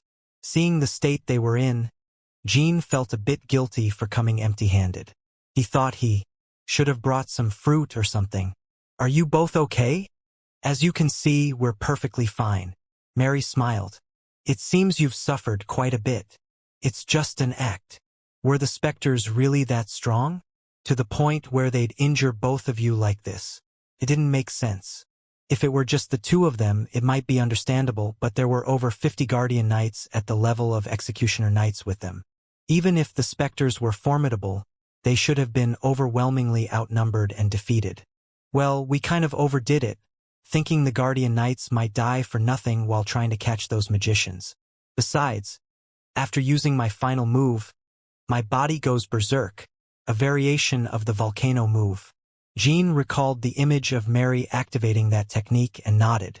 As it was a self-destructive technique that explosively released aura, it seemed to subject the body to considerable strain.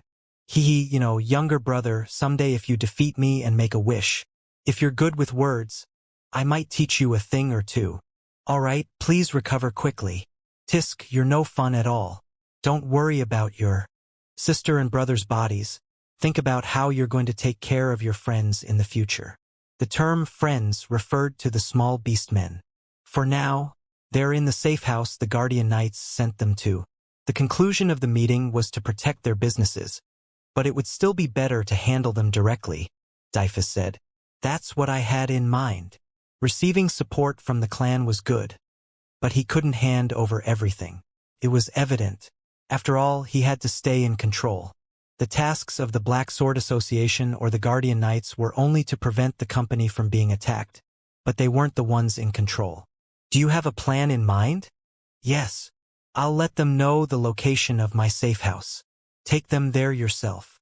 Dyfus didn't ask Jean about the specific plan he had in mind.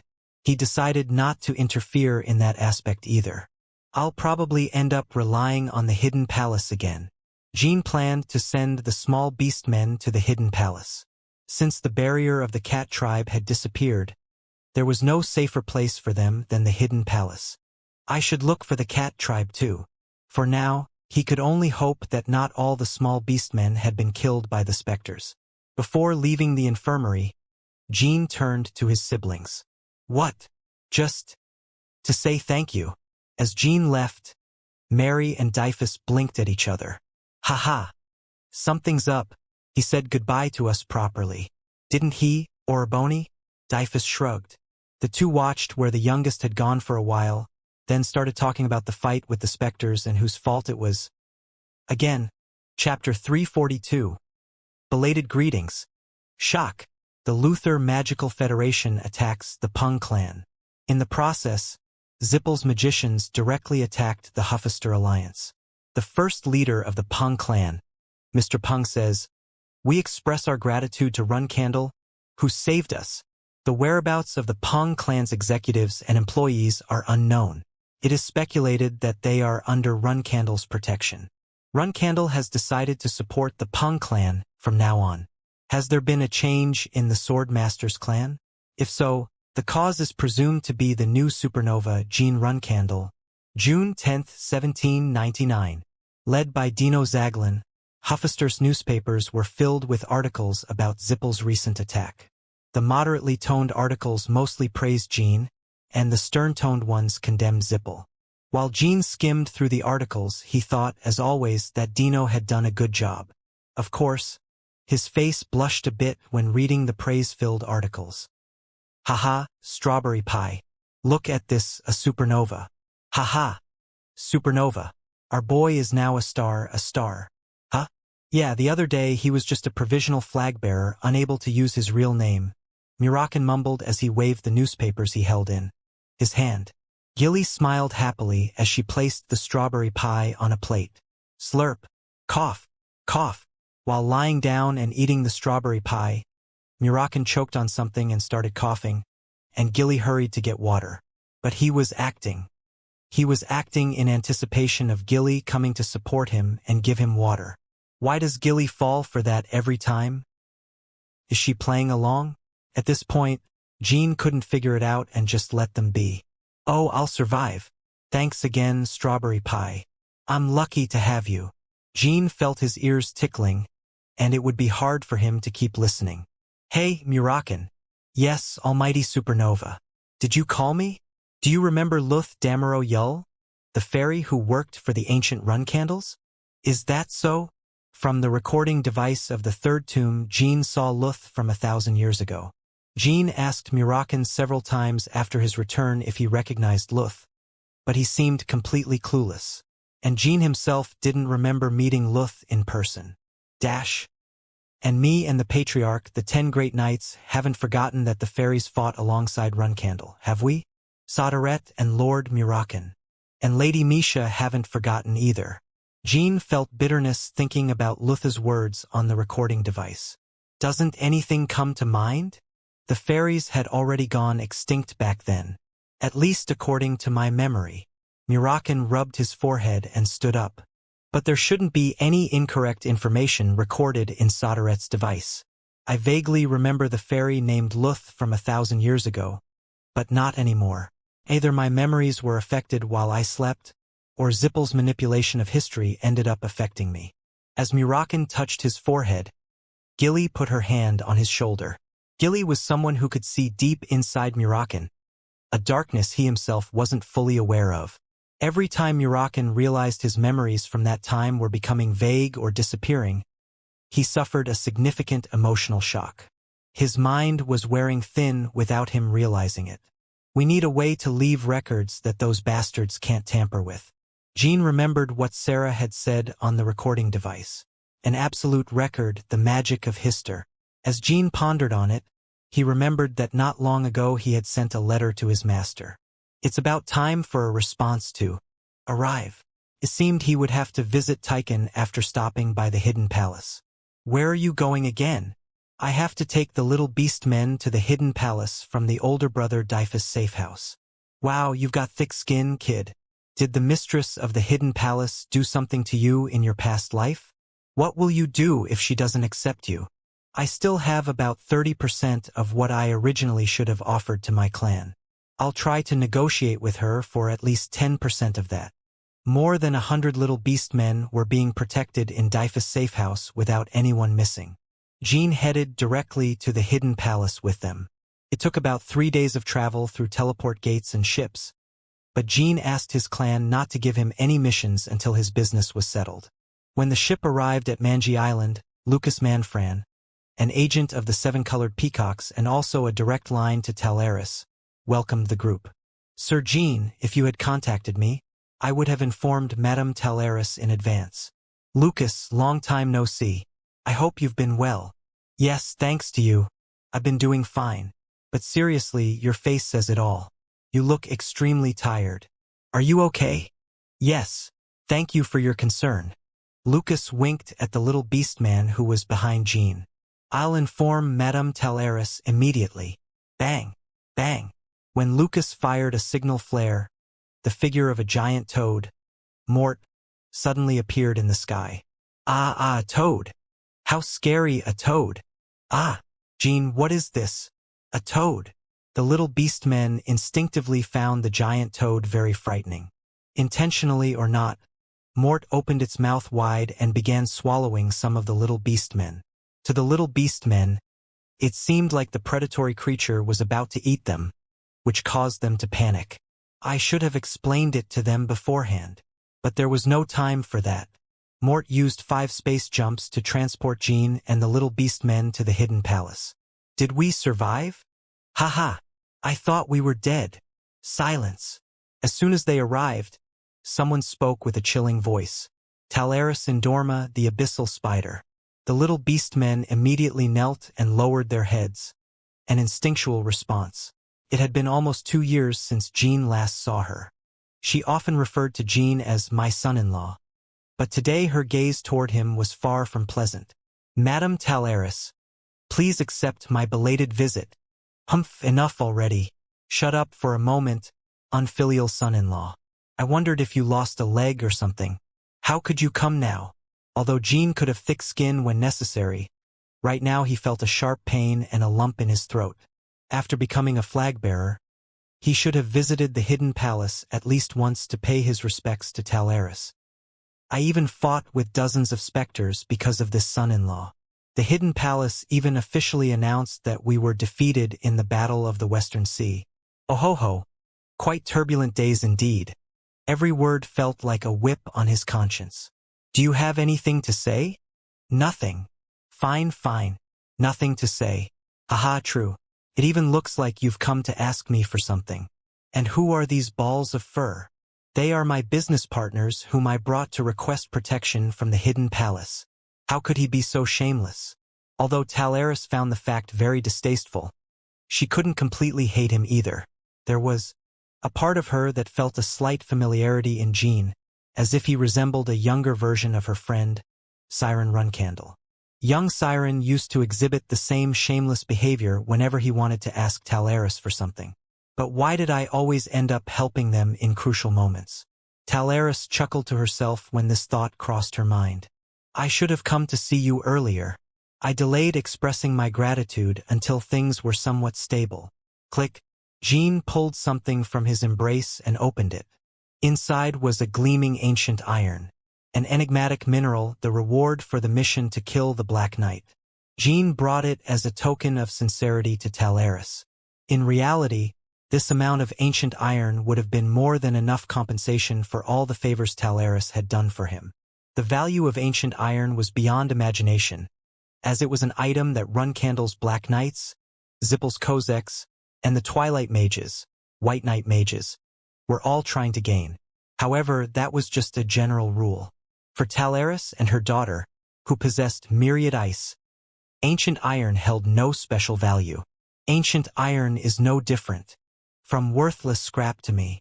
But then, in the next moment, Talaris couldn't help but let out a small, unexpected laugh. There's such a cute side to him, unlike Siren. It was because she saw that under the ancient iron were hundreds of stacked letters. Throughout the entire journey to the hidden palace, Jean had been writing apology letters to Talaris, without taking a single break. Inside the letters were not just simple apologies but also a list of most of the incidents Jean had experienced. This indicated that Jean trusted Talaris, as he even wrote about the history of the Timar tombs, which he had not yet told Siren about. The reason Lucas had asked for a tired face upon seeing Jin's countenance was precisely this. Talaris had been reading the letters for a while now, and her expression softened slightly. She was conflicted. Should she forgive Jean and accept him again as a son-in-law? Or should she keep him as someone else's son-in-law? Mort, go and fetch my daughter. Boom! Mort quickly brought Cirrus back to the hidden palace. Mother, you summoned me. Jean run candle. It had been a long time since she last saw him. Her gaze toward Jean wasn't as unpleasant as Talaris, but there was a difference. She seemed somewhat dazed, unable to fully collect her thoughts, as she looked at the little beastmen Jean had brought.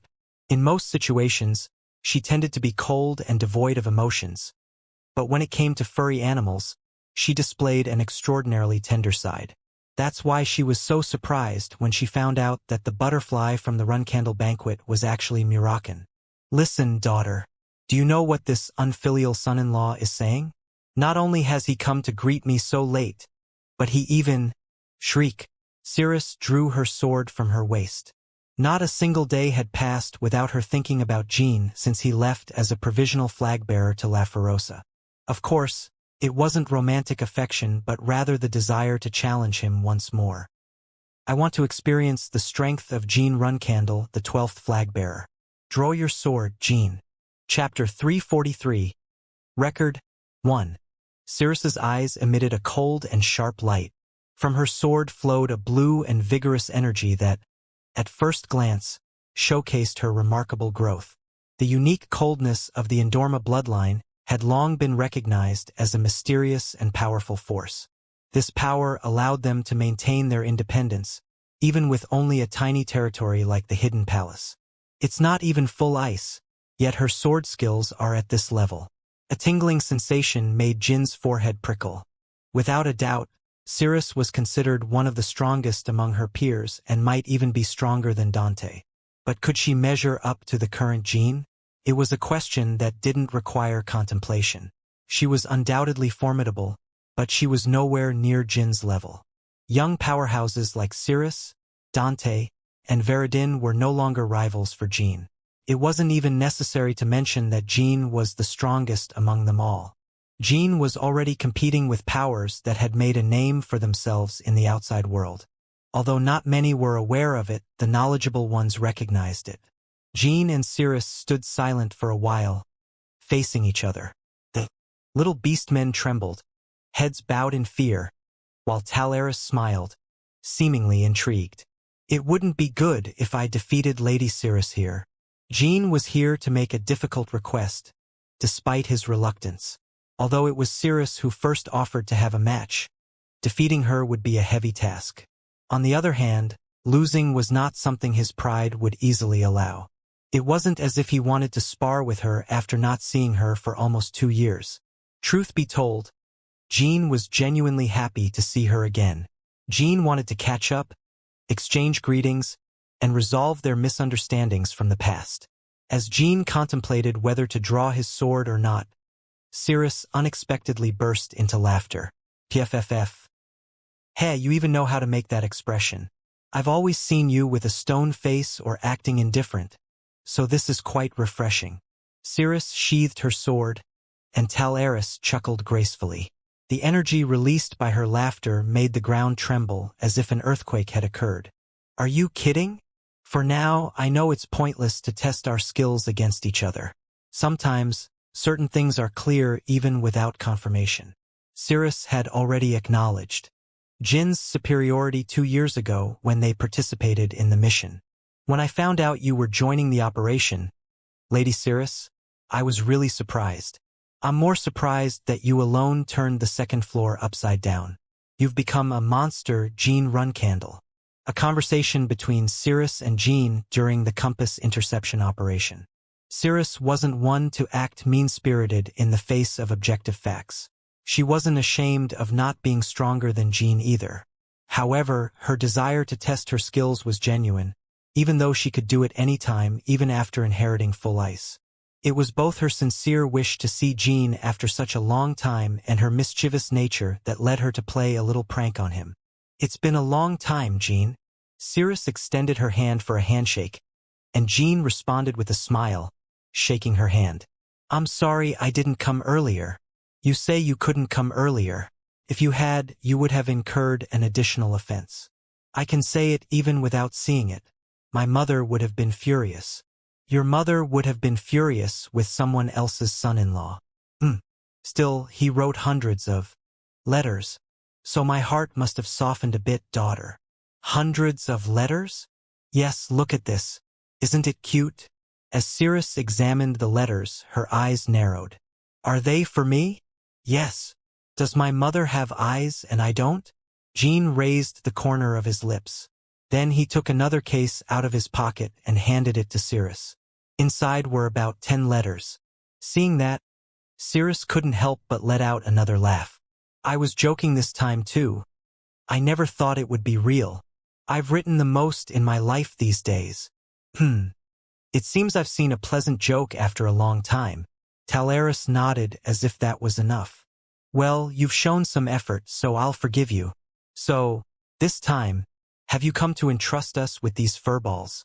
Upon hearing that, Pong, who read the atmosphere, quickly stood up and assumed a formal posture.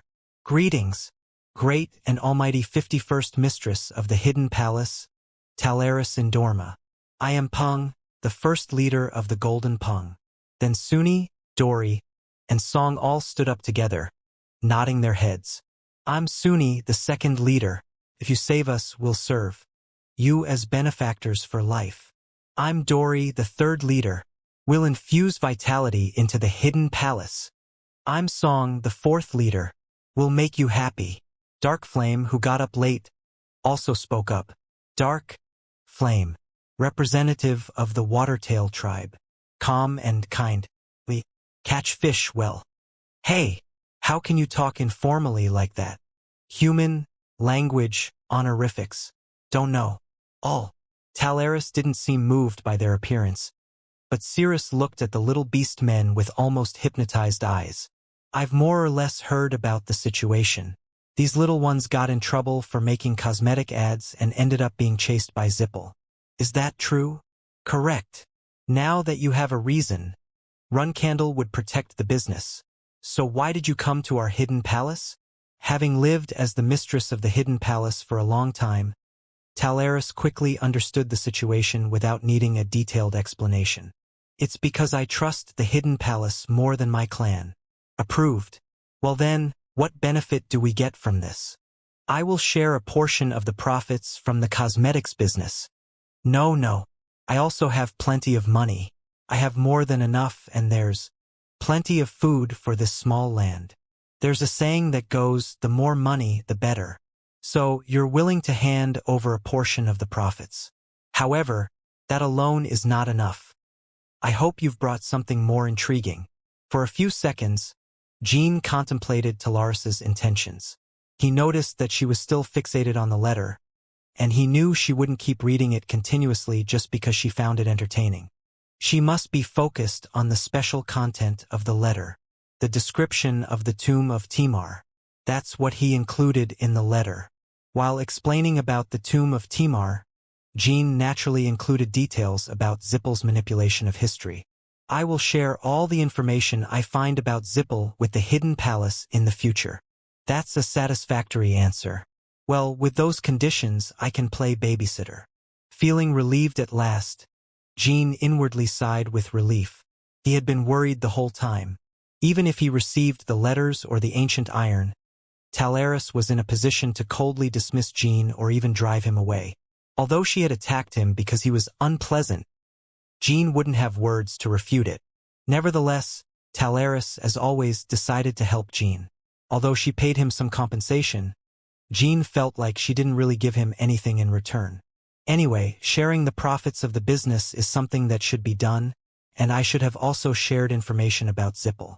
To fight against Zippel, an alliance like the Hidden Palace was absolutely necessary. The more Jean learned about them, the more he believed he couldn't defeat them with just Runcandle. Although Zippel may not go to the extreme of completely manipulating history like 1,000 years ago right now, there is a possibility that something is unknown. The manipulation of history is still happening, and even I might know the wrong history. Since witnessing the manipulation of history within the recording device, it had been hard for him to dismiss such thoughts. Knowing that he could remember a falsehood as truth was one thing, but not being able to fully comprehend it was undoubtedly detrimental to a person's mental state. Today, with a few words, you've settled a significant debt, my son-in-law. Talaris felt even more affection for Jean than he thought. It wasn't just because she saw him as her son-in-law, but also because he was as irascible and eccentric as her friend. Especially considering he was the son of Siren, whom she had acknowledged several years ago. Although Cirrus murmured for her to stop calling Jean her son-in-law, Talaris completely ignored that comment. Now, only my daughter and my son-in-law are left. The rest of you can go. We have something to discuss. Yes. Understood. As the little beast men quickly left the training ground, Talaris's expression turned serious. Jean. Yes, Lady Talaris. Although the Hidden Palace has remained mostly neutral over the ages, it hasn't always been so. When the first master of the Hidden Palace was chosen by the divine sword, Full Ice, and the snow-toad Mort, we made a certain oath. FSSSSSS. The ice crystals on Talaris's hand gathered to form a single sword, Full Ice. This sword possesses the absolute power of cold that nothing can break.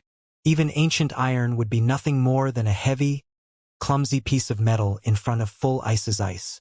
Not even your father could break this sword. Suddenly, Talaris began to talk about Full Ice, intending to explain the oath made by the Endorma bloodline. Boom! Mort growled below. Then Talaris mounted Mort and extended her hand. Jean and Cirrus also got on Mort, and before them, a white dimensional gate opened, leading to the snow garden.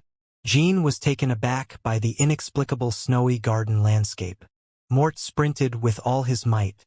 Where are we going?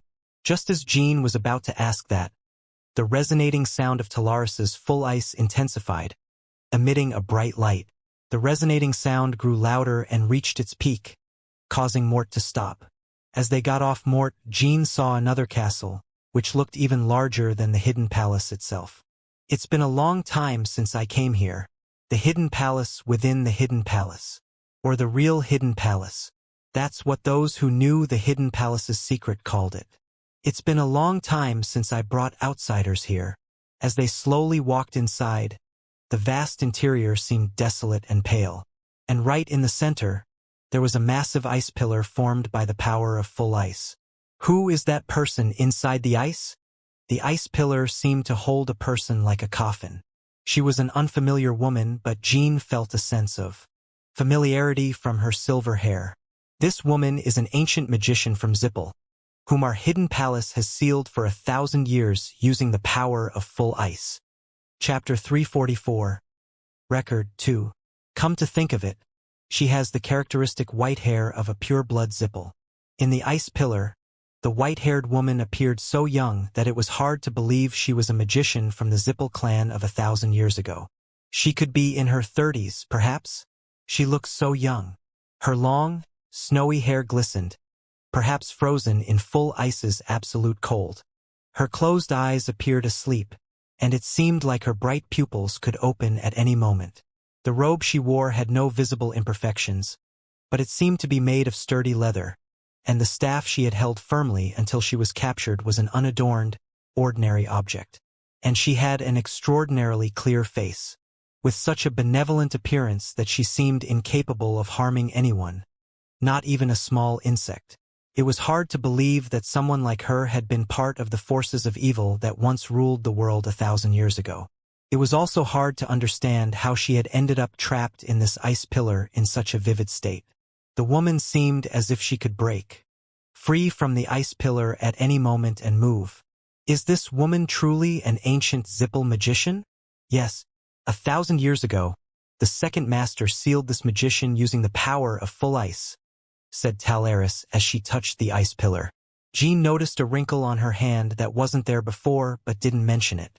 Is it because of the Endorma clan's oath you mentioned earlier? Yes, you should know well. There is no power without a price. As a 1,000-year contractor, Jean knew better than anyone the cost and responsibilities that came with gaining a second life and power and potential beyond that of any other genius of his time. Of course, Talaris didn't know everything about the 1,000-year contractor. But she believed that Jean already understood the concept of responsibility when she saw him trying to save the native of Cologne. Our Endorma bloodline also obtained the power of full ice. We gained overwhelmingly greater power than any human could possess. But in return, we received the mission to help resolve extraordinary phenomena in the world. It was the first time Jean had heard this story. I always thought the Hidden Palace's neutrality was simply due to its nature and influence. Are you saying there was such a mission? It was a story very few knew. The promise made by the Endorma bloodline with full ice, with the gods, had a slightly different nature than the typical contract made by contractors. What kind of extraordinary phenomena are you talking about? When it comes to extraordinary phenomena, the calamities brought by witch Helurum are the most representative. Previous masters of the Hidden Palace worked hard to stop that woman, and so did my mother. You're revealing too much to an outsider, mother. An outsider? Daughter. How can my son-in-law be considered an outsider? Why the hell do you call Jean son-in-law? Anyway, most ordinary people don't know. If my mother hadn't stopped Helurum, the world's population would have been tens of millions, if not billions, less than it is now. Ignoring Cirrus, Talaris continued speaking. Cirrus sighed, and Jin's eyes widened. If what she was saying was true, it seemed that the entire world, to some extent, owed a debt to the Hidden Palace. 500 years ago, the Holy Kingdom Protection War took place. Even then, the Hidden Palace's swords infiltrated demon territory and killed high-ranking demons, contributing greatly to humanity's peace. Since the first master was chosen by full ice, the Hidden Palace had made countless significant contributions to the world's peace and prosperity over the last 1,000 years. Talaris herself had sacrificed greatly from her youth to the present to eliminate extraordinary phenomena, and continued to do so. This woman was also one of those extraordinary phenomena, from what I've heard. Jean shifted his gaze to the woman trapped in the ice pillar. In my experience with numerous lovers, I've realized that you can't judge a person solely by appearances. Sometimes, someone who looks innocent can be a tough and powerful individual, and vice versa. At first glance, this woman might seem incapable of even killing a single ant. That's true. Due to foreign invasions, detailed records about her were lost. But even from the records that remain in the Hidden Palace archives, I can tell you that this woman was as wicked as Helurum. Suddenly, the name of a woman Jean had seen in the third tomb's recording device came to mind. What happened? Did you manage to destroy all the enemy towers? No, it wasn't possible. If I told you there are more magicians like Alona, would you believe it? Sildare. It was terrible. I destroyed about 50 and gave up and then came back. What, really? I tricked you again, Sildare. Haha, I tricked you again. I can't help but play these kinds of pranks on you so easily. What? Are you saying it's a lie again? Yes, that's right. Who would believe there's another crazy monster like her in the world? Huh? Anyway, you're so silly and cute. Alona Zippel. Even the 10 great knights of Runcandle from that time would tremble in fear at the mention of that name, and the joke that there might be another magician like her terrified Sildare. Her name is Alona Zippel, a pureblood Zippel, but she had never been the matriarch. Apart from her name, not a single piece of information is known about her. Strangely, there are no records about her. However, based on the clues left by the second master through full ice, they say she was a magician capable of laying waste to an entire continent. Talaris continued her explanation as she infused the ice pillar with the power of full ice. Suddenly, the pillar emitted light and several screens appeared around it. Recording devices, Videos? Jean examined the pillar in surprise. Unlike the recording device left by Soderette, the images appearing from the ice pillar were not videos but still images like paintings. Within these images were scenes of Ilona Zippel in combat or the aftermath of the battlefields she had laid waste to. Though they were only still images and not videos, Jean was overwhelmed just by looking at Ilona's appearance. Ilona with her staff raised, ruined mountains, and thousands of humans gathered to confront her. In the next moment shown in the images, there was no one left alive, only countless drops of blood forming rivers and bones. Ilona's clothes weren't even slightly damaged. Maybe not even the second master could kill this woman. It seems he barely managed to seal her using the power of full ice. So, is this Ilona Zippel still alive? Some records were lost, but there has never been any record of her being killed. It is said her time is frozen. Suddenly, a chill ran down Jin's spine, and goosebumps appeared on his back and waist. What a monster! She has been sealed for 1,000 years, but she's still alive. Even now, they couldn't kill her. If it were possible, the masters of the previous generation of the Hidden Palace, including Talaris, wouldn't have left Ilona unattended. And there was a part that was hard to accept. Why are there so few records of such a caliber magician? Even in other historical texts, her name is likely to be absent, and only traces remain in the Hidden Palace records. From the expressions of the 10 great knights in the recording device and the traces left by the second master of the Hidden Palace while sealing Ilona, it was beyond doubt that Ilona Zippel was the strongest magician in Zippel's history. Even if she wasn't, her name should have been mentioned whenever the subject of the strongest magicians was brought up. However, Jean had never heard the name Ilona even when he was deeply immersed in the study of magic in his past life. When people talked about the strongest magicians in history, the name Rial Zippel was mentioned, not Ilona's.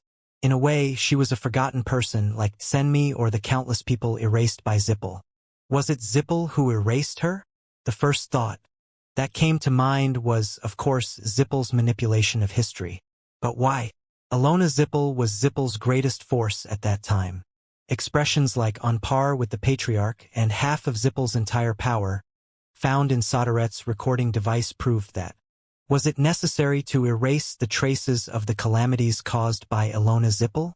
Or was her power too overwhelming and uncontrollable? Seeing that she attempted to manipulate Timar's history, it doesn't seem to be the case. Or perhaps something went wrong, and Zippel himself suffered significant damage when defeating the Run Candle at that time. Amidst all sorts of speculations, Talaris spoke. For 1,000 years, the Hidden Palace has been hiding this woman from Zippel. Talaris had just revealed one of the Hidden Palace's greatest secrets to Jean. The reason they concealed Ilona's existence from Zippel was no other than this.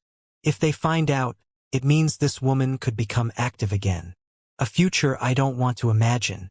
If a monster like her is added to Zippel, which is already dominant, the balance will cease to exist. Indeed, that was the case. Runcandle, despite having the Genesis Knight, Divine Star Knight, Siren, couldn't surpass Zippel. Other forces like Vermont, Kinslow, and the Hidden Palace would naturally be absorbed or face destruction if the balance between them collapsed. Of course, Ilona might no longer fight for Zippel's cause. But that was an illusion, and an extremely unlikely scenario. I revealed the Hidden Palace's secret to you because you're investigating the tombs of Runcandle's first patriarch and glimpsing into the past. Talaris believed that Jean might find clues that could kill Ilona during that process. It was also possible to find ways to restrain Zippel's extraordinary phenomenon by manipulating history. Furthermore, Talaris was anxious. Jean could sense that emotion in her. Lately, the full ice seal has been weakening. Upon hearing that, Jean looked at Talaris's palm again. It had wrinkles it didn't have before. Given her age, having wrinkles was natural, but like many warriors who gained enlightenment, she had been significantly suppressing aging until now. Moreover, the Endorma bloodline was especially immune to the effects of aging due to the power of full ice. The appearance of wrinkles on her palm indicated that the power of full ice, which was suppressing Ilona, was reaching its limits. For her, maintaining her body at its peak had become an increasingly challenging task. So, How much time do we have left? At the moment Jean said that, crack! A crack appeared in the middle of the ice pillar. Chapter 345. Record 3. Incredible. Could it be happening right now? Jean and Cirrus instinctively reached for the swords at their waists. On the other hand, Talaris shrugged as if it were something that had already happened before, a bitter smile forming on her lips. A human sealed 1,000 years ago has surpassed the power of full ice and mine. It's not surprising. There was even a time when the seal broke more than halfway. Despite the crack, Ilona, inside the ice pillar, remained motionless with her eyes closed. Talaris reached her hand towards the crack, and the power of full ice flowed into it, repairing the fracture. Slowly, the ice pillar returned to its original state. Even just restoring the crack seemed to have exhausted Talaris, who showed an expression of extreme fatigue. "Mother, are you all right?" "I'm fine." "Humph, maybe I worried my son-in-law for nothing." "Haha." Cirrus continued to worry about her mother, not even bothering with the continuous jokes about my son-in-law. "It seems this woman is tired of sitting in the same place for 1,000 years. Does my father also know about the existence of Ilona Zippel?" "Yes, he does. In our youth, when I didn't know much about our circumstances, he used to make a fuss to wake her up and try to fight with her." "My father?" When Jean asked with wide-open eyes, Talaris smiled with satisfaction. Back then, Siren just hoped for a worthy opponent to come forth and calm him. The fact that awakening that woman could cause a great disturbance in the world didn't matter at all to your father, who lived the life of a warrior. Talaris became friends with Siren during that time. They clashed swords numerous times in the hidden palace, but at some point, they came to understand each other. Of course, now your father has regained his sanity and is responsible for the power he possesses. Is that responsibility related to the Black Sea? Ask Siren that directly. If you still don't know anything about Siren's affairs, it's because that's how he wants it. Understood. Jean. Yes, Madame Talaris. From today, you will also join the task of protecting this seal. Upon hearing Talaris's words, Cirrus looked at her mother in disbelief. Mother? Jean is an outsider. No, you can't be serious. Are you really considering him as your son-in-law? What if I am? You should say something that makes sense. Humph. No matter how much I tease my daughter, I never get tired of it. It's just a joke. I just think Jin's skills will be of great help in maintaining this seal. It has come to a point where I can't handle it alone anymore. I can't pass full ice to you yet. For Cirrus, it was an unimaginable situation. The fact that her mother could trust Jean for something. She felt frustrated that she couldn't be a support to her mother, but she had no choice. If that was her decision, she had to accept it. After gathering her thoughts, Cirrus reached out her hand to Jean. Jean hesitated for a moment before shaking it. I want you to know that this is not an alliance between the Hidden Palace and Runcandle, but between the Hidden Palace and Jean Runcandle. I prefer it that way too. In reality, Cirrus didn't mind being close to Jean. As the daughter of the mistress of the Hidden Palace, she wasn't familiar with the concept of friends. Jean was the only person close to her age whom she considered a friend. At first, it annoyed me when he tricked me, but he's not a bad guy, all things considered. Apart from their first encounter, Cirrus had a favorable impression of Jean since then. Otherwise, she wouldn't have joined the mission to steal the compass. Oh, how good you two look together. How about I leave you alone for a while, daughter? It's not necessary, mother. All right then. Goodbye, my daughter. Vroom! Mort opened a white-dimensional door. Talaris left the two, or rather the three Cirrus, Jean, and Ilona in the ice pillar behind and rode with Mort back to the outside of the Hidden Palace. They could only watch in puzzlement as Talaris departed through the place she had left them alone. In an instant, an uncomfortable tension filled the air between the two. If you could understand that my mother is a bit peculiar, Jean, I would appreciate it. Of course, compared to my father, she seems to be on the more ordinary side. After a brief exchange, silence fell once again. Awkward. Indeed. A few seconds later, they both spoke at the same time. Lady Cirrus, go ahead. Jean gently addressed her since he didn't really have anything to say. I was wondering. Yes. Do those guys also transform? Transform? Who are you talking about? The little beast men you brought. Do they transform into creepy humans like Butterfly Runk? I mean, like your black dragon? Jean was about to burst out laughing but managed to contain it as it would have embarrassed Cirrus. No, those friends are not dragons. They are true beastmen. Dragons are the only ones who can transform. That's a relief. If they were all dragons, it would have been quite intimidating. I still get goosebumps sometimes when I think that the cute cat I saw at the banquet is that black dragon.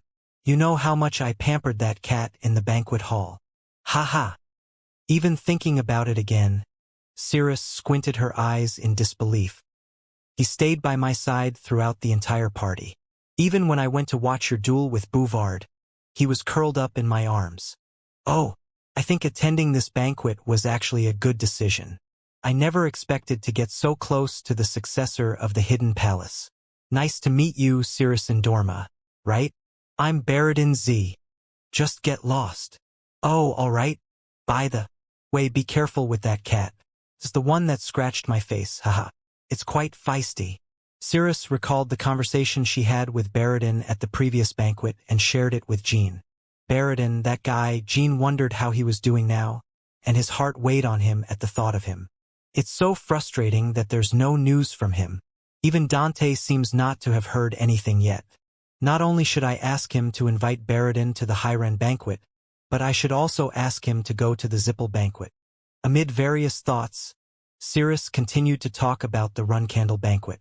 Apart from Jean, she didn't have many memories with people her age, as she had always been trained and focused on missions. Unbeknownst to her, that banquet had left her with special memories. Jean suddenly realized it and met Cirrus's gaze. He too had spent his childhood and youth in his past life without significant memories.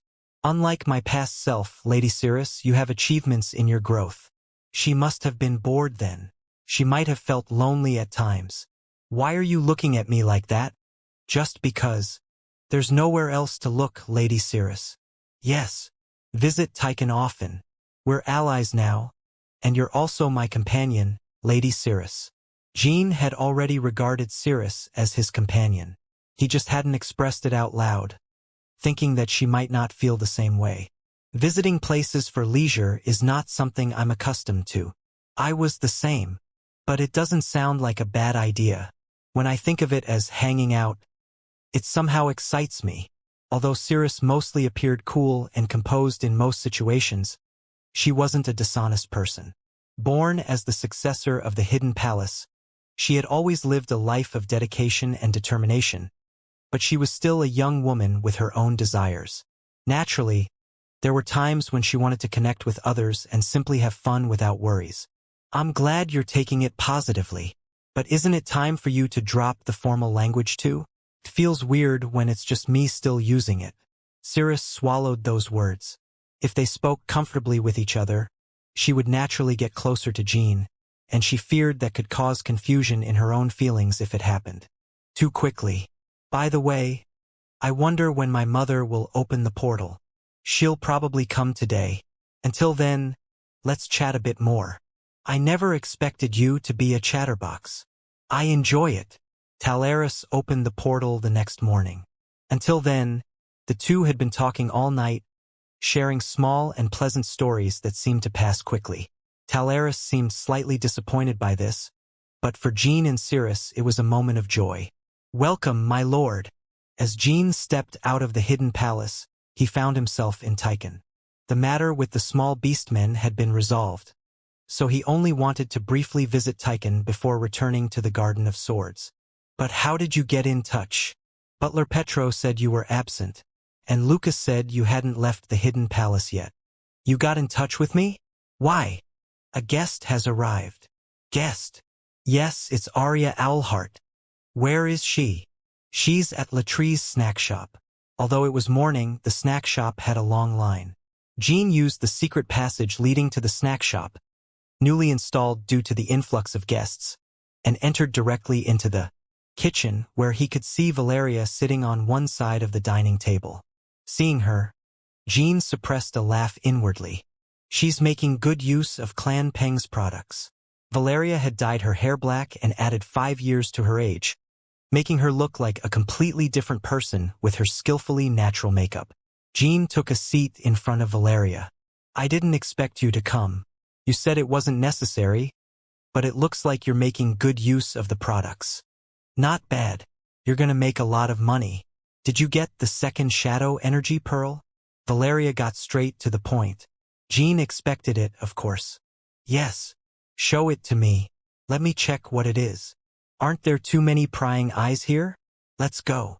There are only 4 of us who can see inside the kitchen. You, me, Latree, and a magician. It shouldn't matter since AZ Mills Dragon is your ally. And I think the same goes for that mage who lost her magic. Valeria didn't want to move because she judged it safer here. It seems like you know everything, although you say you read the mana flow. From berries. Knowing that Latree is AZ Mills Dragon is classified information. She had confirmed that information by checking the records. My existence was classified too.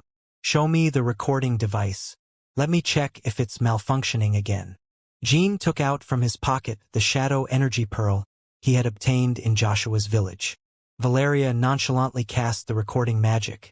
And indeed, inside the snack shop, no one could see what they were doing. A blue mana enveloped the marble. A moment later, Jean noticed that Valeria had the habit of slightly shifting her gaze to the left when she was perplexed or confused. Is she confused because of the pearl? What's going on with her? The blue mana of the recording magic disappeared. So, does it malfunction again this time? Valeria's response was truly unexpected. This doesn't seem to be a solderette device. Chapter 346. Record 4. Isn't it the solderette device? What on earth does that mean? It was a question Jean had never considered. If it's not from solderette, who could have used shadow energy to create the recording device? That's exactly what I said. This recording device is entirely made of shadow energy. But it's not something created by solderette. There's an indescribably malevolent force inside the device. It nearly contaminated my mind. Valeria took a deep breath. What surprised her was that for a moment, as she stared at the pearl, the shadow malevolent energy inside the apparatus seemed to be pointing toward her. You were nearly contaminated in your mind? Jean felt uneasy about Valeria's response. The Valeria he knew was not one to simply dismiss such situations as mere mistakes and move on easily. Darn it.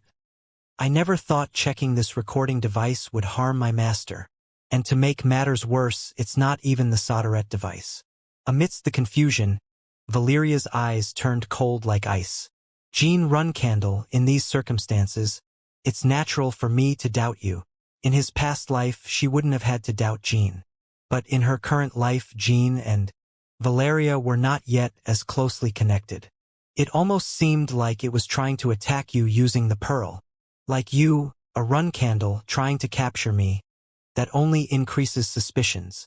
Defending his innocence wasn't going to help clear Valeria's misunderstanding. If I lose my master's trust now, we might not see each other again for several years. Or maybe she'll cut all contact with me until she's captured by Runcandle or Zipple. Valeria was someone who could very well do that. But maybe because my master is still young, she still has some confidence in me, or maybe the situation is just helping me. Or she doesn't doubt me for sure. It would probably be the third possibility. Valeria still has the shadow energy pearl Jean entrusted her with at the beginning, and she probably thought Jean wouldn't know its hiding place. Well, that might be true. I understand. If I say I wasn't involved here, it will only increase distrust between us. Jean shrugged. You know it well. Of course, claiming the attack you received was a mental contamination is rather abstract damage. Besides, one of my recording devices is in your possession, and you are someone I need. But there's still a possibility that it attacked you, right? Furthermore, if it's mental contamination, it could be the ancient dark magic that has now disappeared. As Jean spoke, Valeria shrugged. Well, you can think that way. I understand. But that doesn't mean I'll overlook the fact that it might not be you. If there's something you want to confirm, go ahead and do it. If possible, I'll cooperate. You don't need to cooperate, so don't worry. I'll check it myself. Let's go somewhere else for now. A while ago, you said this place can only be seen from the kitchen and refused to move. If you need a secluded place, how about going to Sir Cashimir's mansion? Follow me. Confirmation won't take long. Valeria got up from her seat. As Jean stood up to follow her, she stopped as if she had forgotten something and picked up something from the dining table. They were 2 pieces of special cookies made by Latrie. She carefully wrapped the cookies and put them in the pocket of her robe. Jean couldn't help but suppress a smile at that.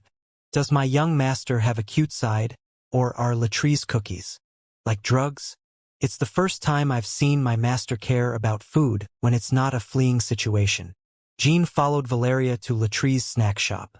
It seemed like she had already been here several times as she knew the streets well. They walked for a while, took a carriage halfway, and walked again until they reached a cliff at the edge of the island. Below, there was a makeshift small boat that Valeria had arrived in. So you didn't officially enter the free city but infiltrated it? Given the circumstances. Anyway, why is this city called the Free City? It's a cozy place unless you're a serious criminal. Hardly anyone here can recognize you apart from my colleagues and me, Jean said in frustration. Even in the Free City, his young master had to hide and sneak around. It was a lamentable life. I know that too, but I feel more comfortable this way. Let's get on the boat. Thud. Valeria jumped from the cliff. Although it was a height that could lead to death if landed poorly, Jean had seen her do it several times in her past life, so it wasn't that surprising. Just before landing, she used her mana to create a gust of wind to cushion the impact and landed softly on the boat.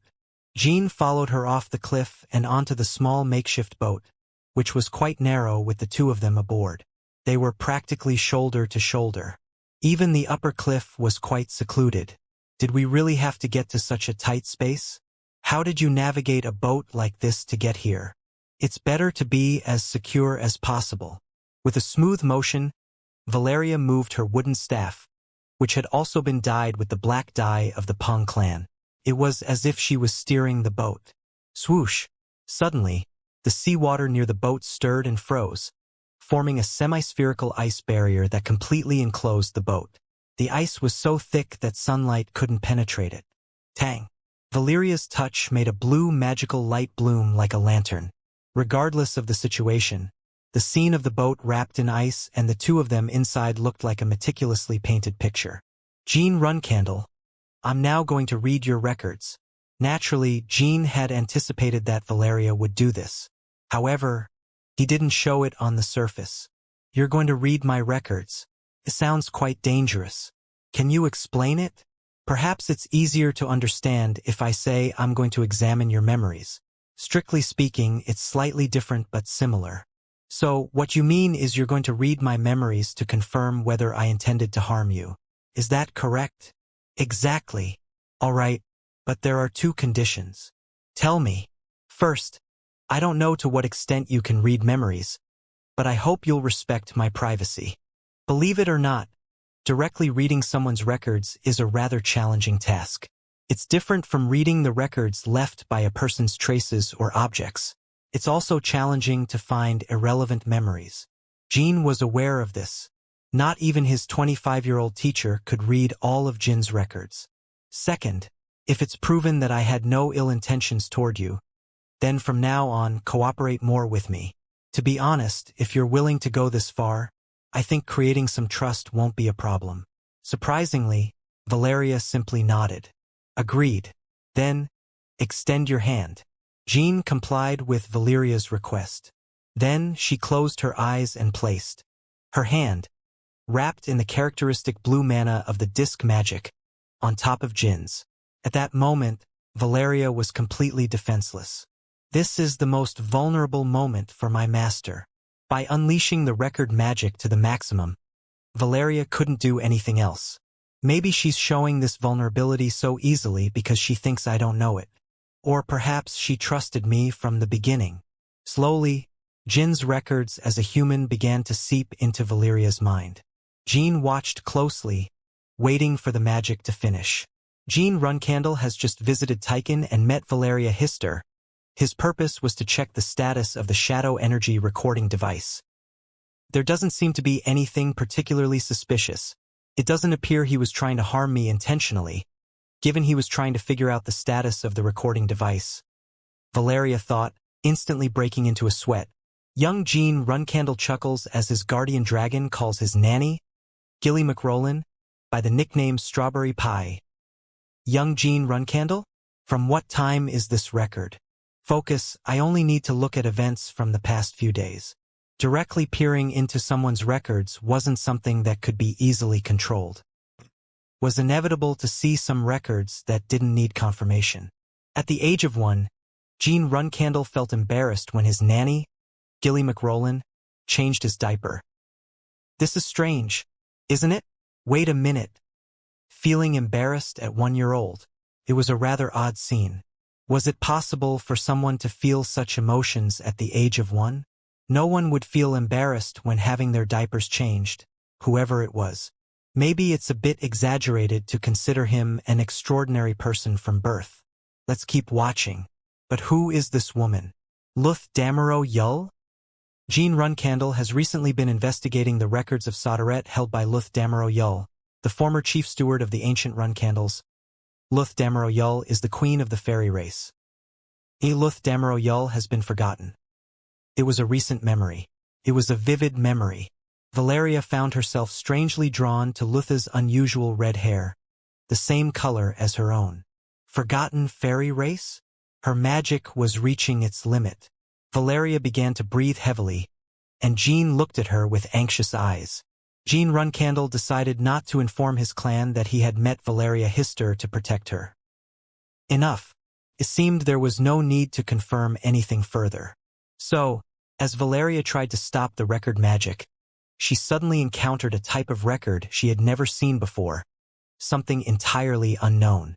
Jean Runcandle was cursed with this sword illusion from the moment of his birth. This curse was cast by the Grand Magician Kiddard Hall on the orders of Joshua Runcandle, but in reality, fate. Unlike the other ordinary records she had just examined, this one conveyed an indescribably strange sensation. A sharp headache struck her as if blades had pierced her mind. At the same time, an unbearable curiosity and the idea that perhaps she wouldn't have another chance to confirm that record about Jean crossed her mind.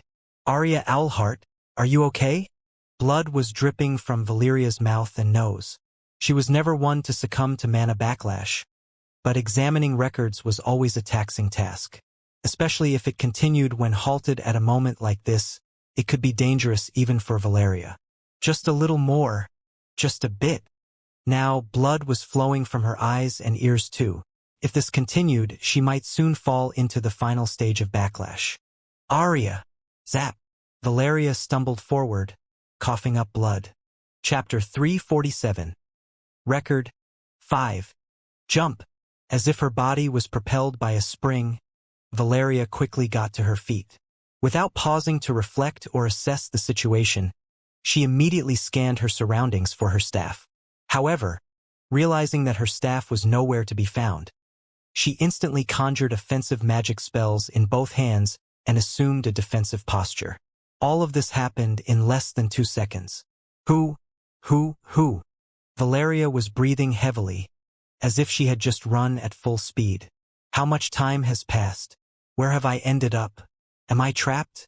She couldn't believe she had lost consciousness. It was the first time since her days with the Grey Owl mercenaries. Oh, you're awake, sir. My lord. No. The guest has awakened. Ha, my friend. Are you aiming those magic spells at me? Hey, put that down. You shouldn't aim at someone who saved your life like that. Geez. Valeria glared at Jet with red eyes. While most humans might react that way, she had developed an aversion to losing consciousness since the Grey Owl mercenaries were annihilated. Damn it, you zipple bastard. I'm not a zipple. I'm the adorable. Jet from Tychon. Calm down a bit. I'll kill them all. Every single one. Shock. A burst of mana shot out of Valeria's hand. Fortunately, Jet quickly dodged the blast and managed to escape the room. Why are you acting like this? I'll bring you some cold water." Even after Jet left, Valeria still felt unsteady due to the throbbing headache and confusion in her mind, making it difficult to find strength in her body. Whimpering like a trapped beast as soon as you wake up. "There are no Zipples here or anyone who can harm you.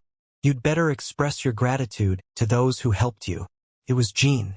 He had gone to get a towel for her forehead. "Jean. Jean, run candle?" Jean met Valeria's gaze as he placed the towel on her forehead. "Calm down. Drink this." Valeria looked at the glass of water Jean was offering for a moment before gently touching her forehead. "I must have caused a commotion. I'm sorry. As long as no one is hurt, I can overlook it." "How long was I unconscious?" 2 days. It's quite common in situations like this. While Valeria took a sip of water, another person entered the room. "How are you feeling? Your Majesty, Holy King? You're not a citizen of the Holy Kingdom, so there's no need to address me so formally. Just treat me as Jin's friend. I've heard that you're also his comrade." It was Lonnie. After Valeria's collapse, Jean immediately contacted Lonnie for help. Across the world, there was only one person capable of summoning the Holy King of the Holy Kingdom, especially in such circumstances, and that was Jean. "I'm fine. Thank goodness. Since you two have something to discuss, I'll take my leave. Today I plan to return to my homeland. If you need further treatment, feel free to request it any time." Once Lonnie left the room, only Jean and Valeria remained. Valeria seemed calmer now, her eyes more serene as she organized her thoughts. "I had no choice but to call for Lonnie because the mana reaction was severe. Don't worry, I didn't reveal your identity to him." As if molten metal had been poured into her chest, Valeria felt her heart warming. It was an emotion she hadn't felt in a long time. The genuine feeling of sorrow and gratitude towards someone. Since the Grey Owl mercenaries were annihilated, she had never established true human connections. So, along with fear, she was also overwhelmed by a sense of vulnerability, like being submerged in water. She had always believed that getting close to others would only expose her weaknesses. "If I intended to harm you, I could have done so 1,000 times before you fell." Valeria silently nodded her head. There was nothing significant in Jin's records that she had checked before losing consciousness. She felt sorry for wasting his time. If you think it's a waste, then it's a waste. But it can still be meaningful for building trust. I prefer to see it that way. Valeria looked at Jean without responding, contemplating the last record she had remembered before losing consciousness. Within Soderet's record device that Jean Runcandle confirmed, the ancient fairies had the duty of keeping records. 1,000 years ago, all the ancient fairies remained faithful. They had a deep connection with humans bearing the name Hister. Valeria ran her fingers through her red hair that fell over her shoulder and remembered Luth's red hair from Jin's records. Everyone born as Hister had that distinctive red hair. Is the ancient fairy race related to the Hister clan? Since realizing her identity as Hister, Valeria had always fought to reclaim her ancestors' magic and identity. But not once had she considered the possibility of a connection between the ancient fairies and the Hister clan. Those who remained faithful. What does that mean? She never expected to uncover such a truth through Jin's records. And the shocking revelation wasn't the end. Jean Runcandle experienced death once. The magic of Hister's records never lied. What the records conveyed was an absolute truth that nothing could alter. He died and came back to life. Confused, it wasn't too difficult for her to arrive at that conclusion. Resurrection, a phrase found in countless legends and myths around the world. It wasn't an event limited to stories alone. Did Runcandle have one of Numerous's tears? Numerous, the god of hope. He was a god known to have perished in some event before the founding of the Holy Kingdom, Vankila, leaving behind 8 teardrops and 100 drops of blood as his legacy. The blood was an unparalleled healing agent that could be used to mend any wound, while the tears were the only objects capable of bringing the dead back to life. Of the 8 tears, it was known that 4 had records of their use, but the whereabouts of the other 4 remained unknown. Valeria believed one of them had been used for Jean. Why? Isn't it a waste to use such a valuable item for Runcandle's 12th flag-bearer? If she were Runcandle, she would have used it on someone like Siren or Luna if they were facing death. What are you thinking, Arya Alhart? Arya tilted her head. My head is a bit stiff since I just woke up. Then let's talk after you eat. If it's uncomfortable to eat together, I'll take it to your room. I'd appreciate that. As Jean left the room, Gilly soon brought Valeria her meal. Is this woman Gilly McRolin, Jin's nanny? Gilly offered a friendly smile to Valeria without saying much. The meal consisted of minced meat soup and fresh milk. There was also a slice of strawberry pie for dessert. At that moment, Valeria smiled inadvertently. While eating, Valeria pondered the kind of profound conversation she should have with Jean. Now I understand. He learned about the connection between the ancient fairies and Hister through Soderet's recording devices. It's something independent of Runcandle personal information he obtained. That's why he needs me, since Soderet's recording devices are malfunctioning. Runcandle's or Zippel's purpose in seeking her was entirely different. They could use her as a bargaining chip or attempt to kill her. But Jean literally needed her help. The puzzle pieces are falling into place. Seeing Jean repeatedly in my dreams might have been some kind of magic left by the ancient fairies or my ancestors. Since my record magic is still incomplete, it only revealed itself indirectly. The encounter with Jean could be destiny, she thought. It felt like an old connection, like the legacy left by the ancient fairies and her ancestors. The main reason she felt this encounter could be her ancestors' legacy was the future record left by the Hister clan in the successor temple of Mummet. A future record that stated that he who inquires about the whereabouts of Hister to a bartender in a Mummet tavern in 1795 would return to Mummet around March 1799. Valeria was stunned when she confirmed it was Jean, the one from her long-held dream. I need Jean Runcandle to tell me everything about the ancient fairies. Shouldn't keep too much from him anymore. After finishing her meal, Valeria sought out Jean. Has your head calmed down a bit? Thanks to you. And you haven't forgotten our promise, have you? You have to cooperate more actively with me from now on. Of course. Just as you use me, I also felt I should use you more. Good. Can I ask you some questions? Jean. Sure, go ahead. While reviewing your records, I found that the ancient fairies have a deep connection with the Hister clan. I've only glanced at the records, but you probably know more about it. Jin's eyes widened for a moment, but he quickly concealed his surprise. Tell me about it. What is the relationship between the ancient fairies and my clan? If you help me fulfill my mission, I'll genuinely work for you as well. Arya. Wait a second. There seems to be a misunderstanding. I've never heard of such a thing. What are you talking about? Records never lie. From what I saw, it's evident. If you want, you can check my records again. But honestly, I've never heard of such a story. Valeria decided not to doubt Jean. The information about the ancient fairies and their connection to Hister was something that Jean, the human, had learned through Soderet's records. Therefore, it was possible that Jean didn't know about it either. However, I do know that the ancient fairies had abilities similar to your record magic. So, I had also considered the possibility of some connection between you and them. Abilities similar to record magic? Jean explained to Valeria for a while about the abilities of the fairies. Although he couldn't recall what the real Luth had explained, he clearly remembered the information he had seen in the records of the third tomb. Can you tell me where and how you saw the records containing the ancient fairies? It's a matter of great importance to me. I saw them in the hiding place of the cat tribe. Before you rush over there, I must tell you that I currently don't know their whereabouts either. I will find them, Valeria said with determination. Chapter 348. Record 6. With the help of record magic? Yes.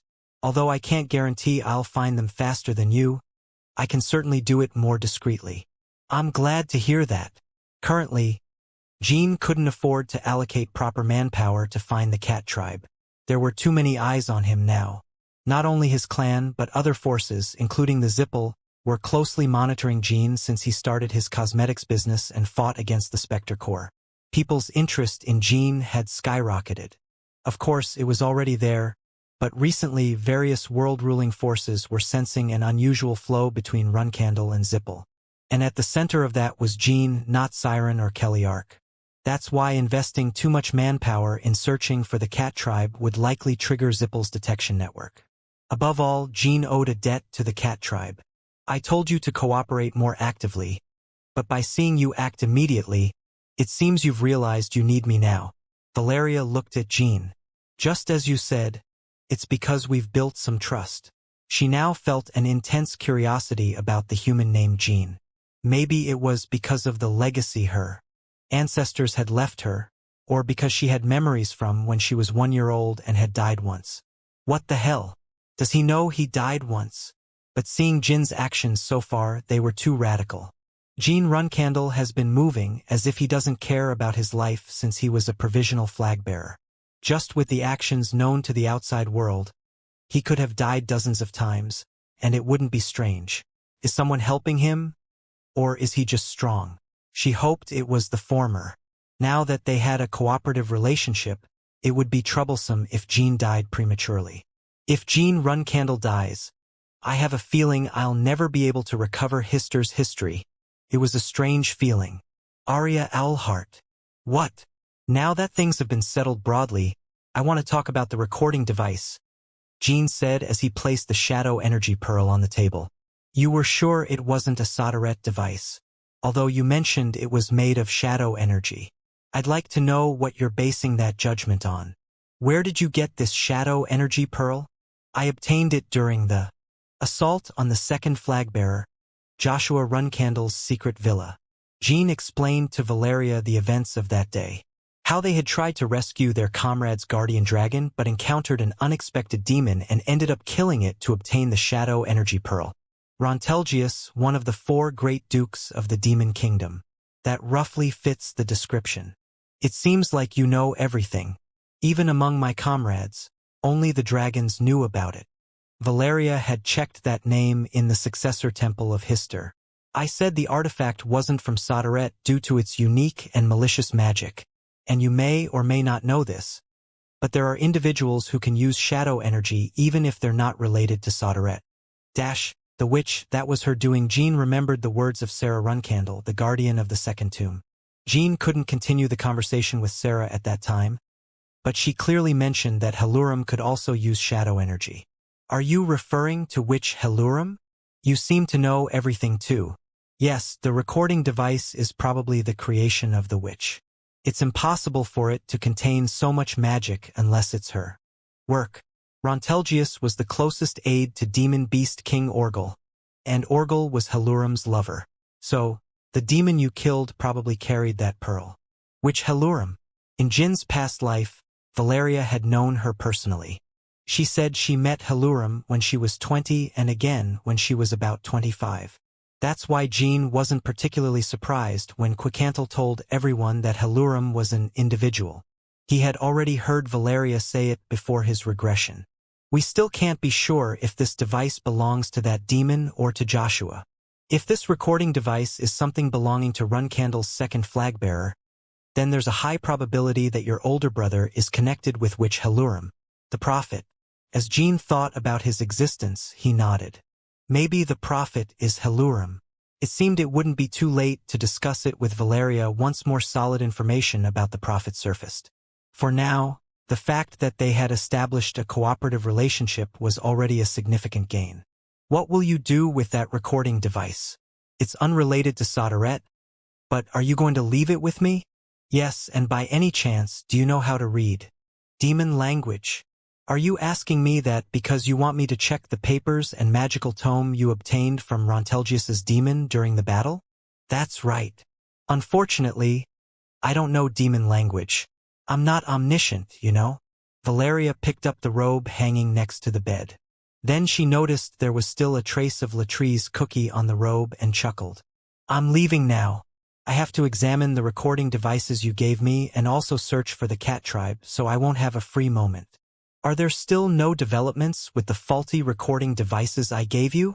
It's a time-consuming task, so please understand. I want to finish it as soon as possible and receive the remaining half of my ancestor's magical tome.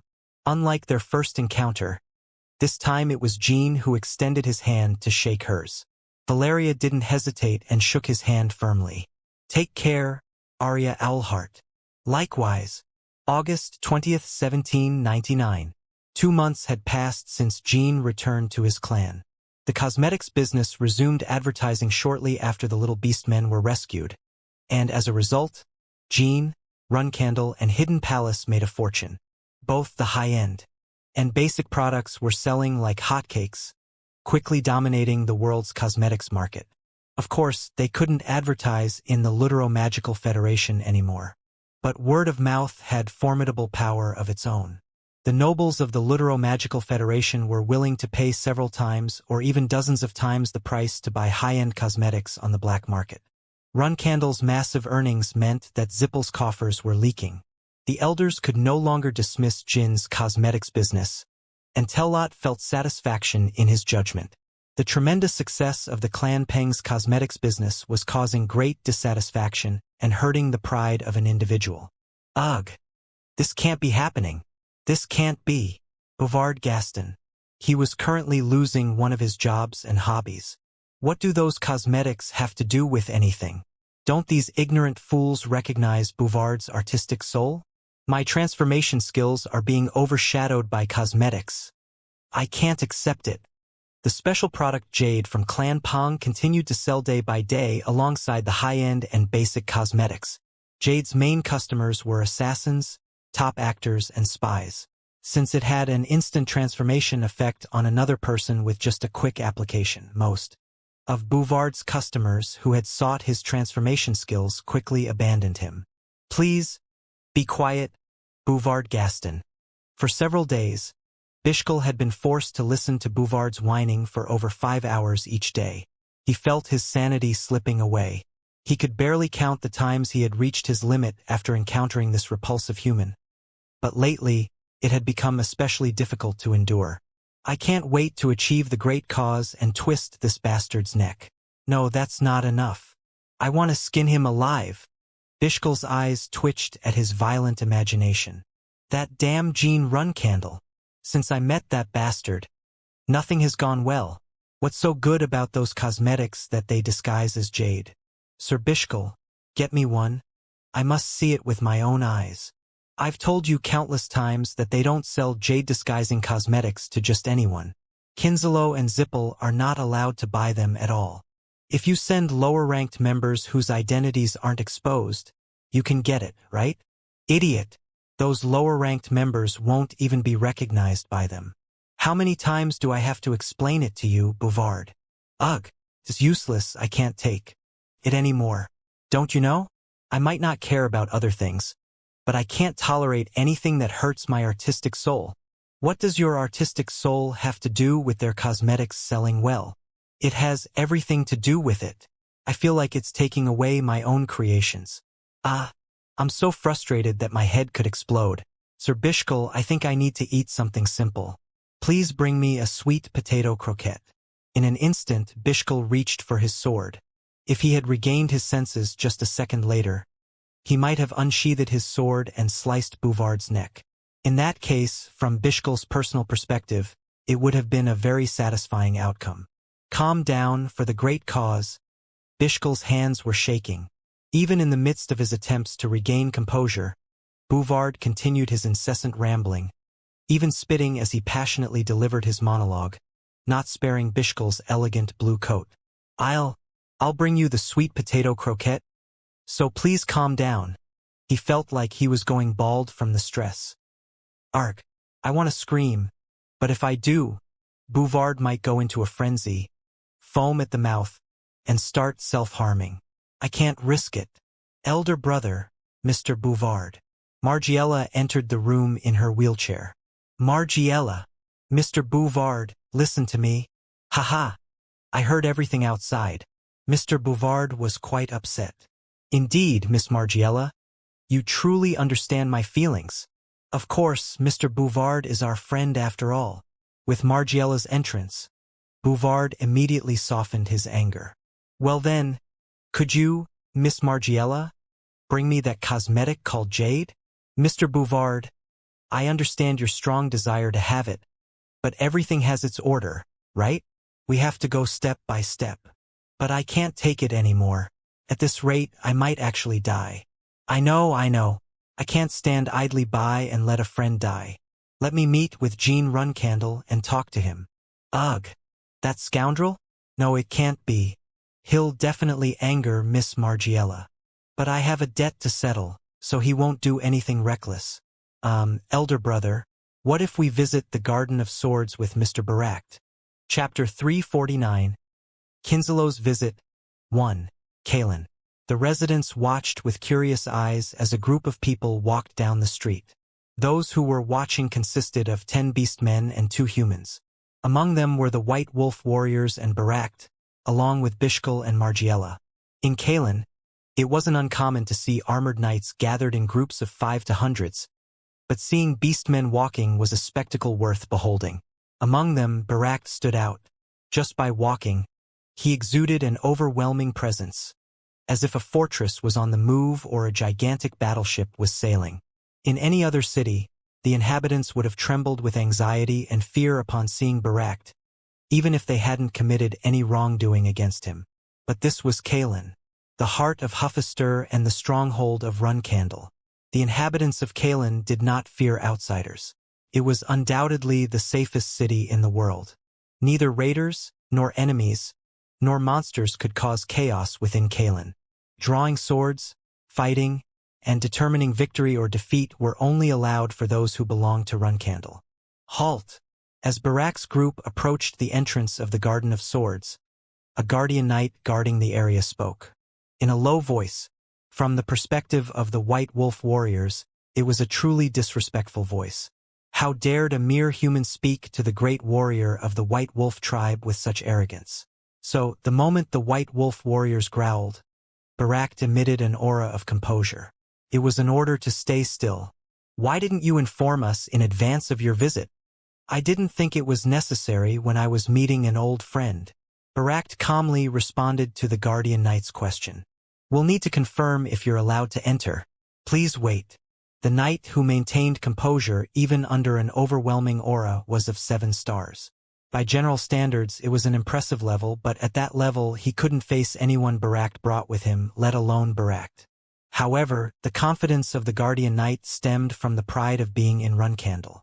The Guardian Knight believed that even if the opponent were a massive giant and killed him for disrespect, the opponent would never leave the city alive. This applied to Keliark Zippel as well, not just Pact. A while later, the knights returned with the answer and informed the Guardian Knight, "You are allowed to enter." The White Wolf warriors wanted to tear him apart immediately, but Pact seemed completely unruffled. Instead, he secretly praised the Guardian Knight. I've been thinking for a while. Among the human race, it seems that those who are somewhat useful have gathered in Runcandle. The Knights of Runcandle have some spirit, Lord Pact. Humph. Of course, the best among them is our vice leader. But Pact's humiliation didn't end there. Even after entering the Garden of Swords, there was no one there to greet them. As a result, they had no choice but to awkwardly stand in the courtyard for a while. These guys are being too much, great warrior. Even if we came here suddenly, do we have to stay still and endure this treatment? What else can we do if we don't stay still? Let's go back. We didn't come here to have a conversation with these humans in the first place. At that moment, Pact raised his head, and Bishkal spoke on his behalf. For us, this treatment might be unpleasant, but for Runcandle, the fact that we've shown up here without saying a word is unpleasant enough. Considering that they're showing us considerable hospitality, so let's stay here. Upon Bishkal's explanation, Pact seemed satisfied and flashed a small smile of contentment. As expected, only our vice leader is worthy among the humans. After a while, 30 execution knights and Rosa Runcandle came out to the garden. Old friend, I didn't know we were on such terms, Pact Sidricker. It's been a while, Rosa. In their youth, Rosa and Pact had many intense duels. The results were evenly matched, and every time they fought, both suffered significant wounds. On all occasions, They refrained from taking each other's lives because they hoped to avoid unnecessary conflicts between the Beastmen and Runcandle.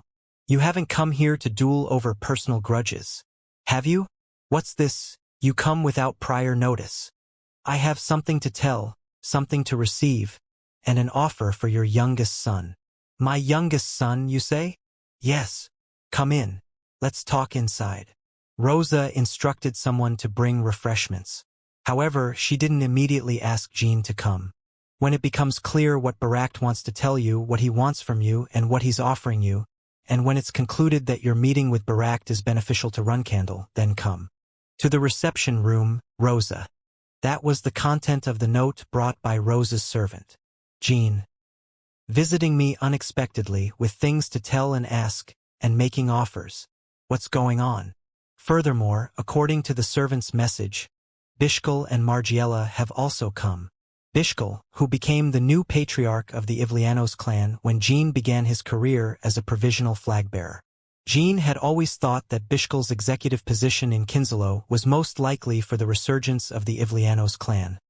Given their martial heritage in Huffister, it wouldn't be necessary to act hostile toward Runcandle if that were the case. Coming to the Garden of Swords without even requesting a visit, accompanied by the giants of Kinsalo, Bishkal's intentions have exceeded my expectations. Or he finished weighing between Runcandle and Kinsalo.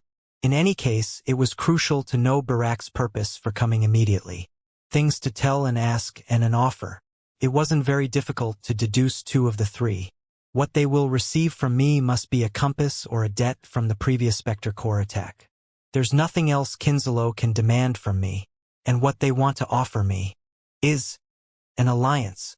Jean concluded that Kinsalo would propose an alliance. During the incident in the Holy Kingdom and the recent rescue of the Little Beastmen, Kinsalo has shown me consistent favor.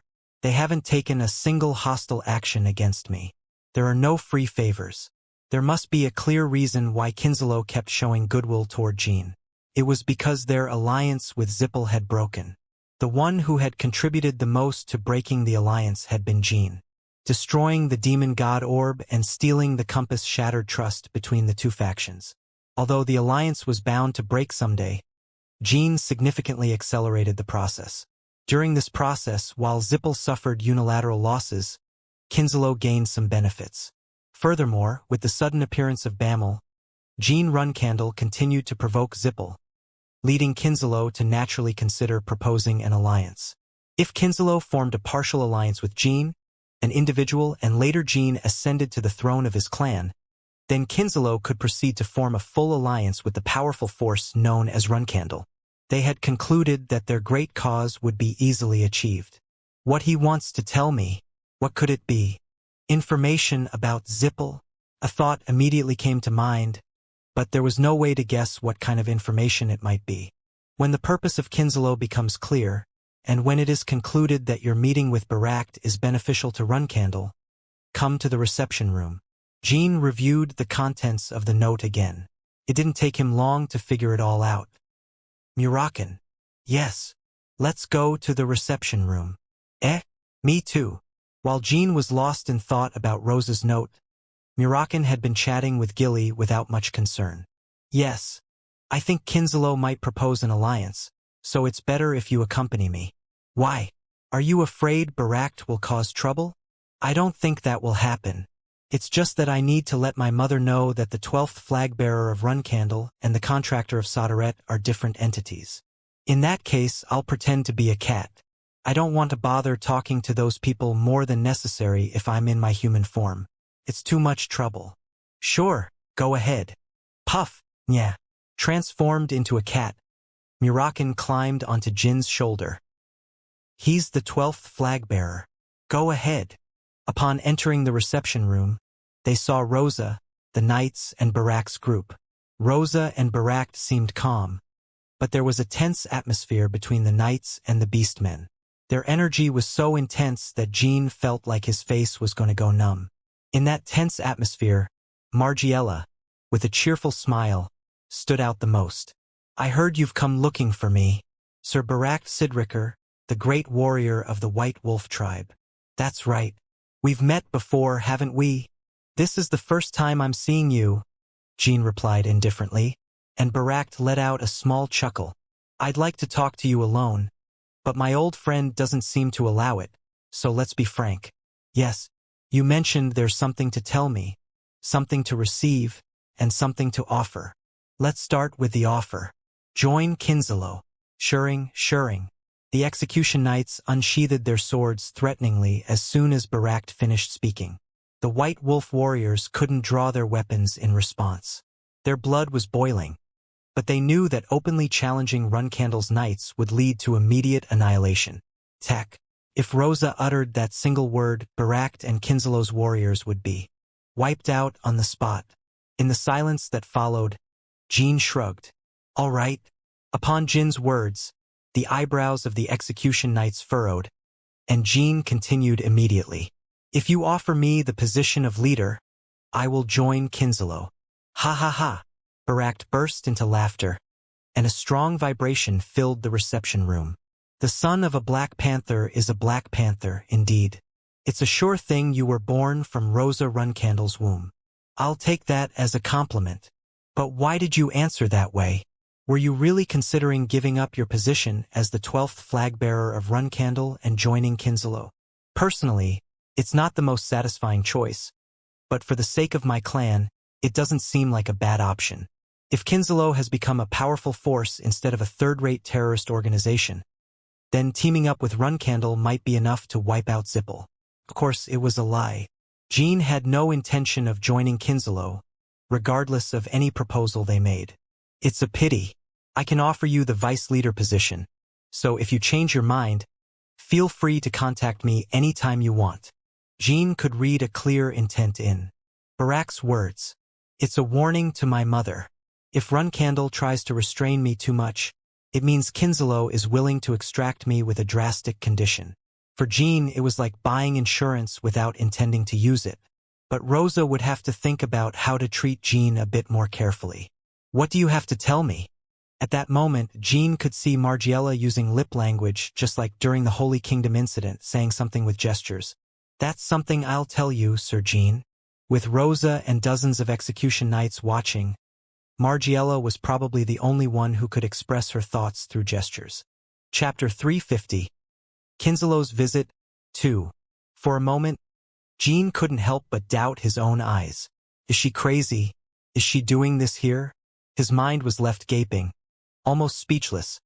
But after a while, Jean had to realize an even more shocking fact. No one in the reception room had witnessed Margiela's actions. Even a 5-star knight or anyone with decent observational skills would easily notice such a scene. But all the martial artists who had reached the pinnacle had missed it. It was a strange phenomenon. Even this woman is strange. Was it just a coincidence? Thinking so, there were too many people in the reception room. Moreover, with Rosa present, the likelihood of all of them casually missing Margiela's actions was lower than winning the lottery. Can I say it here? As no one had seen Margiela's whispering, it didn't seem strange to anyone that Barak responded to Jin's question.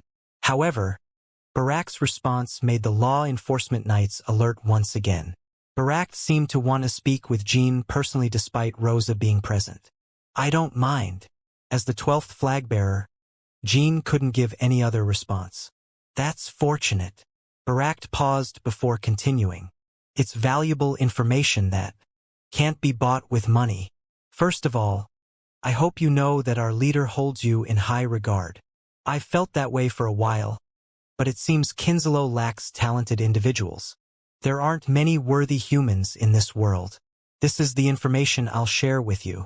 You're not the only one looking for the tomb. Jin's eyes almost widened in surprise.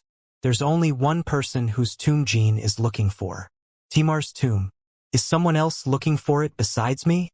Despite barely maintaining his composure, Barak smiled, clearly noticing Jin's confusion. Our leader said that saying this much should be enough for you to understand. It's intriguing information. Jean responded indifferently, but his mind quickly became more complicated. Kinzalo too? Zippel? In any case, what do they intend to find in Timar's tomb? And how did Kinzalo know I was searching for the tomb? There's no connection point. The most likely possibility was recent events. The day when Pact and Margiela arrived at the cave of the little beastmen to help Jean. During the process of breaking the barrier of the cat tribe, did the Spectre Corps find information about Timar's tomb, and Pact interrogated them before killing them? It didn't seem likely. Even if Pact was powerful, it was hard to believe that high-level magicians like the Spectres would fear death and give away information. Kinslow knew the information about Timar's tomb even before. Their leader is someone who existed even in Timar's time, so it's possible he confirmed that Zippel is looking for the tomb. Coming to this conclusion, Jean met Pact's eyes. So tell me what you want from me. Return the stolen item, the compass. Naturally, Jean expected to hear that, but once again, Pact said something different. Cosmetics. What did you say? I want a sample of the cosmetics sold by the Beastmen. Its name. Was it wood? It's jade, Sir Pact. Ah, right, jade. Can you give me some Jean run candle? Even without asking, Jean could figure out why Kinslow was making this silly request. Bouvard, that crazy bastard. It seems like he's been getting too much work lately. In the business reports Jean received from the Golden Snow Tribe every week, there was information about customers using the Jade product, along with their sales figures. The number of Jade users was rapidly increasing. Since Jean knew that there was only one person doing the disguise business before, Bouvard must be raking it in. Without hesitation, Jean nodded. If you give me an address, I'll send it to you. Great. It looks like things are settled. Well then, Rosa. Speak. How about we have a drink together after a long time? Just the two of us. To be honest, I'm curious about the taste of the alcohol back then. It probably won't be the same. Rosa obediently replied. Everyone, leave. The execution knights left the reception room with disciplined steps. No one questioned the fact that Rosa and Pact were staying alone. They simply went out to wait outside. You guys wait outside too. The warriors can wait outside the Garden of Swords. Thanks to Rosa's approval, Jean was able to have a separate conversation with Bishkal and Margiela. Since my mother also hopes to get more information from them, she created this opportunity. The fact that he's not the only one looking for the tomb gave Rosa new insight into her younger son's activities. I want a drink too. As they left the reception room, Margiela spoke up. Sure. Let's do it. Boom. Suddenly, Murakin transformed back into his human form and squinted his eyes. Margiela reacted with exaggerated astonishment and admiration. Kid. Yes. I need to hear your conversation. Murakin's face showed a certain annoyance. Anyway, the younger one needs to keep increasing his reputation. Otherwise, he won't be recognized by Runcandle even if he becomes a flag bearer. Is that explanation enough? Yes. Then I have one more question. Please go ahead. Where is Timar's tomb? I don't know. Can I go now? It was from the conversation Murakin had with Rosa shortly after Jean became a flag bearer. Although he was now Jin's guardian dragon, Murakin originally existed to protect all of Runcandle. In Murakin's opinion, if a story about Timar's tomb came up, Rosa should have been the one to suggest that they listen to the information together. My mother and Sir Pact? Yes.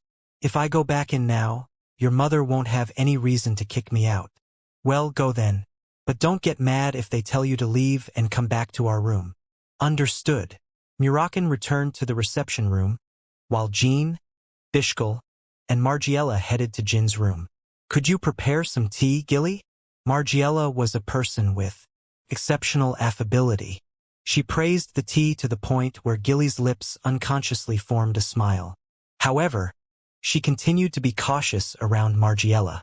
After all, Kinslow had been Jin's enemy since his cadet days. What's your rank in Kinslow, Sir Bishkal? I'm the vice leader. As if there was no need to hide it, Bishkal revealed her rank. I'm disappointed. When I first heard that you were part of Kinslow, I thought you were seeking their power to restore your clan. But it seems you have a completely different purpose. Even if you're disappointed, in reality, I was deceived, Sir Jean. It happened when you visited the Principality of Carano during your days as a provisional flag bearer. I don't know what you did that day, but you managed to obtain information about the compass.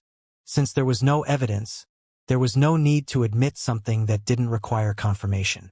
Except for the fact that I planned to kill Bouvard that day, I don't think I made any mistakes. But do you want me to return the compass? No, it's ridiculous to ask for something that was taken from you in battle. That object now belongs to you, sir. I actually don't seem to care. As long as Bouvard exists, you can recreate it anytime. Not necessarily. I just have faith that when Sir Jean uses the compass, he won't do anything that benefits Zipple. As Jean shrugged, Margiela spoke up. Perhaps you have no idea of the troubles we've gone through to appease Lord Bouvard because of the compass, Sir Jean. It seems that Bouvard Gaston is desperately needed to make your king, the king of the world. Is it true that even Sir Baract, who could chew up the specters, placates Bouvard? Jean directly mentioned Kinzelot's grand cause, but Bishkel's expression remained unchanged. However, Bishkel was also suppressing her emotions and, deep down, she was surprised. Our grand cause hasn't been made public. How does he know about it? Did information leak? No information had leaked about the grand cause. Jean found out before his regression. However, Bishkel had no way of knowing. Feel free to think what you want. The power of chaos seems to be quite remarkable. Both Bouvard Gaston and Miss Margiela are examples of that. It was still an assumption that Margiela also possessed the power of chaos. Bishkel narrowed her eyes. It's not good to casually talk about things you're not sure of, Sir Jean. It won't be worse than Kinzelot coming to Runcandle and talking about the tomb. Even before, Jean didn't like that fact. If Kinzelot really wanted to recruit him or propose an alliance, they could have conveyed that information in places where they wouldn't be overheard. I suppose Kinzelot brought up the topic of the tomb in front of my mother and the execution knights because it benefited them. Besides me, the Runcandles didn't seem to know much about the tomb. After today, Jean was convinced that the Runcandles would put all their effort into finding Timar's tomb. It was natural that there would be restrictions when searching for the tomb independently. I can move in secret, but in the process of finding the tomb, I'll inevitably run into other clan members. Since Jean was the only 1,000-year contractor, there would be no need to share what he obtained from the tomb. However, it was still annoying. I need to make sure that the clan's search for the tomb also benefits me. Timar's tomb. Now the Runcandles would participate in its search, and there were already others looking for it. In that case, the benefits Jean could gain were clear. I can use my clan as a shield. It can prevent other forces from finding the tomb or approaching it when it's discovered. Kinzelot also hoped that Jean would use the Runcandle in that way with the information they provided him. Who else is searching for Timar's tomb? Jean asked Margiela, knowing that would be the real information Kinzelot wanted to share with him. Who do you think? Zipple. Correct. But that's not all. Click. Margiela gently placed her teacup back down. The Vermont imperial family is also searching for the tomb of Runcandle's first patriarch. Your movements have been exposed to them before, Sir Jean. Chapter 351. Kinzelot's Visit. 3. Vermont imperial family. People from around the world commonly referred to them as a noble lineage, the imperial family from the beginning of time, and rulers of the empire. Jean had never considered the idea that they would be searching for Timar's tomb. Why? Instead of worrying about his movements being exposed, a more fundamental question came to Jin's mind. What would they do if they found Timar's tomb? Those who weren't Shadow's contractors couldn't make use of Soderet's legacy. So the most likely reason for third parties to seek the tomb would be to prevent the contractor from using the legacy. Or perhaps there was something more unknown within Timar's tomb. You don't seem very surprised. But I'm sure you must be surprised. I am surprised. Well, I've never seen anyone handle their expression as well as my big brother in moments like this. Watching Bishkel's behavior toward Bouvard, it seemed she wasn't very good at hiding her emotions. But that wasn't important. All right, let's say the Vermont imperial family is also searching for Timar's tomb. How did you come by this information? Well, you see, there's not much our leader doesn't know. Would that explanation suffice? Margiela replied with an innocent expression. causing Jean to raise the corner of his lips. No, it doesn't. Kinslow has no obligation to inform me of everything in full detail. I was just asking. Very kind of you to let it slide.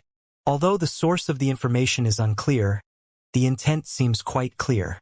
It doesn't seem to be false information. It's not that Jean wasn't curious about the source. He just assumed they wouldn't tell him anyway. Do you also know the reason? Why the Vermont imperial family is seeking the tomb of Runcandle's first patriarch? Yes. Ho, I don't remember it well. Although if Sir Jean were to join us in the revolution, I think I'd remember. Keep forgetting. Wouldn't you be truly disappointed? It's probably the most impressive information I've given you so far. This wasn't an ordinary wager. Their identity was unknown, presumed tainted by the power of chaos, and had a thick face and relaxed demeanor. Margiela was quite a heavy one to deal with. Fortunately, Jean knew how to handle such people. You can leave now. I won't accept any payment for the tea. Pay for tea. It was the finest tea from the Mila Mountains. I appreciate it too. Well, that's not important, Gilly. Please see Sir Bishkal and Miss Margiela out, will you? Understood, young master. You're kidding, right?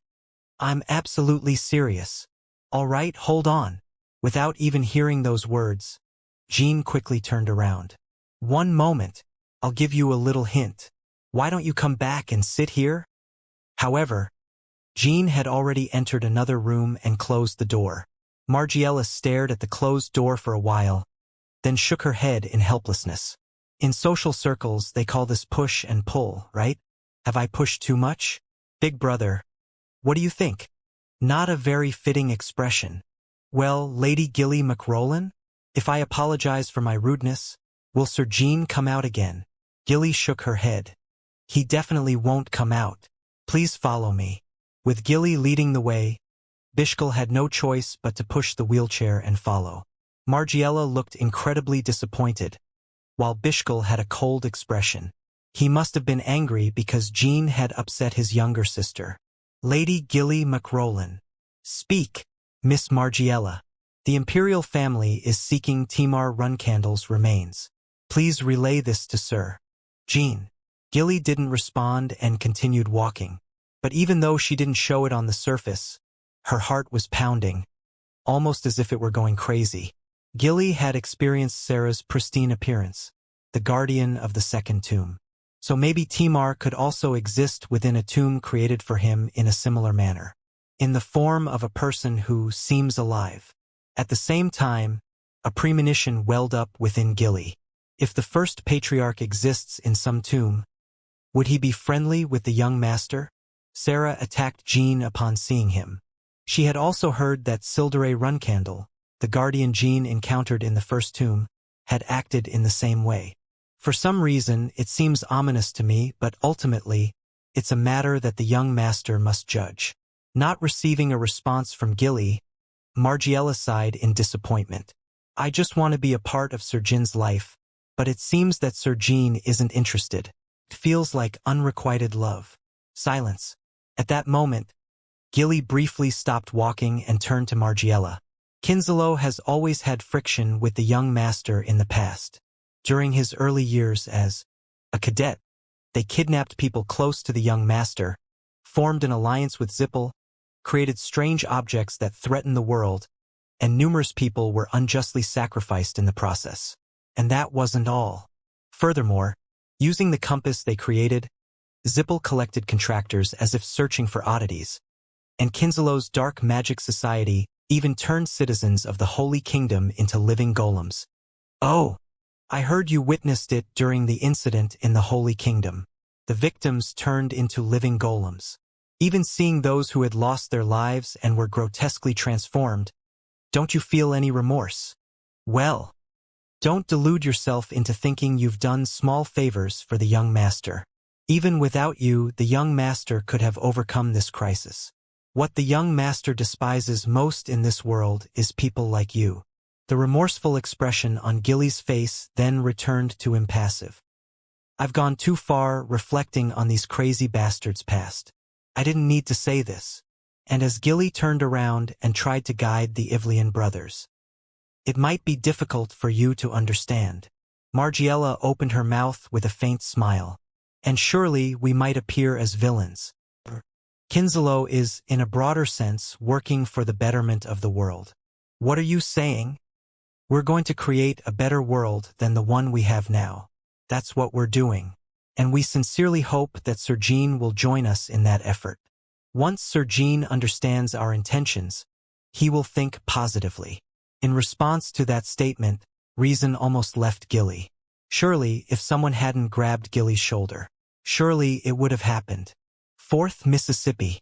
It was Myo who put a hand on Gilly's shoulder. 4th Miss? Can you call me that? I apologize, 8th flag bearer. Right? Next time, I won't let it pass with a warning, Gilly McRolin. Yes, I understand. Gilly bowed deeply. Myo's gaze was fixed on the Ivlian brothers. She had overheard their conversation as she walked down the hallway. These crazy bastards exist everywhere, right? Working to improve the world. Third-rate terrorist scum trying to make it big? So shut up and get lost already. Before I break your wheelchair and leave your arm crippled.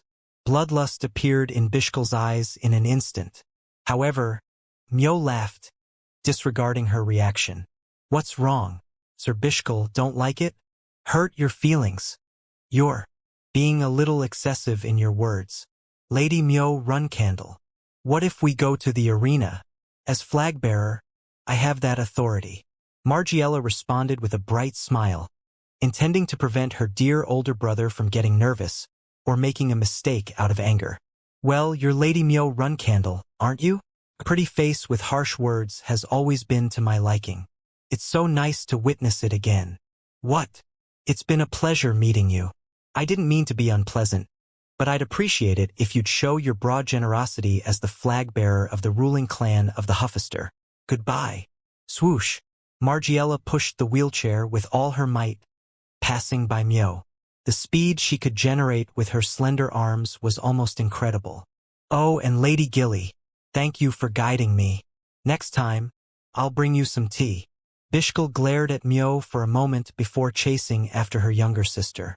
It was a moment when one more name was added to the list of people he wanted to kill as much as Bouvard. Gilly. Yes, 8th flag bearer.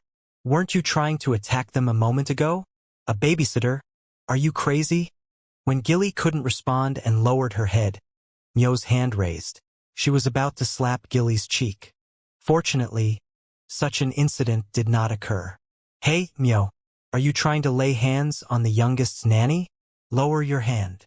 This time it was Mary. They happened to be just outside Mary's room while they were talking. So Mary, finding the conversation outside intriguing, stepped out into the hallway, anticipating that something might happen. Big Sister Mary? Am I supposed to be called that? 7th flag bearer. Fine. I won't say much. If you don't want to get in trouble, just move along. Big Sister. You're calling me Big Sister again. Hey, idiot. You created a situation where you could look good in front of the youngest, so why are you making a scene to subtract points from yourself again? After hitting Gilly, do you think you can handle it? Of course, Myo never had any intention of insulting the Ivlian brothers to gain favor with Jean. She simply didn't want to hear Ivlianos or Kinslow spouting nonsense in the Garden of Swords. There was no hidden agenda. Ha! Ha! Try harder. Crack! Myo looked at Mary with clenched teeth. Today, I'll take a step back, but you too, Big Sister. Be reasonable. Beating someone into submission is something a beast does, not a human. Don't assume I'll tolerate it forever. You speak well. Even a beast listens when it's beaten. Shouldn't humans listen even better? As Myo walked away with trembling fists, Mary shrugged. Now I understand why Big Sister Luna found them so exhausting.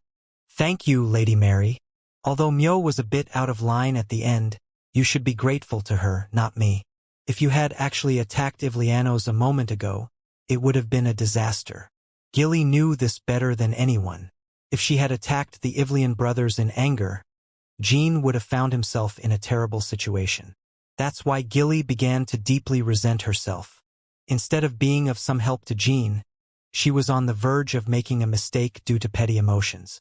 Well, should I say you have a strong sense of justice? Anyway, I like it. You're a purebloods nanny. I think my nanny would have done the same. Mary patted Gilly's shoulder with a smile. Tell the youngest to set a date and event. For the duel. And Gilly. Yes.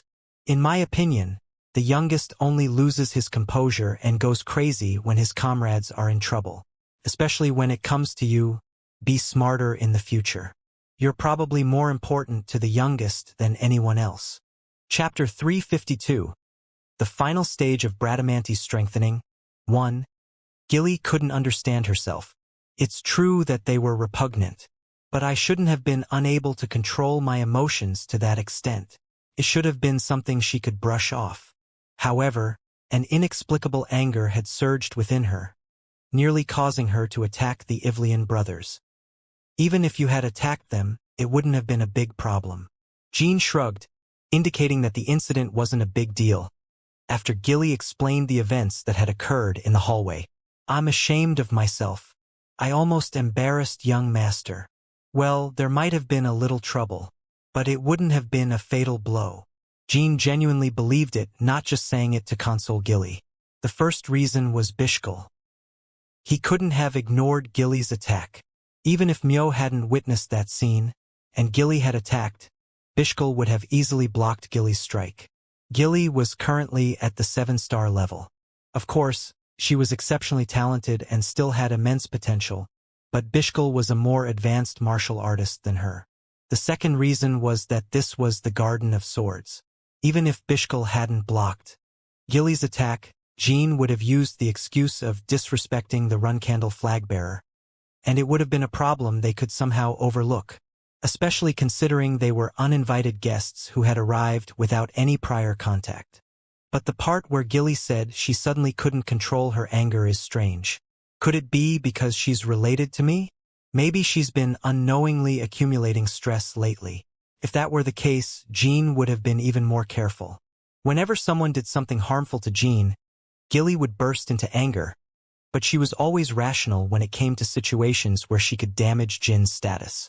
Or maybe it's because of the chaos energy that Margiela might have. In any case, Jean thought Gilly wasn't making a scene over such an issue. It was also true that Margiela possessed some strange power. If I were in your shoes, I would have done the same. So don't worry. Yes, strawberry pie. After all, humans have always spouted such nonsense throughout history. They should just be honest about wanting to satisfy their desires rather than clinging to lofty ideals or a better world.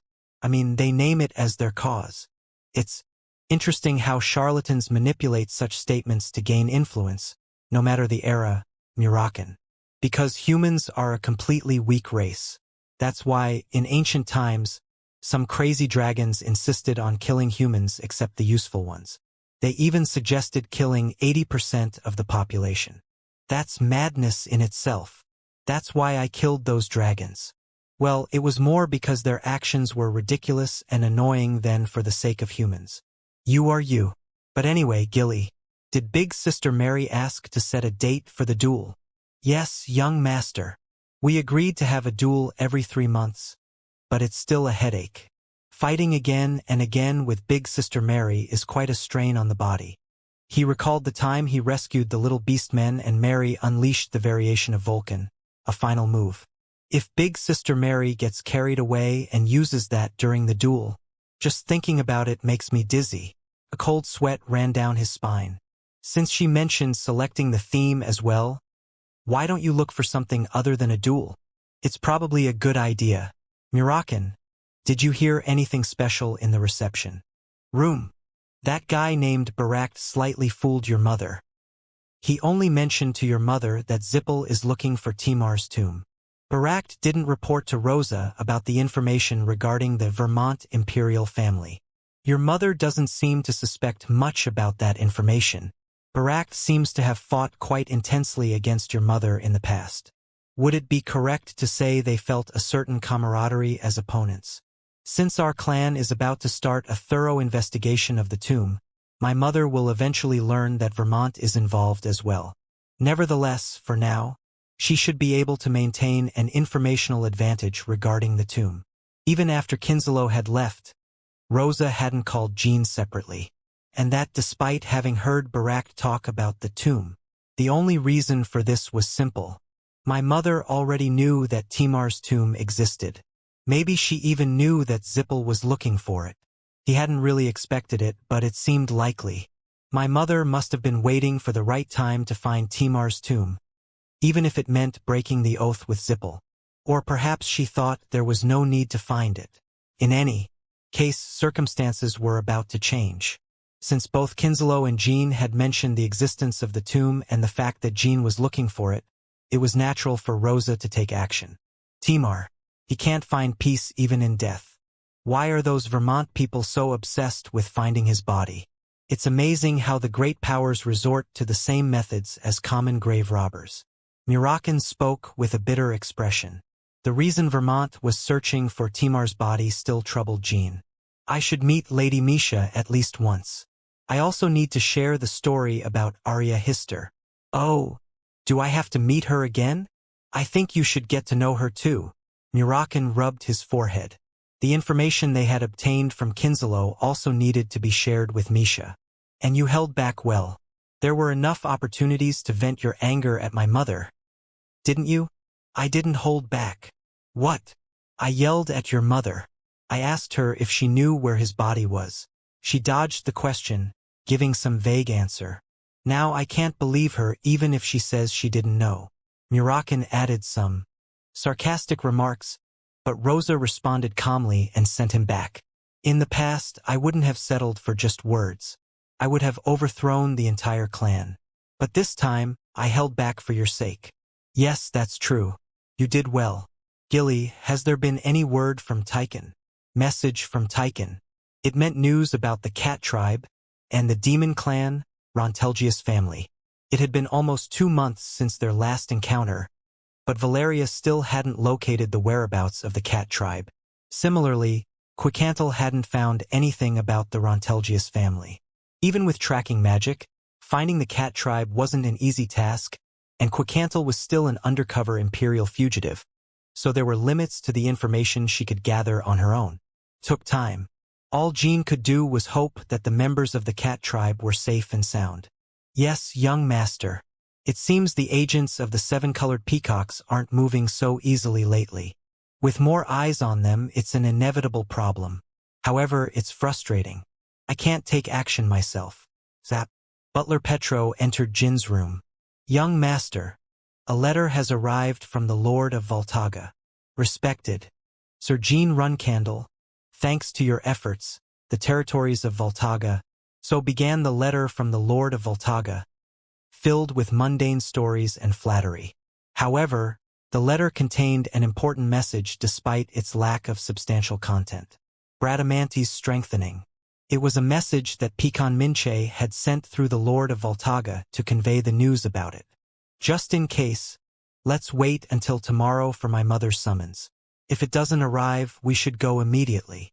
The next day, Rosa still hadn't summoned Jean.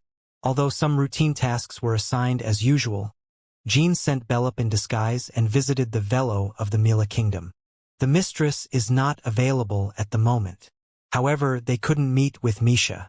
She had been absent for over a month without even informing her employees of when she might return. It happens often. I'll send a letter as soon as she's back. Since she handled all of Soderet's responsibilities, it was natural for Misha to have busy days without a moment's rest. This is like trying to use manure as medicine when you don't have any. We walked for nothing. He said it that way, but strangely Murakin felt relieved not to have to see Misha. The two of them headed straight to Voltaga and then to Vin Branch's house. Sir Jean Runcandle. Come in. Ugh. Vin's greeting was interrupted as he suffered a convulsion, eyes rolling back due to Pecan's manifestation. Have you arrived? I hope you've been well, Lord Pecan. Enough with the pleasantries, Pecan. Since you told us to come, you must have what's needed prepared. Is Bradamanti's strengthening complete? Actually, I never told you to come. Did I, Murakin? Oh, is that so? Seeing the two of them bantering, Jean burst into laughter. Ha, ha. You're as ignorant as ever, relying only on your strength. All right. I give up. I've lost. Pecan controlled his breath as he brought out the sword from the underground forge. It was Bradamanti. At first glance, nothing seemed to have changed, but Jean noticed with a single look. His beloved sword had become even harder and sharper. As Jean affectionately stroked Bradamanti, a satisfied smile formed on his lips, and Pecan spoke with an enthusiastic tone. "It's amazing, isn't it? I'd like to test it right now. But it's not quite finished yet. Are you saying you can make it even better? There's one more function I haven't added yet. But Bradamanti's only drawback is that it doesn't provide protection to the user. Protection? But it's not armor. I've created countless armors throughout my life, but none have been better than armor formed using shadow energy. So, when I designed Barasada, I added a function for armor to form by injecting shadow energy." Jean recalled the conversation he had with Pecan when they first met. "So, you mean the function to form armor with shadow energy?" "That's right. Thanks to you providing materials from Timar's tombs and ancient iron, the work is almost done. However, there's one more component I need." "What else do you need?" "A demon creature's core." Upon hearing this, Murakan exclaimed in surprise. "A demon creature's core? A demon creature's core? Why would you need something like that to make a sword?" "I need it. To activate that function, I need the core of a demon creature that has been preserved for 1,000 years. Otherwise, I would need the hearts of multiple dragons, which is not feasible, right?" "Where can we find it?" Jean interjected before Murakan could ask more questions. Chapter 353. The final stage of Bradamanti's strengthening, 2. It can't be acquired with money or goods. Of course, I already suspected that. But you'll need quite a bit of gold. More than a little. Gold. As soon as the word gold was mentioned, something seemed to click, and Murakan's eyes widened. "Hey, Pecan, are you talking about Ozdak?" "Oh, you remember that name." Jean also knew that name. "Ozdak, you mean the monster from the popular tales of the Eastern continent?" There were popular tales related to Ozdak, a demon creature, on the Eastern continent. A monster that eats gold, greedy humans who offer gold to harness its power, and nations that fall into ruin as they become prosperous due to its influence. It was a fairly common type of legend that could be found anywhere. An allegory warning against excessive greed and the ruin brought about by corruption. Time has passed. Nowadays, the younger generation only knows Ozdak as a creature from stories. In our time, it was a real headache. Around 30% of the world's gold production was devoured by that thing. Is it still alive? Wasn't it subdued after I fell asleep? Just before you fell asleep, he was sealed beneath the royal capital of Sarba. It was his stronghold, and with the fall of the Sarba kingdom, he couldn't get any more gold. Ozdak is a demon creature that awakens through gold, so it could only exert its power with gold. When the Sarba kingdom fell, Ozdak couldn't obtain more gold, so it chose to sleep. At that time, Ozdak instinctively made that decision because it couldn't survive if it stood in the way of the powerful Runcandle and Zippel, who ruled the world at that time. It was a good choice, but luck wasn't on Ozdak's side. While Ozdak hid in the underground depths of the fallen Sarba kingdom, the territory of the Black Sea started to expand. Today, everyone considers the place where the Sarba kingdom used to be as part of the Black Sea territory. However, 1,000 years ago, it was just ordinary land not included in the Black Sea. As the Black Sea expanded rapidly, Ozdak ended up swallowed by the tainted land of the Black Sea. You could say he remained dormant but buried in the poisoned territory.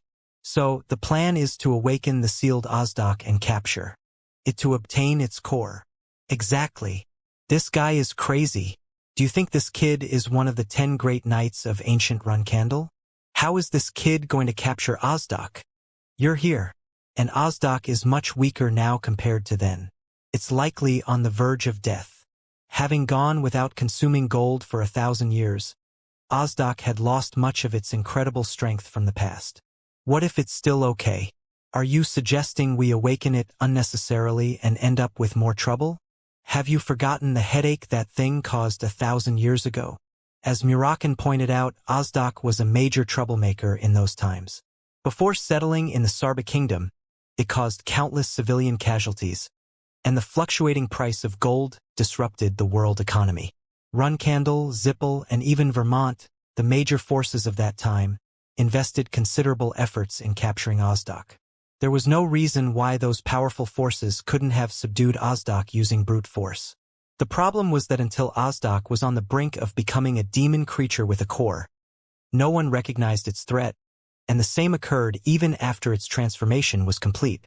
In other words, the response came too late.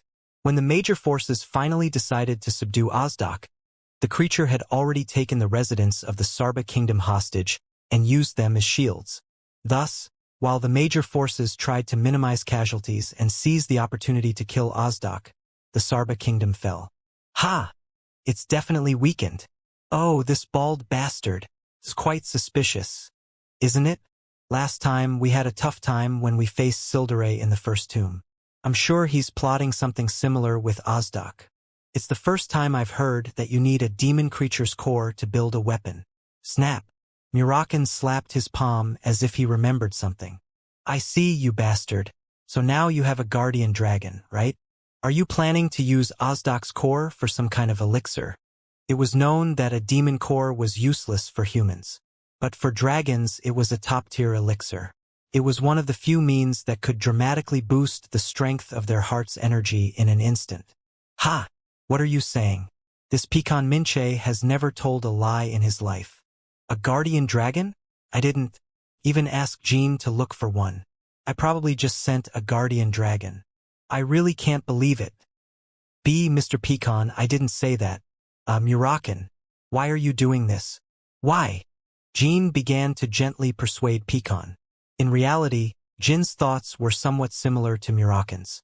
Awakening such a dangerous creature was a burden in itself, and he also remembered the difficulties of the first tomb.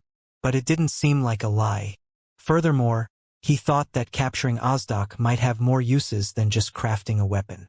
Please, calm down, Mr. Pecan. After all, you also need to complete your masterpiece, right? Yes. I'm sorry. We'll go awaken and capture Osdoc or Modoc, right? Murakan looked around cautiously and spoke, and Pecan nodded. Anyway, damn black dragon. If it weren't for Jean, there wouldn't even be soup, just bones. A vein popped on Murakan's forehead. However, he patiently swallowed his anger and scratched his neck with an awkward smile. Haha, sure. We're going. Well, it wouldn't be bad to finally cut Osdoc's throat for good this time. When you retrieve the core, don't take a single bite out of it. Bring it back. As it is, Murakan. Understood.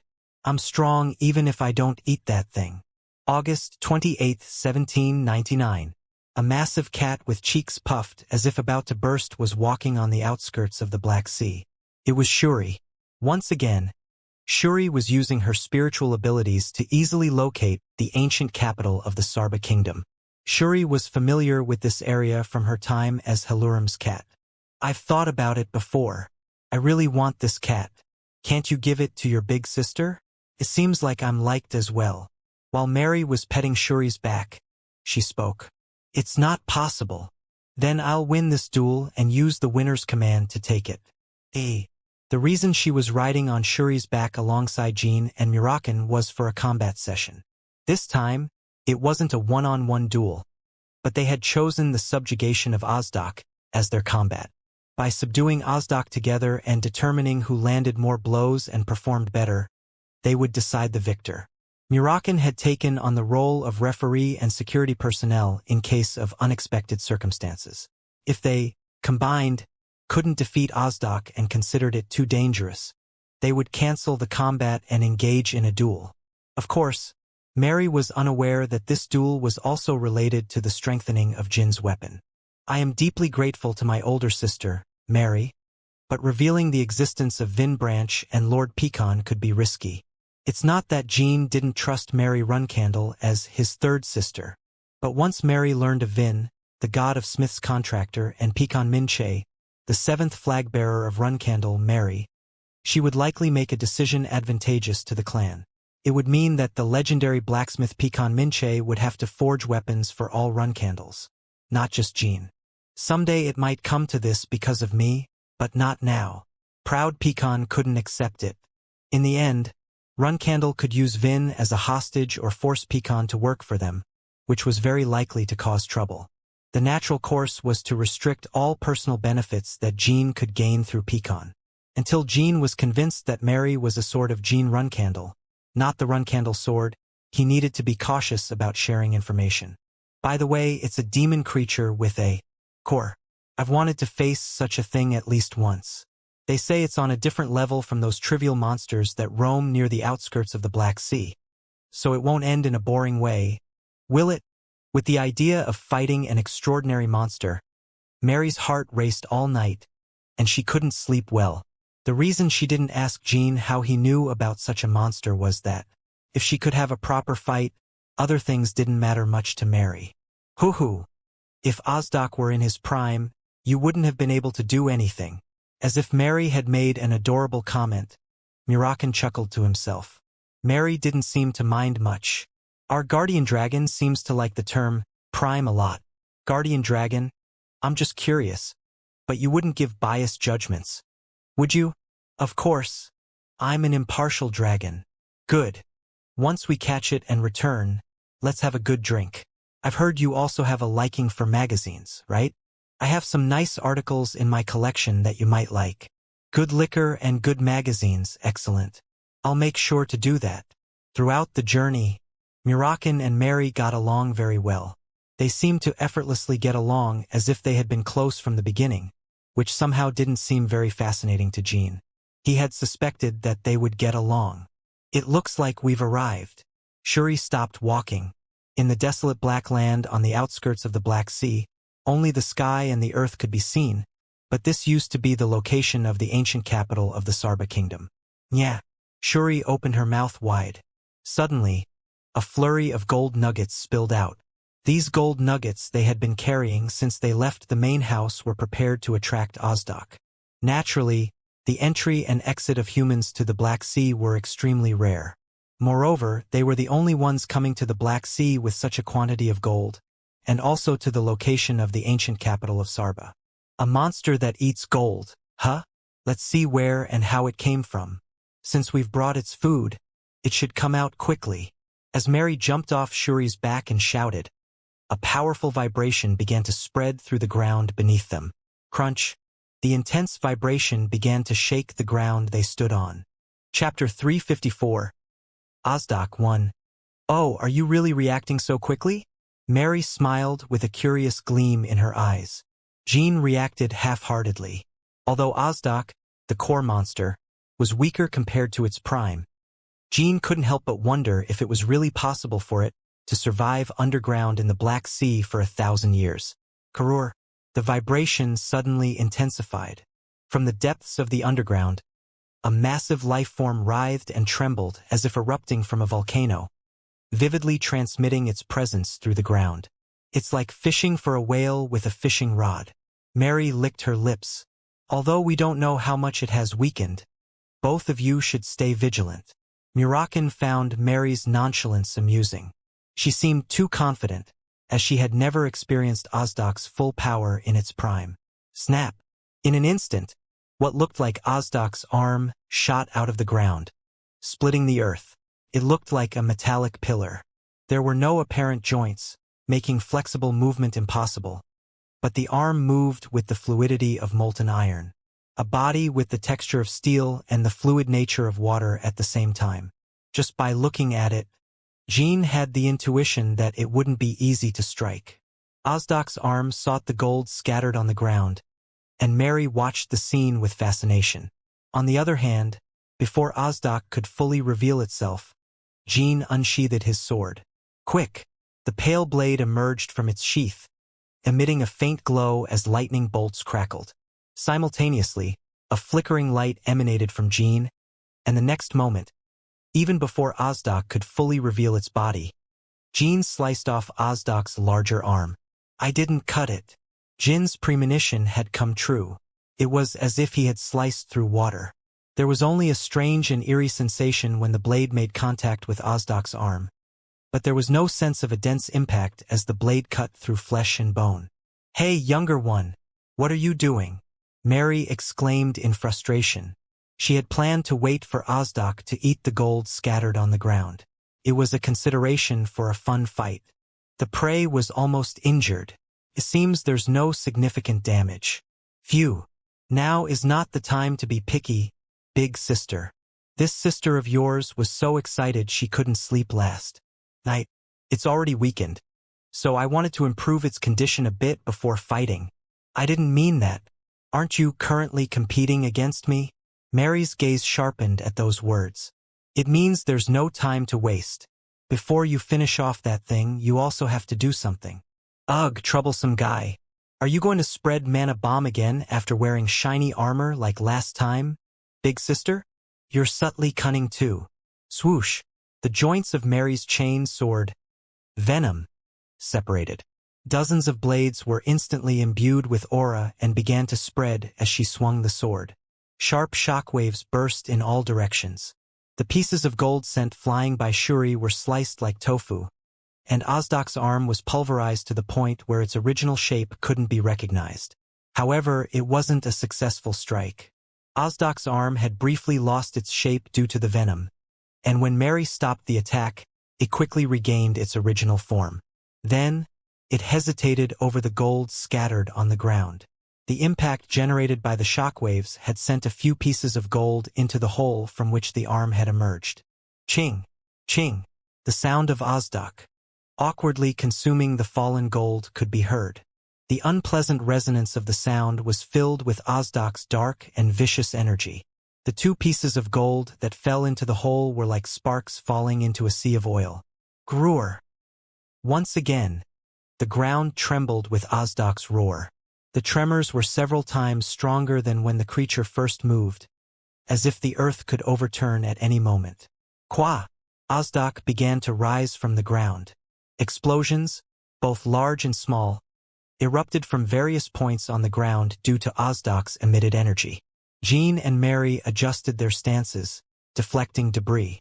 Meanwhile, Murakan mounted Shuri and positioned herself in the distance. Baldy's words were true. It's incomparably weaker than back then. But even so, it will be a challenge for these two. It seems I'll have to step in and help at the right moment. Murakan came to that conclusion. Although it had been sealed for 1,000 years, and its body had weakened, Ozdak had not entirely lost its former majesty. The immense shadow of Ozdak cast a dark hue over the land. Does it have a strange shape? Here it comes, that shuddering sensation of incredible strength. Jean and Mary gazed at Ozdak. Its body was angular everywhere, hairless, and if there were a monkey the size of a fortress, it would resemble this.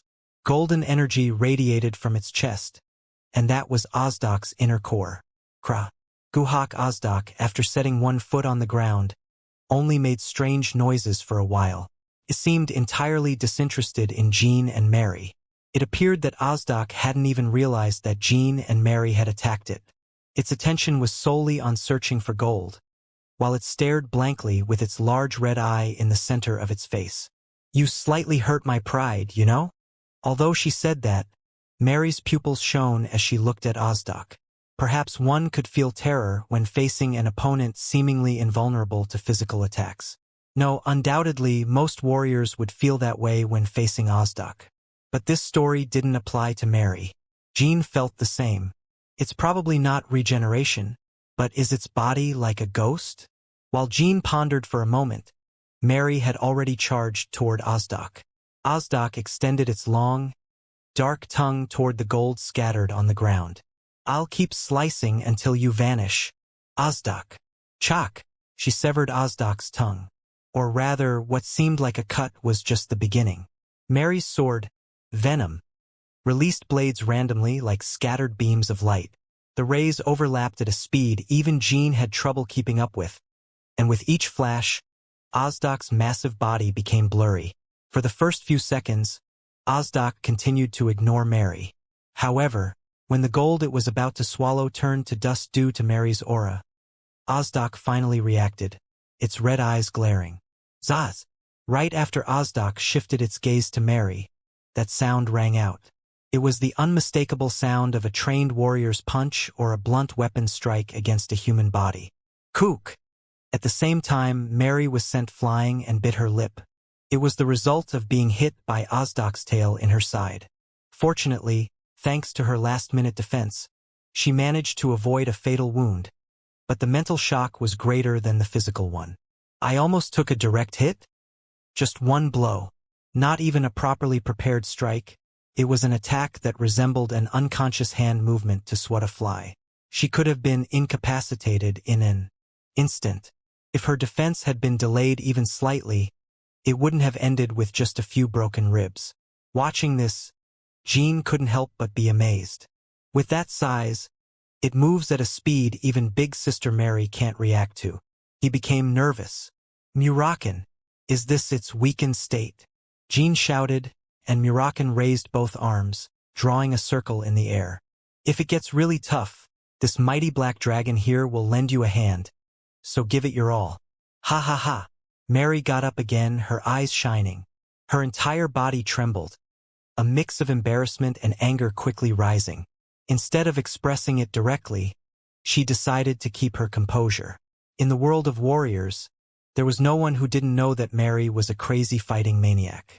Furthermore, it was a well-known fact that she loved to fight recklessly without any calculations. Most warriors, therefore, thought of Mary as a hot-blooded and straightforward person. However, those who truly knew Mary had said that she was the most fearsome when her eyes seemed as icy as they did now. It was like this when I fought the younger one, when I killed those damn specters, and even now, since the younger one returned, the fights have been thrilling. Now, how should I deal with this guy? Cack, cack. The fallen gold was being absorbed by Ozdok's belly. The surprise attacks of the two hadn't been entirely ineffective. Although they hadn't inflicted wounds on Ozdok, more than half of the gold ingots they had brought as bait had been lost in the attacks. Since gold was the source of Ozdok's power, if it had consumed it all, it would probably have regained its vitality twice as much as now. Younger one. Yes, sister. To inflict physical damage on Ozdok, we'll probably have to target when it hardens its body for an attack. I was thinking the same. It seems to be in a state similar to air most of the time. It would have been nice if that damned black dragon we have behind us had warned us about this. Murakan lay on Shuri's back, watching the siblings with a smile. He even nibbled on the latrie cookies they had brought. Even so, its entire body isn't always in a state like air. If it were, it couldn't chew and swallow gold like this. Must there be weak points? Yes, and there could also be ways to expose its body to physical attacks. Swoosh! Crack! Jean wielded fire and ice magic in his palms, chanting simultaneously.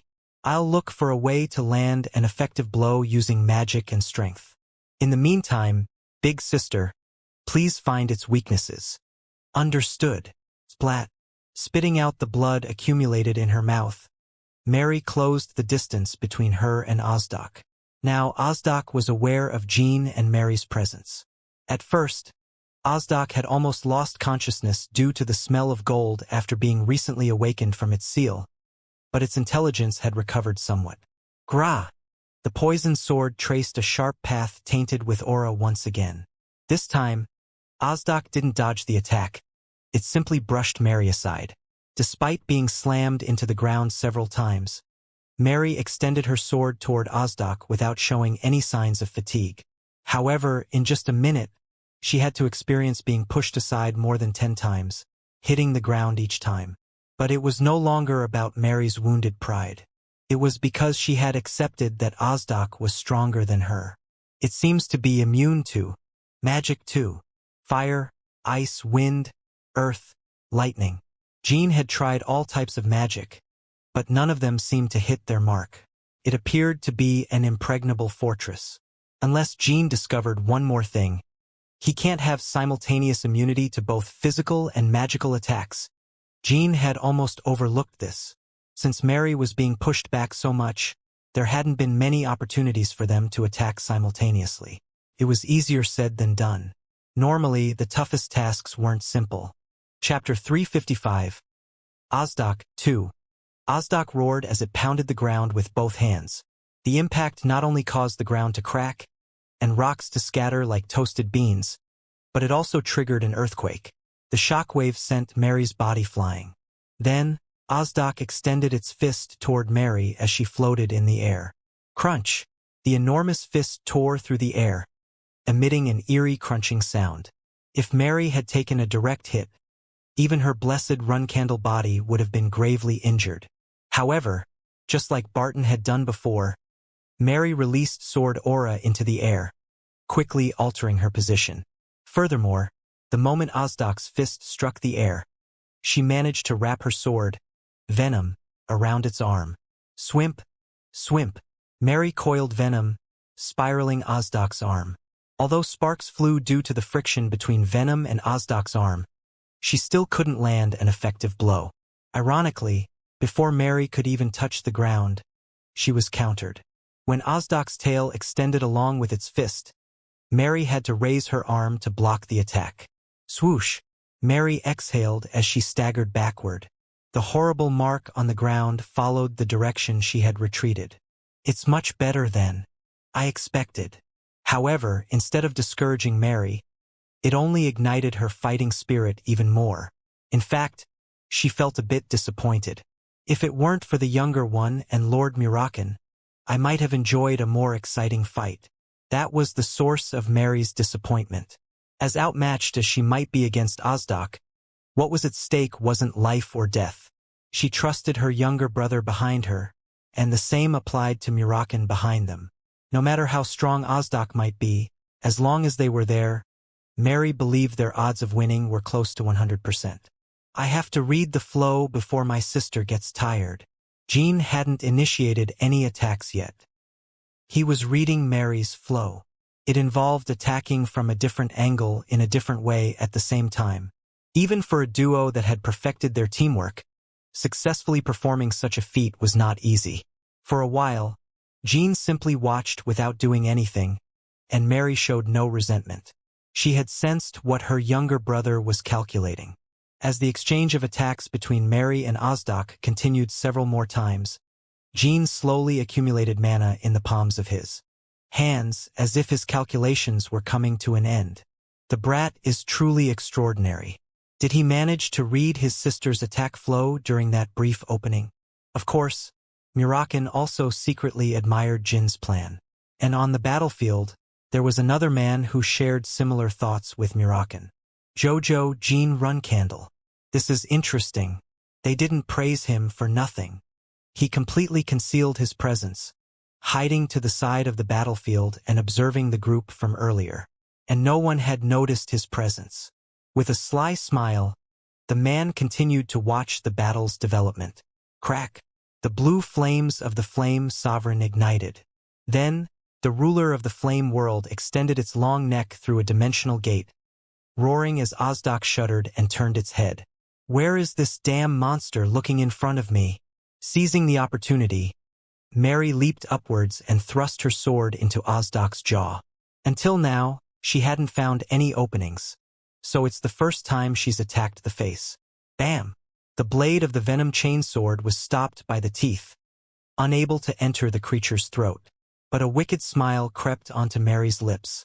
Oh, do you have a weak tooth? Ozdok trembled. One of the teeth that the blade touched was clearly wobbling unstably, transmitting a sensation through the sword blade. A weak tooth. That was Ozdok's first weakness.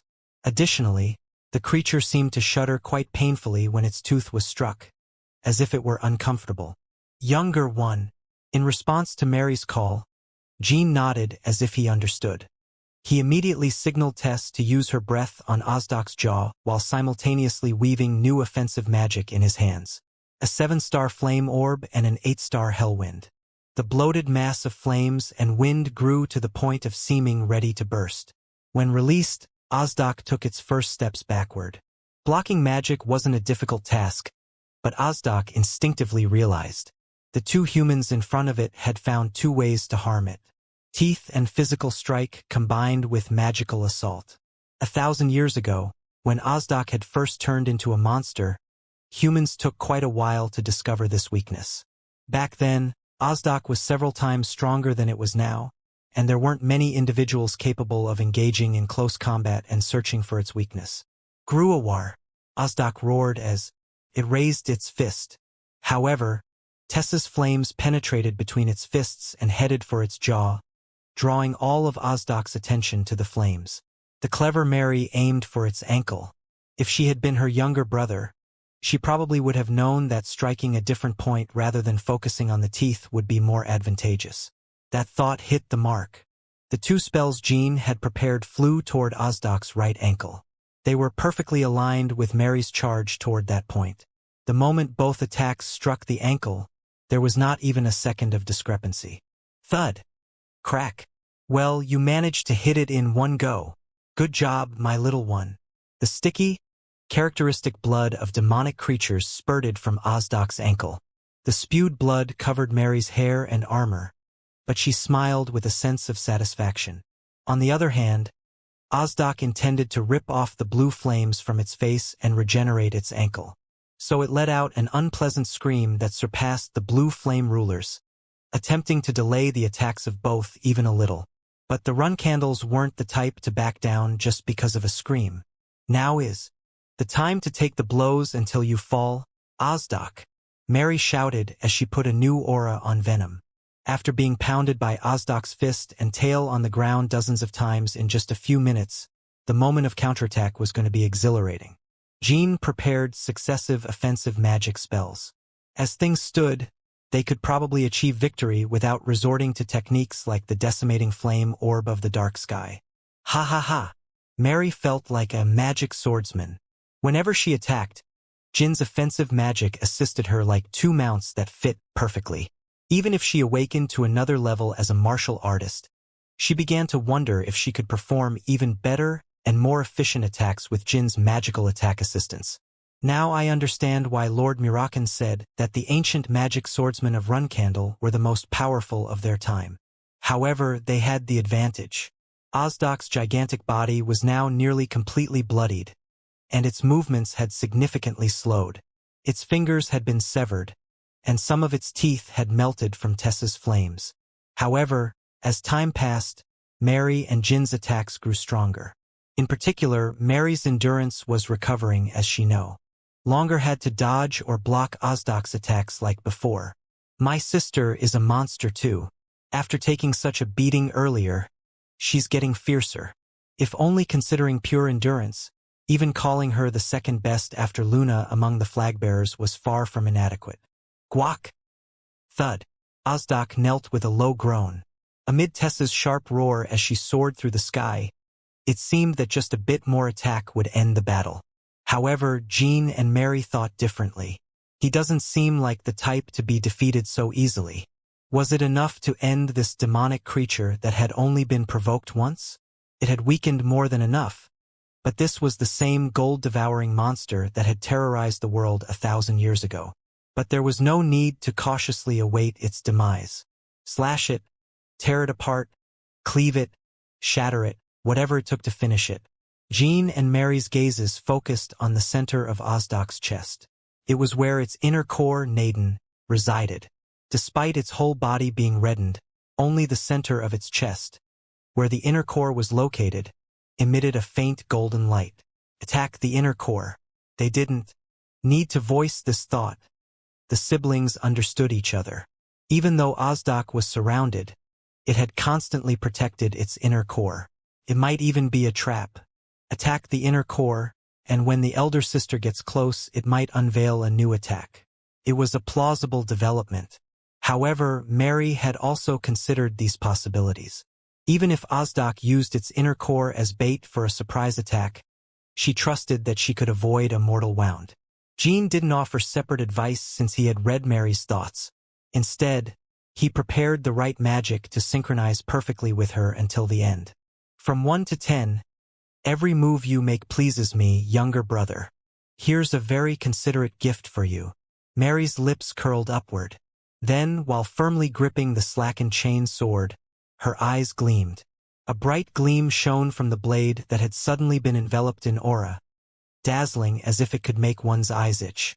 A thrusting stance. A secret technique. Unlike decisive killing moves, this was another category of Runcandle's special moves. The thrust Mary was about to execute was one of the 7 secret techniques of the Runcandle clan. Jean had never seen this technique, but he realized it wasn't an ordinary thrust.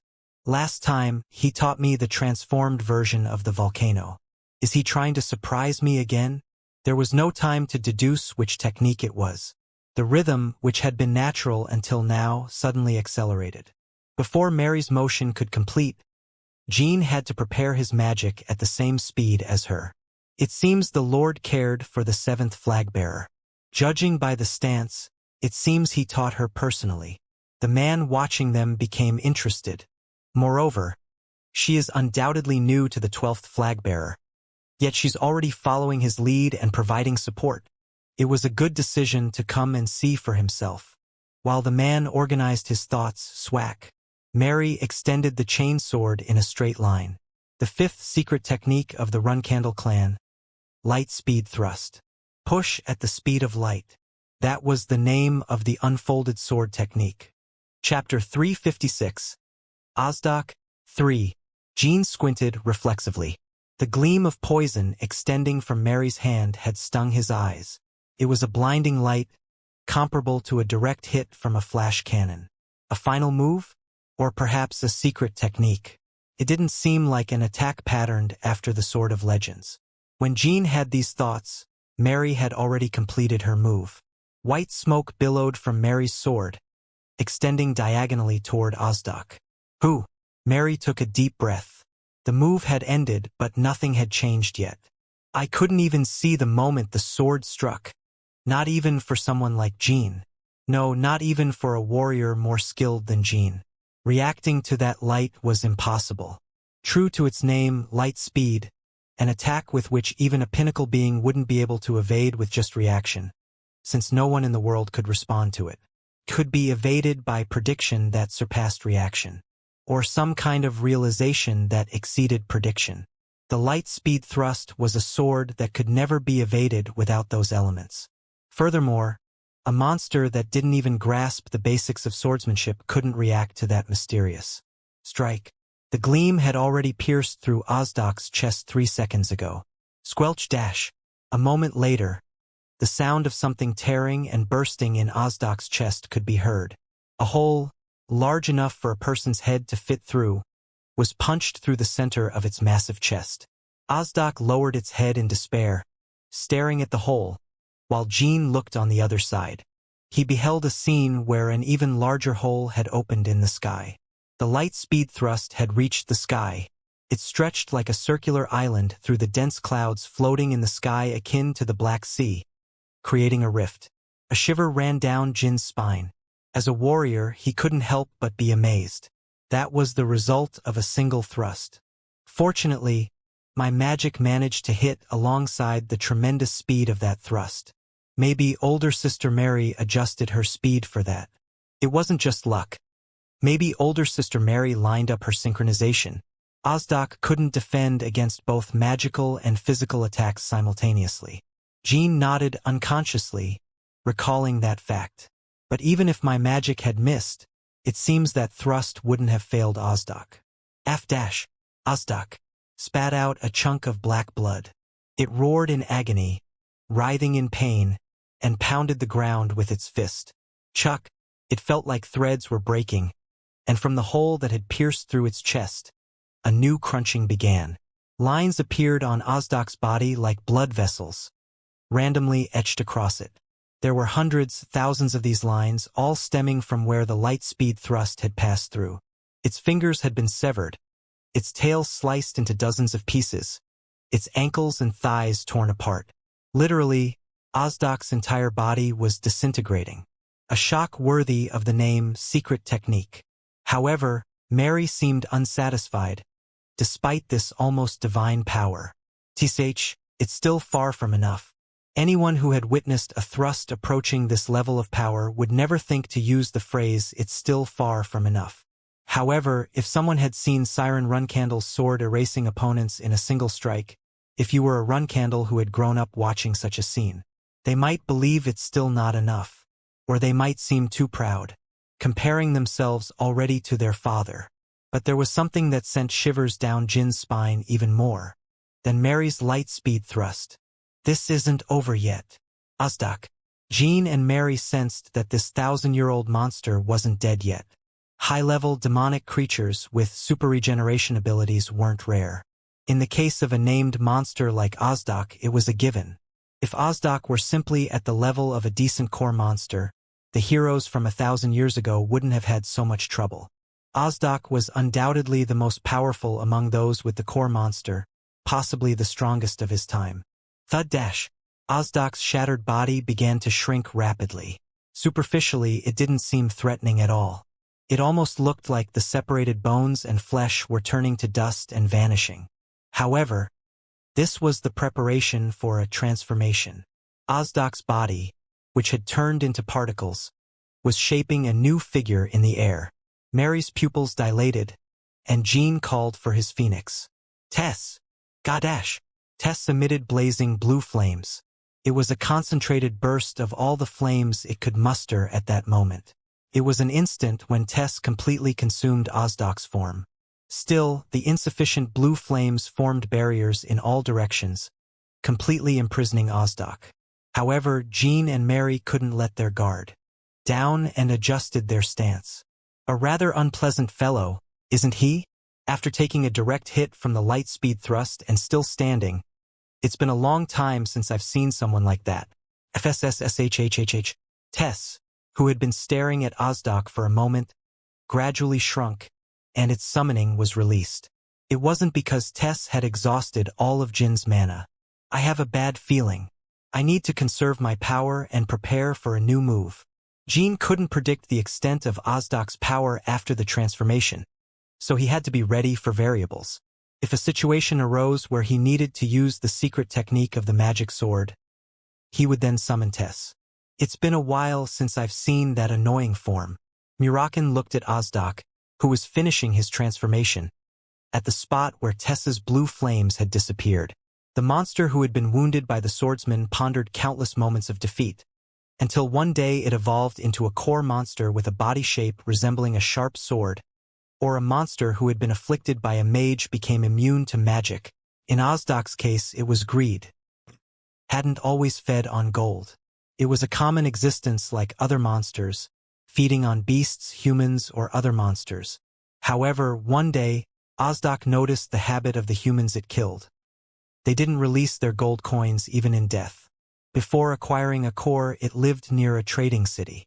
There, Ozdak devoured numerous humans who clung to their gold coins even in death, prioritizing their wealth over their comrades. And when it obtained the core, Ozdak became more human than any other monster. Not just in appearance but also in personality, actions, and even language. SSHH. Emerging from the smoke, Ozdak descended from the sky to the ground. Its enormous body seemed as large as a mountain, yet it had disappeared completely. Now it looked perfectly human. As if its previous black flesh had turned into armor and a sword, it was fully armed. Wow, what's that? Is it really a monster? It looks like a person. It had shrunk. It was even smaller than Jin. Clearly, it had become much smaller than before its transformation. But the intimidation emanating from Ozdak was several times greater. A chill ran down Jin and Mary's spines. Awakening after 1,000 years, and they can't even welcome me properly. What kind of treatment is this? Ozdak shrugged and spoke. Damn it, the youngest one. Did that thing just say human words? That last push was quite dangerous. It almost caused a big problem. Shiik. As Ozdak finished speaking, a drop of blood splattered on Mary's right cheek. It was the energy of the sword that Ozdak had fired, narrowly grazing her cheek. Originally aimed at her neck, had Mary not turned her head, her throat might have been sliced. Mary quickly distanced herself. Dump, dump. Her chest pounded heavily, and her breathing accelerated. A cold sweat formed on the hand gripping the sword. Oh ho, you dodged that? My intention was to kill you painlessly, considering the merit of waking me up. But if you walk away like this, you'll only suffer. While saying this, Ozdak was already thrusting his sword into Mary's side. He closed the distance at an impossibly fast speed that she couldn't even perceive. Although the attack was blocked by her armor, a long gash appeared on Mary's shoulder due to the subsequent blow. If Jean hadn't intervened and deflected Ozdok's third sword strike, Mary's wounds could have been much worse. Clang, swoosh, Sigmund's sword and Ozdok's clashed. The lightning and suppression of the Sword of Legends alternated incessantly in the attacks, but Ozdok seemed completely undisturbed by the pressure. Wait, guys, this swordsman, could he be a run candle? Ozdok attacked leisurely while inquiring. What do you intend to do, knowing that? Jean took a defensive posture, protecting Mary's back. He had just rapidly consumed a massive amount of aura through the light-speed thrust and dodged a surprise attack, so he needed a moment to regain his strength. To save you. What? Now that I've finally awakened, I don't think I need to be humiliated by you ignorant fools again. If Run Candle still exists, then Zippel is destroyed.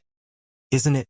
As all factions had designated monsters as public enemies in the past, Ozdok understood how humans viewed individuals as representatives of their factions. Therefore, he had always traded with various factions as needed to survive. And he had planned to do the same this time. As strong as he was, he had learned a lesson 1,000 years ago. He couldn't take on the entire world by himself. If Zippel is still standing, maybe I can help a bit. How about forming some kind of symbiotic relationship between your clan and me? Not a symbiotic relationship, but more like parasitic, Ozdok. Do you think Run Candle is a name someone like you can casually utter? I don't think you're that smart. KKK. Ozdok's sword cut the edge of Jin's coat. Younger one, can you buy me 30 seconds? Is it possible? Mary spoke quietly, but she didn't have a serious expression. I'll buy you more than that, as much as you need. You're quite bold. In fact, Mary wore a delighted expression, as if she was excited about the prospect of recovering her strength in just 30 seconds. The idea of recovering and engaging in a fierce battle with Ozdok once again using the volcano variation thrilled her. Mary Run Candle. She's quite mad too. Does this mean she won't ask for help in this situation and only wants to keep fighting? I thought the boy would ask me for help, but he just wants to keep fighting alone. Murakin assessed the situation and shook his head. It was his time to intervene. There was no need to put the siblings in danger. I'll transform into my true form and start properly from the beginning. Huh? What's that? While Murakin calculated the situation regarding his entry, zing! From somewhere, a beam of light flew and severed Ozdok's right arm. It wasn't the attack of Jean and Mary. Moreover, it was an attack that originally intended to destroy Ozdok's torso. Kook! Oh ho! Did you dodge that? A man smiled as he uttered the words Ozdok had said to Mary a while ago. He had been observing Jin's group on the battlefield all this time. Chapter 357, Ozdok 4. The man was wielding a scimitar, which appeared to be twice as long as a regular one and was commonly used by Vermont knights. There definitely wasn't anyone like him nearby. How in the hell? Jean, Mary, and Murakin. They were completely unaware that the man had been observing the battle from the sidelines all along. The reason they didn't know was because the man didn't want them to. Initially, he had planned to simply watch the flagbearers battle and then leave. However, the presence of the demon creature named Ozdok piqued his interest, and he revealed himself. He was an extraordinarily skilled individual. No, the term skilled individual is inadequate. A superhuman. The brothers immediately classified the man as such. The sudden intrusion of a powerful individual made their hearts race as if a lance had pierced them. Transformed Ozdok was a formidable opponent. Jean doubted if he could defeat him even using techniques like the battle god's combat technique of legends, among others. And this man severed Ozdok's right arm with a single blow. There couldn't be many humans capable of that in the world. Moreover, this was the Black Sea. It's highly likely that he's someone associated with my father. A Black Knight or perhaps a former Black Knight. The man's face was not visible due to the hood of his cloak. He glanced briefly at Jean and Mary, then turned his attention to Ozdok, who was regenerating his arm before anyone could notice. Who are you? Ozdak was indeed an intelligent creature capable of speaking like humans. He realized it as soon as he received the blow, that this man was not someone he could handle. Although, if he had been at his best, there would have been no need to feel intimidated. However, in his current state, that made no sense. Is it you? Like a crescent moon, a sword strike passed and severed Ozdak's freshly regenerated right arm. Blood spurted like a fountain, and Ozdak grimaced in pain, raising his arm again to create some distance. Not even my lord addresses me in such a manner. Yet, a mere demon creature like you dares to speak so boldly. Who are you, sir? Ozdak had instantly shifted to a submissive posture after receiving the blow. His expression and posture displayed the fear he felt even from a distance. An intelligent demon creature, aren't you? Don't you have the ability to learn? Swoosh! As the curved sword swayed, a chilling sound of something being sliced echoed. This time it was Ozdak's right arm again. Kook! When one inquires about an opponent, it's usually best to first reveal one's own name and status. Oh, have I expected too much from a demon creature? No, it's not that. Crack. This time, the man had grabbed Ozdak from behind and delivered a powerful low kick to his thigh. If one wasn't accustomed to hearing the sound of muscles tearing and bones breaking, they might have tightly shut their eyes. Name. Doc, when the man asked indifferently. Ozdak grimaced in pain and answered, restraining his moans. A legendary creature from the legends, it seems. I never imagined it would be buried in a place like this. If you spare me, I can be useful. Cough. This time, a fist struck his abdomen. The blow, seemingly light, created a shockwave that reverberated throughout his body, and before that shockwave could fully dissipate, the man jumped and delivered a kick to Ozdak's thigh, causing him to fall backward to the ground. Thud! With his head slammed against the ground, Ozdak's body trembled, as if it were about to stop trembling and die at any moment. I warn you in advance, I won't tolerate any impudence. Of course, the man didn't find Ozdak's state even slightly lamentable. Since Murakan was present, the odds of Ozdak winning a prolonged battle were already slim. However, with the appearance of the man, even that slim chance had completely disappeared. Ozdak lifted his head from the ground, took a deep breath, and exhaled forcefully. I'll do anything. Just forgive me. He knelt before the man, his hands rubbing against the ground fervently. He rubbed his hands so quickly that it left marks. Sure. Now it seems like you're starting to realize your position. If this pitiful monster has committed any crimes, it's only for waking up from slumber. I have no intention of causing chaos in the world again. I'm only drawn to the scent of delicious prey, namely gold, not humans. While Ozdak explained his circumstances in great detail, Jean was left speechless. The demon creature that had been relentlessly attacking him and merry moments ago had suddenly become so submissive. It was a scenario Jean had never imagined. So I will live quietly and virtuously. So, please let me go. Hey, Ozdak, what's that bastard babbling about? Virtuous? Quiet? Can we believe anything that comes out of your mouth? Murakan approached Jean as he spoke. He frowned as if Ozdak's words were quite absurd. Nya. Shuri chimed in, raising her voice in agreement. Shuri had also heard of Ozdak's notorious reputation in its prime. Of course, compared to its former owner, it was not a threat, to say the least. 1,000 years ago, how many humans did you kill or eat for leisure? In the Sarba Kingdom, did you and the corrupt human rulers collaborate to starve and kill how many people? Do the souls of those you consumed or killed never haunt your dreams when you sleep? Could you be Murakan? Then, is this person also a Run-Candle Knight? Ozdak stepped back, surprised. When he referred to this person, he naturally meant the man. In Ozdak's memories, Murakan remained the Sky King, even at his peak. Unless he had taken the entire Sarba kingdom hostage, it was best to avoid meeting his gaze. Phew. Murakan used his pinky to dig into his ear while shrugging. It seems like you need more beatings. How can you say my name so lightly? I am sorry. No, I apologize. It's just that I woke up after a long time. Yes, that's more appropriate. Now let's go. Where are we going? To hell. The surface is not a suitable place for a monster like you with so many debts. Drop your core along the way. Figure it out yourself. Or should I do it for you? After the man, Jean also sensed an odd fear in Ozdak towards Murakan. The attitude of ancient beings from 1,000 years ago towards Murakan was something he couldn't get used to. How is this possible? And what do you intend to do with my core? You have many questions, even though you're about to die. As Murakan advanced briskly, Ozdak seemed on the verge of tears. When there were about 5 steps between Ozdak and Murakan, the man blocked Murakan's path. What? My apologies for the belated greetings, Sir Murakan.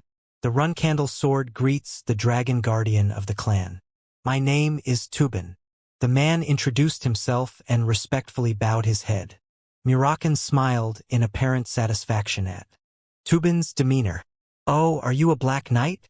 I removed the black helmet long ago, but I still perform functions similar to those times. Yes, you've been through a lot. Anyway, step aside and let me finish this. I'm sorry, I can't do that. Why? Murakan didn't ask for the reasons. Then I'll have to handle it by force. Is there no way for you to step back? I have a use for your core. Step aside. Tubin stared at Murakan without responding. In his mind, calculations raced as he wondered how his lord would judge the situation. Well, does no one here care about me and the younger one? Maria spoke up with a determined expression. 7th flagbearer equally, I apologize for the late greeting. Have you been well? As you can see, I've been fine. But I didn't expect that the one who would break into my fight would be Sir Tubin. No, I mean Uncle Tubin. Mary narrowed her eyes. If this is the Uncle Tubin I know, he wouldn't dare touch my prey carelessly. Am I right? Tubin had assisted in Mary's sword training under Rose's command in the past, although he hadn't taught her. For long, Tubin held Mary's primal instincts in high regard. That's why he wasn't particularly surprised when he saw Siren directly transmitting the secret technique to her. Whoom! Mary's sword gleamed with a smoky aura. In reality, since Tubin's appearance, Mary had wanted to say something, but she held back because she was repressing the surging aura. It seems like everyone has misunderstood. This guy is prey for both me and the younger one. Even if my father were here in person and not the former Black Knight, he wouldn't lay a finger on my prey. Mary was now preparing to fight Tubin instead of Ozdak. That was just how she was. It was because of these qualities that she always received high marks from Siren. However, not everything she was saying now was entirely sincere. Even my older sister knows how to brag. Though Mary was genuinely angry at Tubin's sudden intrusion, she was putting on a show to protect what her beloved younger brother deserved, the core of Ozdak. But if Sir Tubin doesn't step back here, I'll have to stick to the words I just said. Would there be any chance of victory if Mary, Murakan, and Jean joined forces against Tubin? Amidst the rapid calculations, Murakan also began participating in Mary's bluff. Yes, Mary is right. You can't suddenly appear and interfere in someone else's fight. Having transformed into his true form, Murakan glanced at Tubin and Ozdak. Ozdak felt like he was crossing the river of life and death with each passing moment. He had gone from trying to dominate the children trying to kill him to pleading with a giant, and now he faced the threat of Murakan and the children together. And as for your mission, I don't even know what it is. But that monster won't bring anything good to the world even if you spare it. You know my personality well, don't you, Uncle Tubin? I never back down in moments like these, even if it leads to a pathetic death. Jean, enveloping Sigmund with his lightning energy, took his stance alongside Mary. He had never imagined he would be facing an ancient Black Knight in this manner. It would be best for you to retreat, Sir Tubin. I didn't know the 12th flagbearer had such a reckless side. Haha, Uncle Tubin. This guy is even more stubborn than me. If you're going to do it, let's finish it quickly before his enthusiasm fades. Just as Mary was about to extend her sword with a gleam in her eyes. Wait a moment. Ozdak, who had just finished organizing his thoughts, spoke up. That's it, there's a way to achieve everyone's objectives. If Lord Murakin and the children of Runcandle take my core, and Sir Tubin takes me alive, wouldn't that solve the problem? Chapter 358. Ozdak, 5, Jean, Murakin, Mary, and Tubin all simultaneously turned their heads and looked at Ozdak. Murakin, in particular, blinked his large eyes as if he were astonished. What? Seriously, are you still spewing nonsense to somehow prolong your pitiful life? Hey, are you out of your mind? No, please listen to me just once. Seeing this, Jean was reminded of someone. Is this Jet, but in a demon version? Ozdak's gestures and actions strangely resembled Jet's.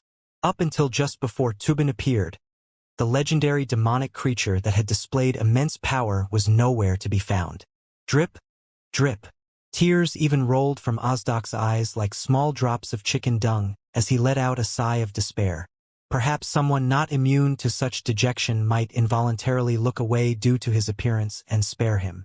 However, this did not apply to the mighty Black Dragon and the Swordmasters of Runcandle. Speak.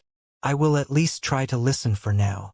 Among them, Jean was the one with a sympathetic tone. Ozdak could only feel his voice as a lifeline. Boy, there's no need to hear more. A demonic creature like him will die as soon as he loses his core. If I determine that what he's saying is nonsense, there's no need to ask. Just kill him immediately. It was a precarious lifeline that could be cut at any moment. Thank you. Ozdak cautiously observed the reactions of the four and began his explanation. This is really a secret. Actually, I have more than one core. The concept of a demonic creature having more than one core had not yet been revealed to the world. So, Murakin immediately raised his foot to crush him. See, calm down. If I were a single-core demonic creature, could I have survived after causing so much destruction? Both Murakin and the great warriors from 1,000 years ago who had faced the formidable Ozdak at the height of his power. They had found his immense strength somewhat strange. It was common to form a subjugation group to deal with dragons even if their combat skills were average, but Ozdak was different. However, people simply regarded Ozdak as an extraordinary demonic creature. Just as occasionally among humans and dragons, exceptional individuals emerged who surpassed common sense. However, the source of Ozdak's power lay in his two cores. Unlike other demonic creatures, Ozdak, who had embraced the very essence of human greed, desired more even though the conditions to become a core demonic creature were already met, and as a result, without anyone knowing, he ended up with two cores. Well, let's say you have two cores. They should be inside you, right? Take them out right now. The other one isn't inside my body. It's in another place. Snap. Tubin lightly hit Ozdak's chin with his elbow, causing him to stagger before quickly straightening up. When the Dragon Guardian of Runcandle asks you, you won't just tell us the location, but you have to bring it here and show it to us. Yes.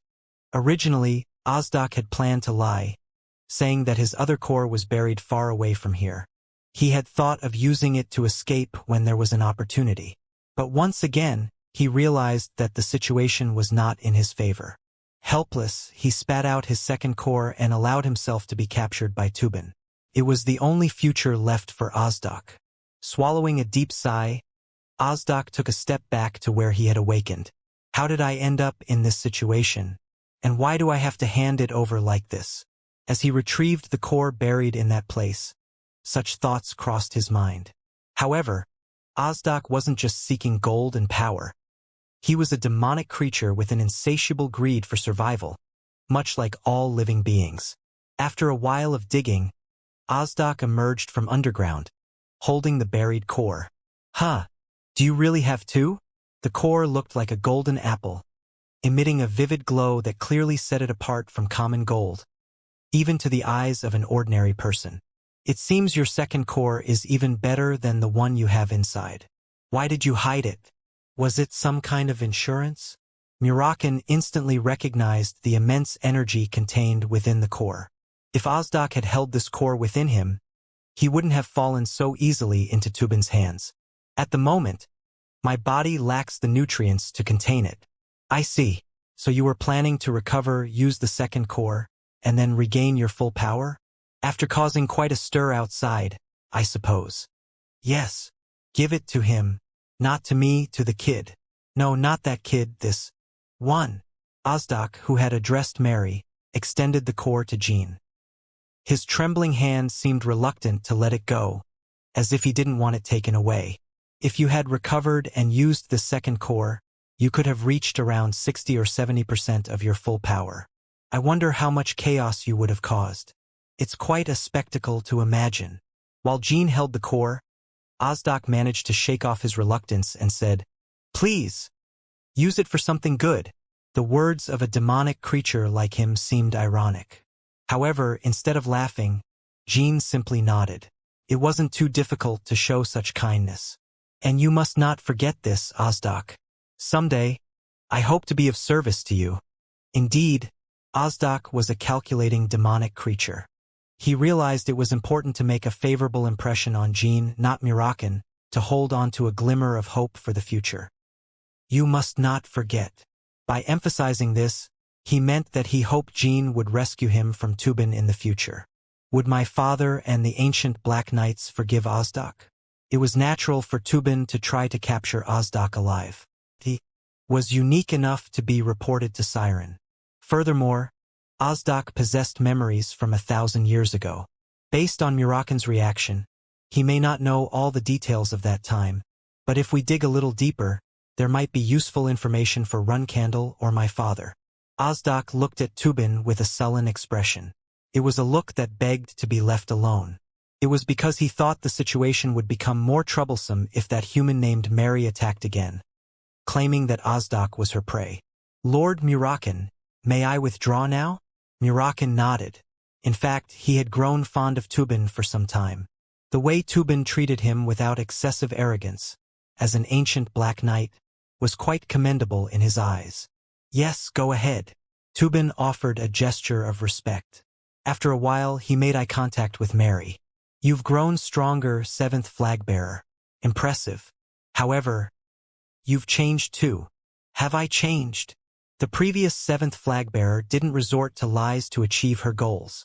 What are you talking about, uncle?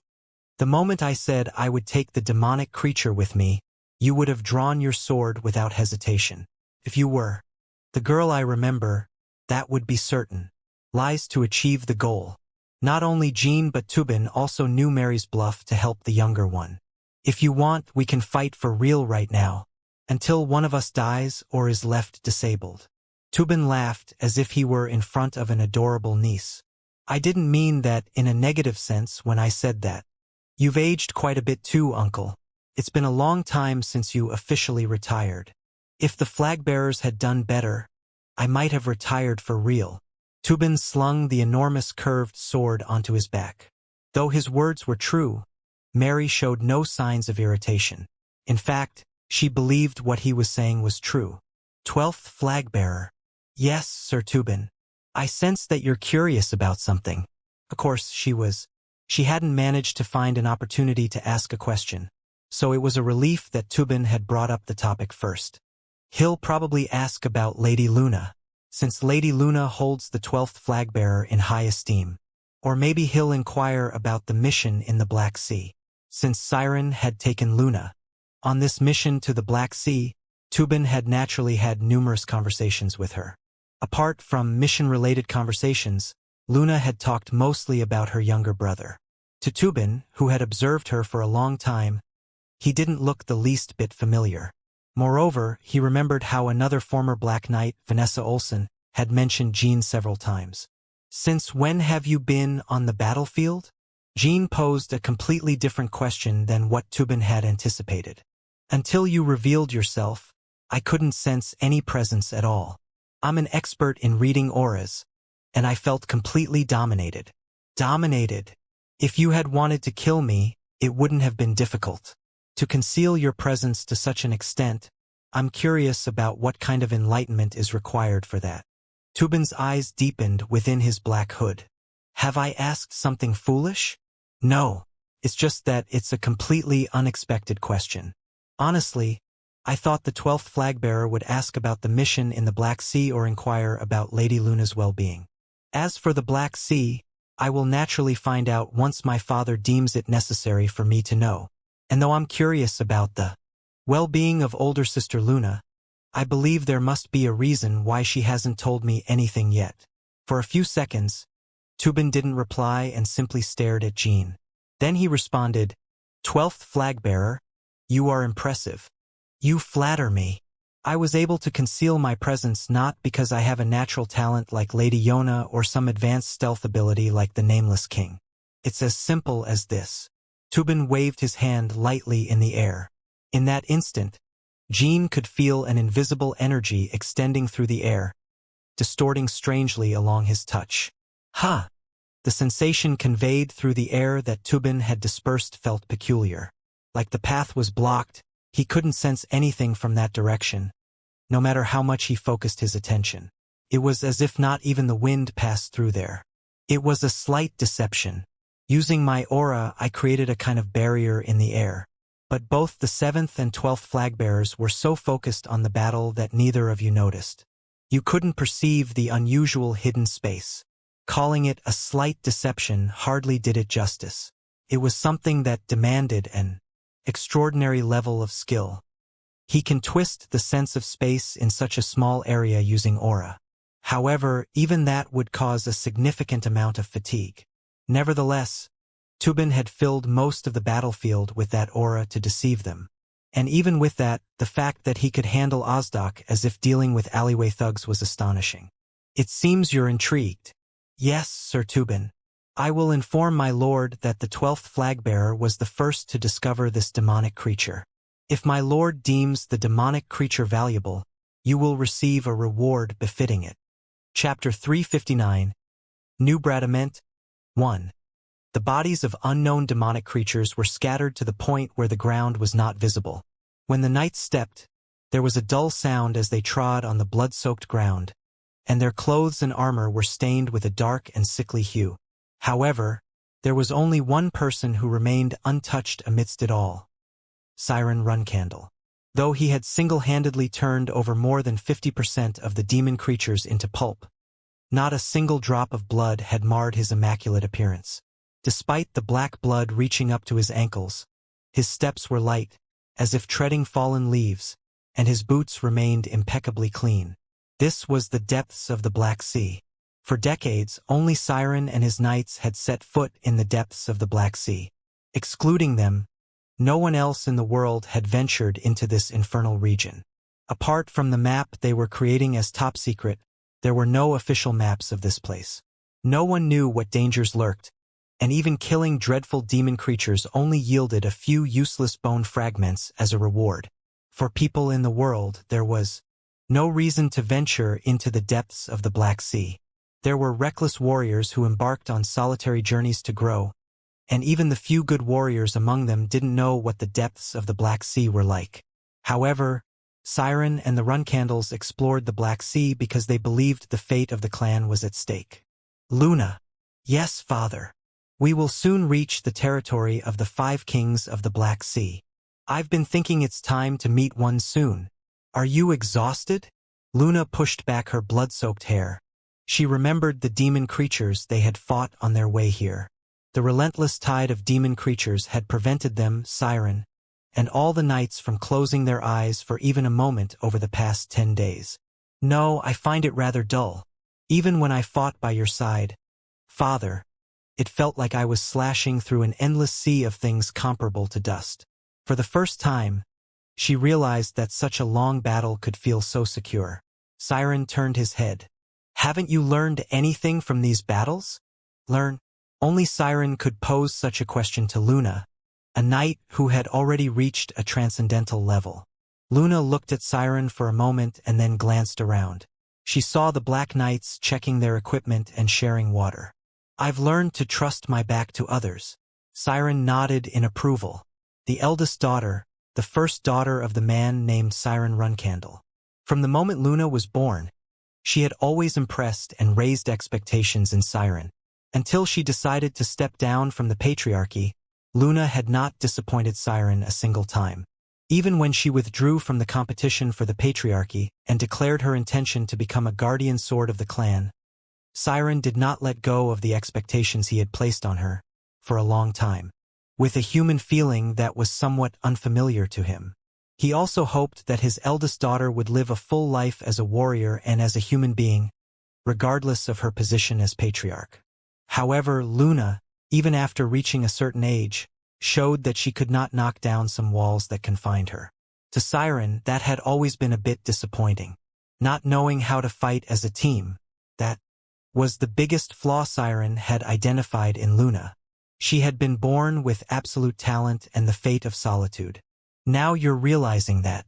It's something essential when facing the kings of the Black Sea. His tone was not admonishing.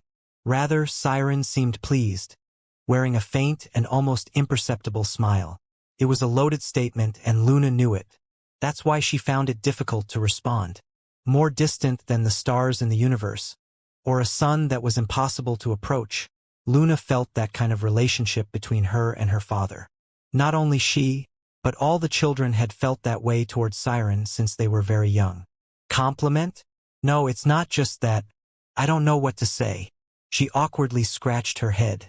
Of course, Siren didn't expect a concrete response. It was just that giving no response seemed impolite from Luna's perspective. But responding was quite a challenge when she couldn't think of anything. In the midst of her awkwardness, someone was seen joining the ranks behind her. It was Tubin. Sir Tubin, have you found anything unusual in the center of the Black Sea? Did you bring a human? No. It's a demon creature. Tubin was mapping the middle region of the Black Sea accompanied by Vanessa Olsen, standing far from Siren's ranks. Everyone's attention shifted to Tubin and, by his side, Ozdak, who politely bowed his head as he followed. Ozdak, though still humanoid in form, was instantly recognizable to all. My lord, I've come to report an unusual discovery in the middle of the Black Sea. Tell me, Tubin. I've confirmed that the 7th flagbearer and the 12th flagbearer entered the vicinity of the Black Sea entrance and found themselves in a battle with this demon creature. Mentioning the 12th flagbearer, Luna perked up her ears. Thanks to Tubin, not only had she smoothly overcome a difficult situation, but she had also received news of her younger brother. Ozdak looked at Siren and the Black Knights once more, his shoulders involuntarily tense. I can't even say how many demon creatures have been killed, but they all could have turned into core demon creatures if given time and opportunity. How many humans of Tubin's caliber are here? And on top of that, Lord Tubin. Ozdak recalled a name that had been called the strongest 1,000 years ago. Timar Runcandle. As he remembered his sword, Ozdak shivered as if a chill ran down his spine. Ozdak took the ancient Sarba kingdom hostage to prevent Timar and Runcandle's attack. I am Oz. Ozdak. I'm sorry. I didn't mean to. Unintentionally, Ozdak let his name slip, even falling to his knees. He even prostrated himself, but Siren didn't spare him a glance. How did it go? The 7th and 12th flagbearers worked together, but they struggled a bit. I intervened afterward and resolved the situation. Did you think they were going to lose? Truthfully, no. I just judged that if the flagbearers used all their strength, there was a possibility the battle could be observed from the outside. Excellent. Tubin felt the compliment wasn't directed at him for resolving the situation but at the flagbearers. This demon creature Ozdak is quite powerful. Could the younger one face it alone? I wonder how much stronger he has become in recent months. No one paid attention to the fact that Ozdak was a demon creature using human language. They had occasionally seen such creatures in the depths of the Black Sea. While Luna hesitated about asking that question, Tubin, who sensed her thoughts, spoke first. The 12th flagbearer could have easily killed it on his own. However, he wouldn't have escaped serious injuries, and without allies like Murakin or the 7th flagbearer, he might have died from the injuries before leaving the Black Sea. Siren shared Luna's curiosity as well. Jin's growth was exceeding even his predictions. It's been a while since someone other than you reported about the younger one, Khan. Khan closed the water bottle and silently bowed. He too was mapping alongside the Black Knights. He played the dual role of reporting external news while traveling between the depths of the Black Sea and the outer continents. It's been quite some time since I received a special letter from Tychon these days, so I was curious as well. That person called Kashmir takes quite a long time to send a decent letter. Come to think of it, it's quite amusing. Funny, Siren said, and everyone was surprised by his remark. Lately, they saw moments like this from his youth, when he used to joke occasionally and talk about trivial, everyday desires, before becoming the Genesis Knight. The deeper they ventured into the Black Sea, the more frequently he displayed this behavior. Hence, the knights concealed their deep sorrow in their hearts. It was a sorrow rooted in the fact that not long ago, their lord was an ordinary human, and his time as a human was truly limited. Ozdak, the creature from the legends. For the first time, Siren directed his gaze towards Ozdak. Yes, from becoming a core demon creature to now using human language, it must have taken an excessively long time. That's right. Tubin lightly pressed Ozdak's shoulder as a warning, and Ozdak dared not groan. When the Lord asks, give a more detailed answer. In the Black Sea, I lived for about 1,000 years, and Ozdak responded, 1,000 years in the Black Sea, and another 1,000 years traveling between the outer and the Black Sea. The total time it took Ozdak to become a core demon creature was 2,000 years.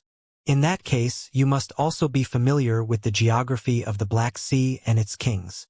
At first glance, it might seem like an inconsequential statement. Ozdak instantly understood it. The moment he responded with, I don't know, his entire body would disintegrate, and he would perish without further ado. Oh darn, I don't remember much before having the core. Still, he had to answer that he knew. Technically, it wasn't an outright lie. That's right. Guide us beyond the regions of the 5 kings of the Black Sea. Understood. Leave it to me, Ozdak replied with a forced smile. And deep down, he could only think that he should have kept on sleeping. Baldy. No. The legendary blacksmith and now god, Pekan Minche, had shining eyes full of excitement as he received the core. Oh! His heart raced as he realized he could now complete his masterpiece. Furthermore, the core brought by Jean was even more massive than he had anticipated, to the point where he felt he could enhance the sword and still have some left for another use. The fact that the core was more massive than expected also meant that Ozdak was less weakened than Pekan had thought. Hey Minche, do you like it? Do you like it? Huh? You're always so happy when you pull off a scam, aren't you? Therefore, it was entirely reasonable for Murakan to tease Pekan in this manner. This time, Pekan didn't protest against Murakan's taunts with as much awareness. It might be because he was too excited to think about retaliation, but also partly because it was Murakan. Finally, I can complete my masterpiece. Jean. Now, there's only one more thing I need. Ugh. Murakan grabbed Pekan by the collar, making his eyes moisten. What? Need something else now? Seriously, do you want to die? Huh? Kid. Don't stop me. Yes, I won't stop you. Go on with what you were doing. Hey, wait a minute. I'll release my neck. Listen to what I have to say all the way. I'll give you 5 seconds. Speak. If it's not convincing, I'll continue. The last thing you need is fire. It's not something you need to find separately. It's just a matter of Jean unleashing the power of the Shadow Blade's secret sword technique. Chapter 360. New Bradament 2. Then you should have said so from the beginning. It's unnecessarily surprising. Murakan released Pekan's collar. Pekan cleared his throat, looking embarrassed. Now that I no longer have the old forge, I can't create the flames necessary to forge Bradamanti myself. So I need the power of the Shadow Blade's secret sword technique. Do it quickly and quietly. Anyway, if you just open your mouth, it'll be a lie. Do you know how powerful Ozdak was? I can guess more or less from the core, but... Pekan looked at the core with greedy eyes. Although the gleam in his eyes came from the idea of finishing Bradamanti, a stranger might think Pekan had some corrupt desire. Again, I didn't know what would have happened if I had trusted you and sent the kids alone. Ugh. Thinking about it makes me annoyed again. Ha ha ha. Everyone follow me. Let's finish the task right away. Pecan sang a tune as he descended into the basement. Murakin watched his back and shook his head in exasperation, while Jean shrugged. In his human days, he lacked self-respect to the point where he would just bark if someone visited him. He's that kind of guy. Honestly, I almost preferred that time. He's more peculiar as a god. Well, thanks to Mr. Pecan, we started searching for Timar's tomb. He's naughty, but fundamentally a good person. Heh, it's not thanks to that guy that we started looking for that tomb. It's thanks to Soderette. Both followed Pecan down to the basement. There was a secret forge that Jean had built in the basement, much larger in scale than the house above. Their gazes fixed on the enormous anvil in the center. Bradamanti emitted flashes of light above it. After obtaining it during his cadet days, Bradamanti had become nothing less than Jin's alter ego. I've gone months without being able to wield it. I'm looking forward to it. Pecan placed the core on top of Bradamanti. Then, as he had mentioned earlier, as if indicating that he didn't need to use it all, he skillfully carved around 30% of it with a scalpel. The relatively solid core was cut as smoothly as dough. Hey, don't even think about keeping that piece. Do you think I'm a thief? I have no intention of doing that. Besides, I still don't have a guardian. Dragon. Jean, where are you going to use the remaining piece? Are you planning to use it to restore his heart? The inner core of a demon creature acted as a potent elixir for dragons. Especially the inner core of demon creatures like Ozdak. It wasn't entirely impossible to reverse damage to a dragon's heart. However, Murakin chuckled softly. You really don't know much to say something like that. Baldy, a mere inner core like that can't do anything for my heart. If fixing a heart were that simple, the kid and I would have found demon creatures with inner cores a long time ago. Then, there's a dragon who needs this besides me. I'm going to feed it to him. Kaltor, the thunder dragon, Yulian's guardian dragon. Jean intended to use the remaining inner core for him. TSK. Pecan clicked his tongue as if disappointed. He had a slight hope that if Jean gave him the remaining core, he could create other weapons. Of course, Pecan's desire was limited to the act of craftsmanship as a blacksmith, and he had little interest in personal gain from it. In the future, as I get news of demon creatures with inner cores, I'll continue to provide you with inner cores. Whenever you urgently need it, I'll support you, so don't be too disappointed. When Jean read his mind and spoke, Pecan smiled broadly. Really? Yes. Now that I know the inner core is used in blacksmithing, I need to create weapons for my companions and my knights. Well, I guess becoming a god was a good choice. Well then, let's get to work, Pecan said, hiding behind Jean. Unleash the flames onto Bradamanti. Here. What's the problem? There won't be any basement left if I unleash my technique here. I'll help you with that, so don't worry. Just release it as soon as possible. Try to converge on Bradamanti's blade as much as possible. However, if you feel that my power is interfering, don't push it away. Understood. Whoosh dash. When he drew upon his power, flames erupted.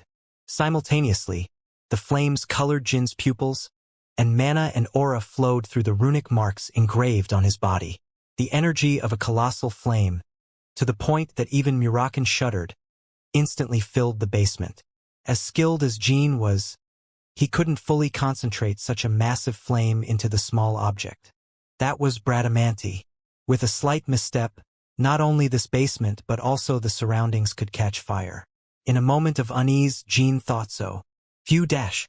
Among the flames, Pecan conjured another fire. In the blacksmithing trade, not only iron and steel were necessary components. Fire was also an essential element, inseparable from blacksmithing. That's why the god of smiths possessed the ability to manipulate flames. Pecan's fire blended with Jin's flames, helping Jean guide the flames onto Bradamanti more smoothly. It's still not enough. As Pecan spoke, a blue flame surged amid the red ones. When Tess materialized, adding her breath, Pecan burst into a satisfied laughter. Yes, that's it. For a considerable amount of time, Jean poured flames until both mana and aura were on the verge of exhaustion. Jean had already lowered the sword and was catching his breath, but the spiraling flames were still directed towards Bradamanti. Thanks to the fused inner core, Bradamanti gleamed with a golden hue. Good work. Rest a bit, and I'll finish it soon. Tack.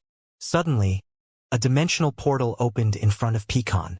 What emerged from it was a hammer much larger than a regular weapon. Pecan lifted the enormous hammer and began pounding vigorously. Clang, clang. The sound of the colossal hammer striking Bradamanti resonated and echoed. Suddenly, Jean felt his strength leaving him and fell asleep. September 4th, 1799. A whole day had passed since the forging began. Are you done? Took you all day. You said it would take a little longer and it's another lie, but well, you've done a good job. Murakan spoke with his usual roughness, but he added the words good job almost too quietly to hear. Pecan's face, who had finished the work, twitched. Given that he had tirelessly wielded the enormous hammer without a single moment of rest, it was natural. However, despite his worn-out appearance, Pecan's eyes shone with a sense of accomplishment. Kid, you seem pretty tired, huh? Falling asleep so suddenly. Was the fight with Ozdak tougher than I thought? Jean shook his head. I don't think that's it. I'm not sure. Not even when I unleashed the flames was I this tired. Maybe you should take some medicine. Although Jean had fallen asleep suddenly, for now, he wanted to touch the finished Bradamanti. Pecan's hand, offering Bradamanti to Jean, was noticeably trembling. It's the best sword after Barasata. When Jean wielded the sword, he could still feel residual warmth. Even before swinging it, he noticed the difference. It had become something far superior to what he had used before. What do you think? I don't know if swords can change like this. The activation phrase is open armor. I've paired the activation phrase with the Myalta rune you possess. Open armor. Just like with the Myalta rune, as soon as he uttered the activation phrase within, the armor formed immediately. Shadow energy emitted by Bradamanti enveloped his entire body. Home!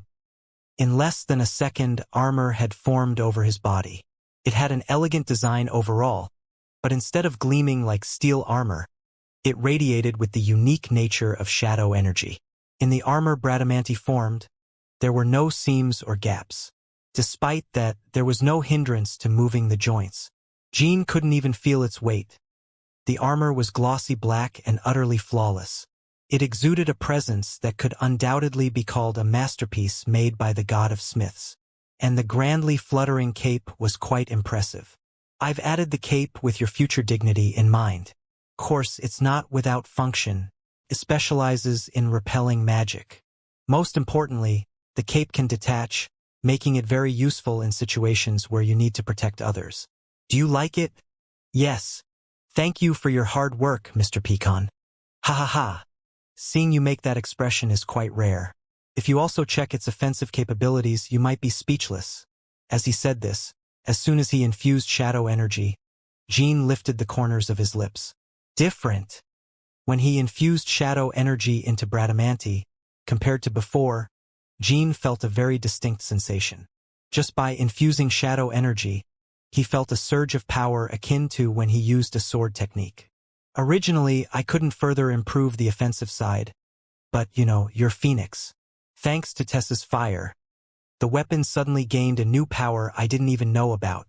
I suppose we'd call it pressure, maybe? Within the darkened blade, a faint blue aura circulated. It was the aura of the blue flames. This power held the essence of pressure, the result of Tess infusing a portion of the ruler of the flame world's power permanently into the sword while forging it. Ah, so that's why I fell asleep. After the battle with Ozdak and unleashing the flames, it was indeed draining for Jean. His sudden drowsiness was because Tess used Jin's mana to interfere with this world to its limits. It was for the purpose of infusing pressure into the sword he would wield as her contractor. Tess hoped that Jean could utilize this ability, regardless of the situation. Even when his mana was depleted, or perhaps he couldn't summon Tess for some reason, he could still use pressure. Although Tess had tremendous authority as the ruler of the flame world, a common blacksmith wouldn't be able to do this when creating ordinary weapons. It was only possible because a god of smiths like Picon forged the Bradamante sword. However, it was not without limitations.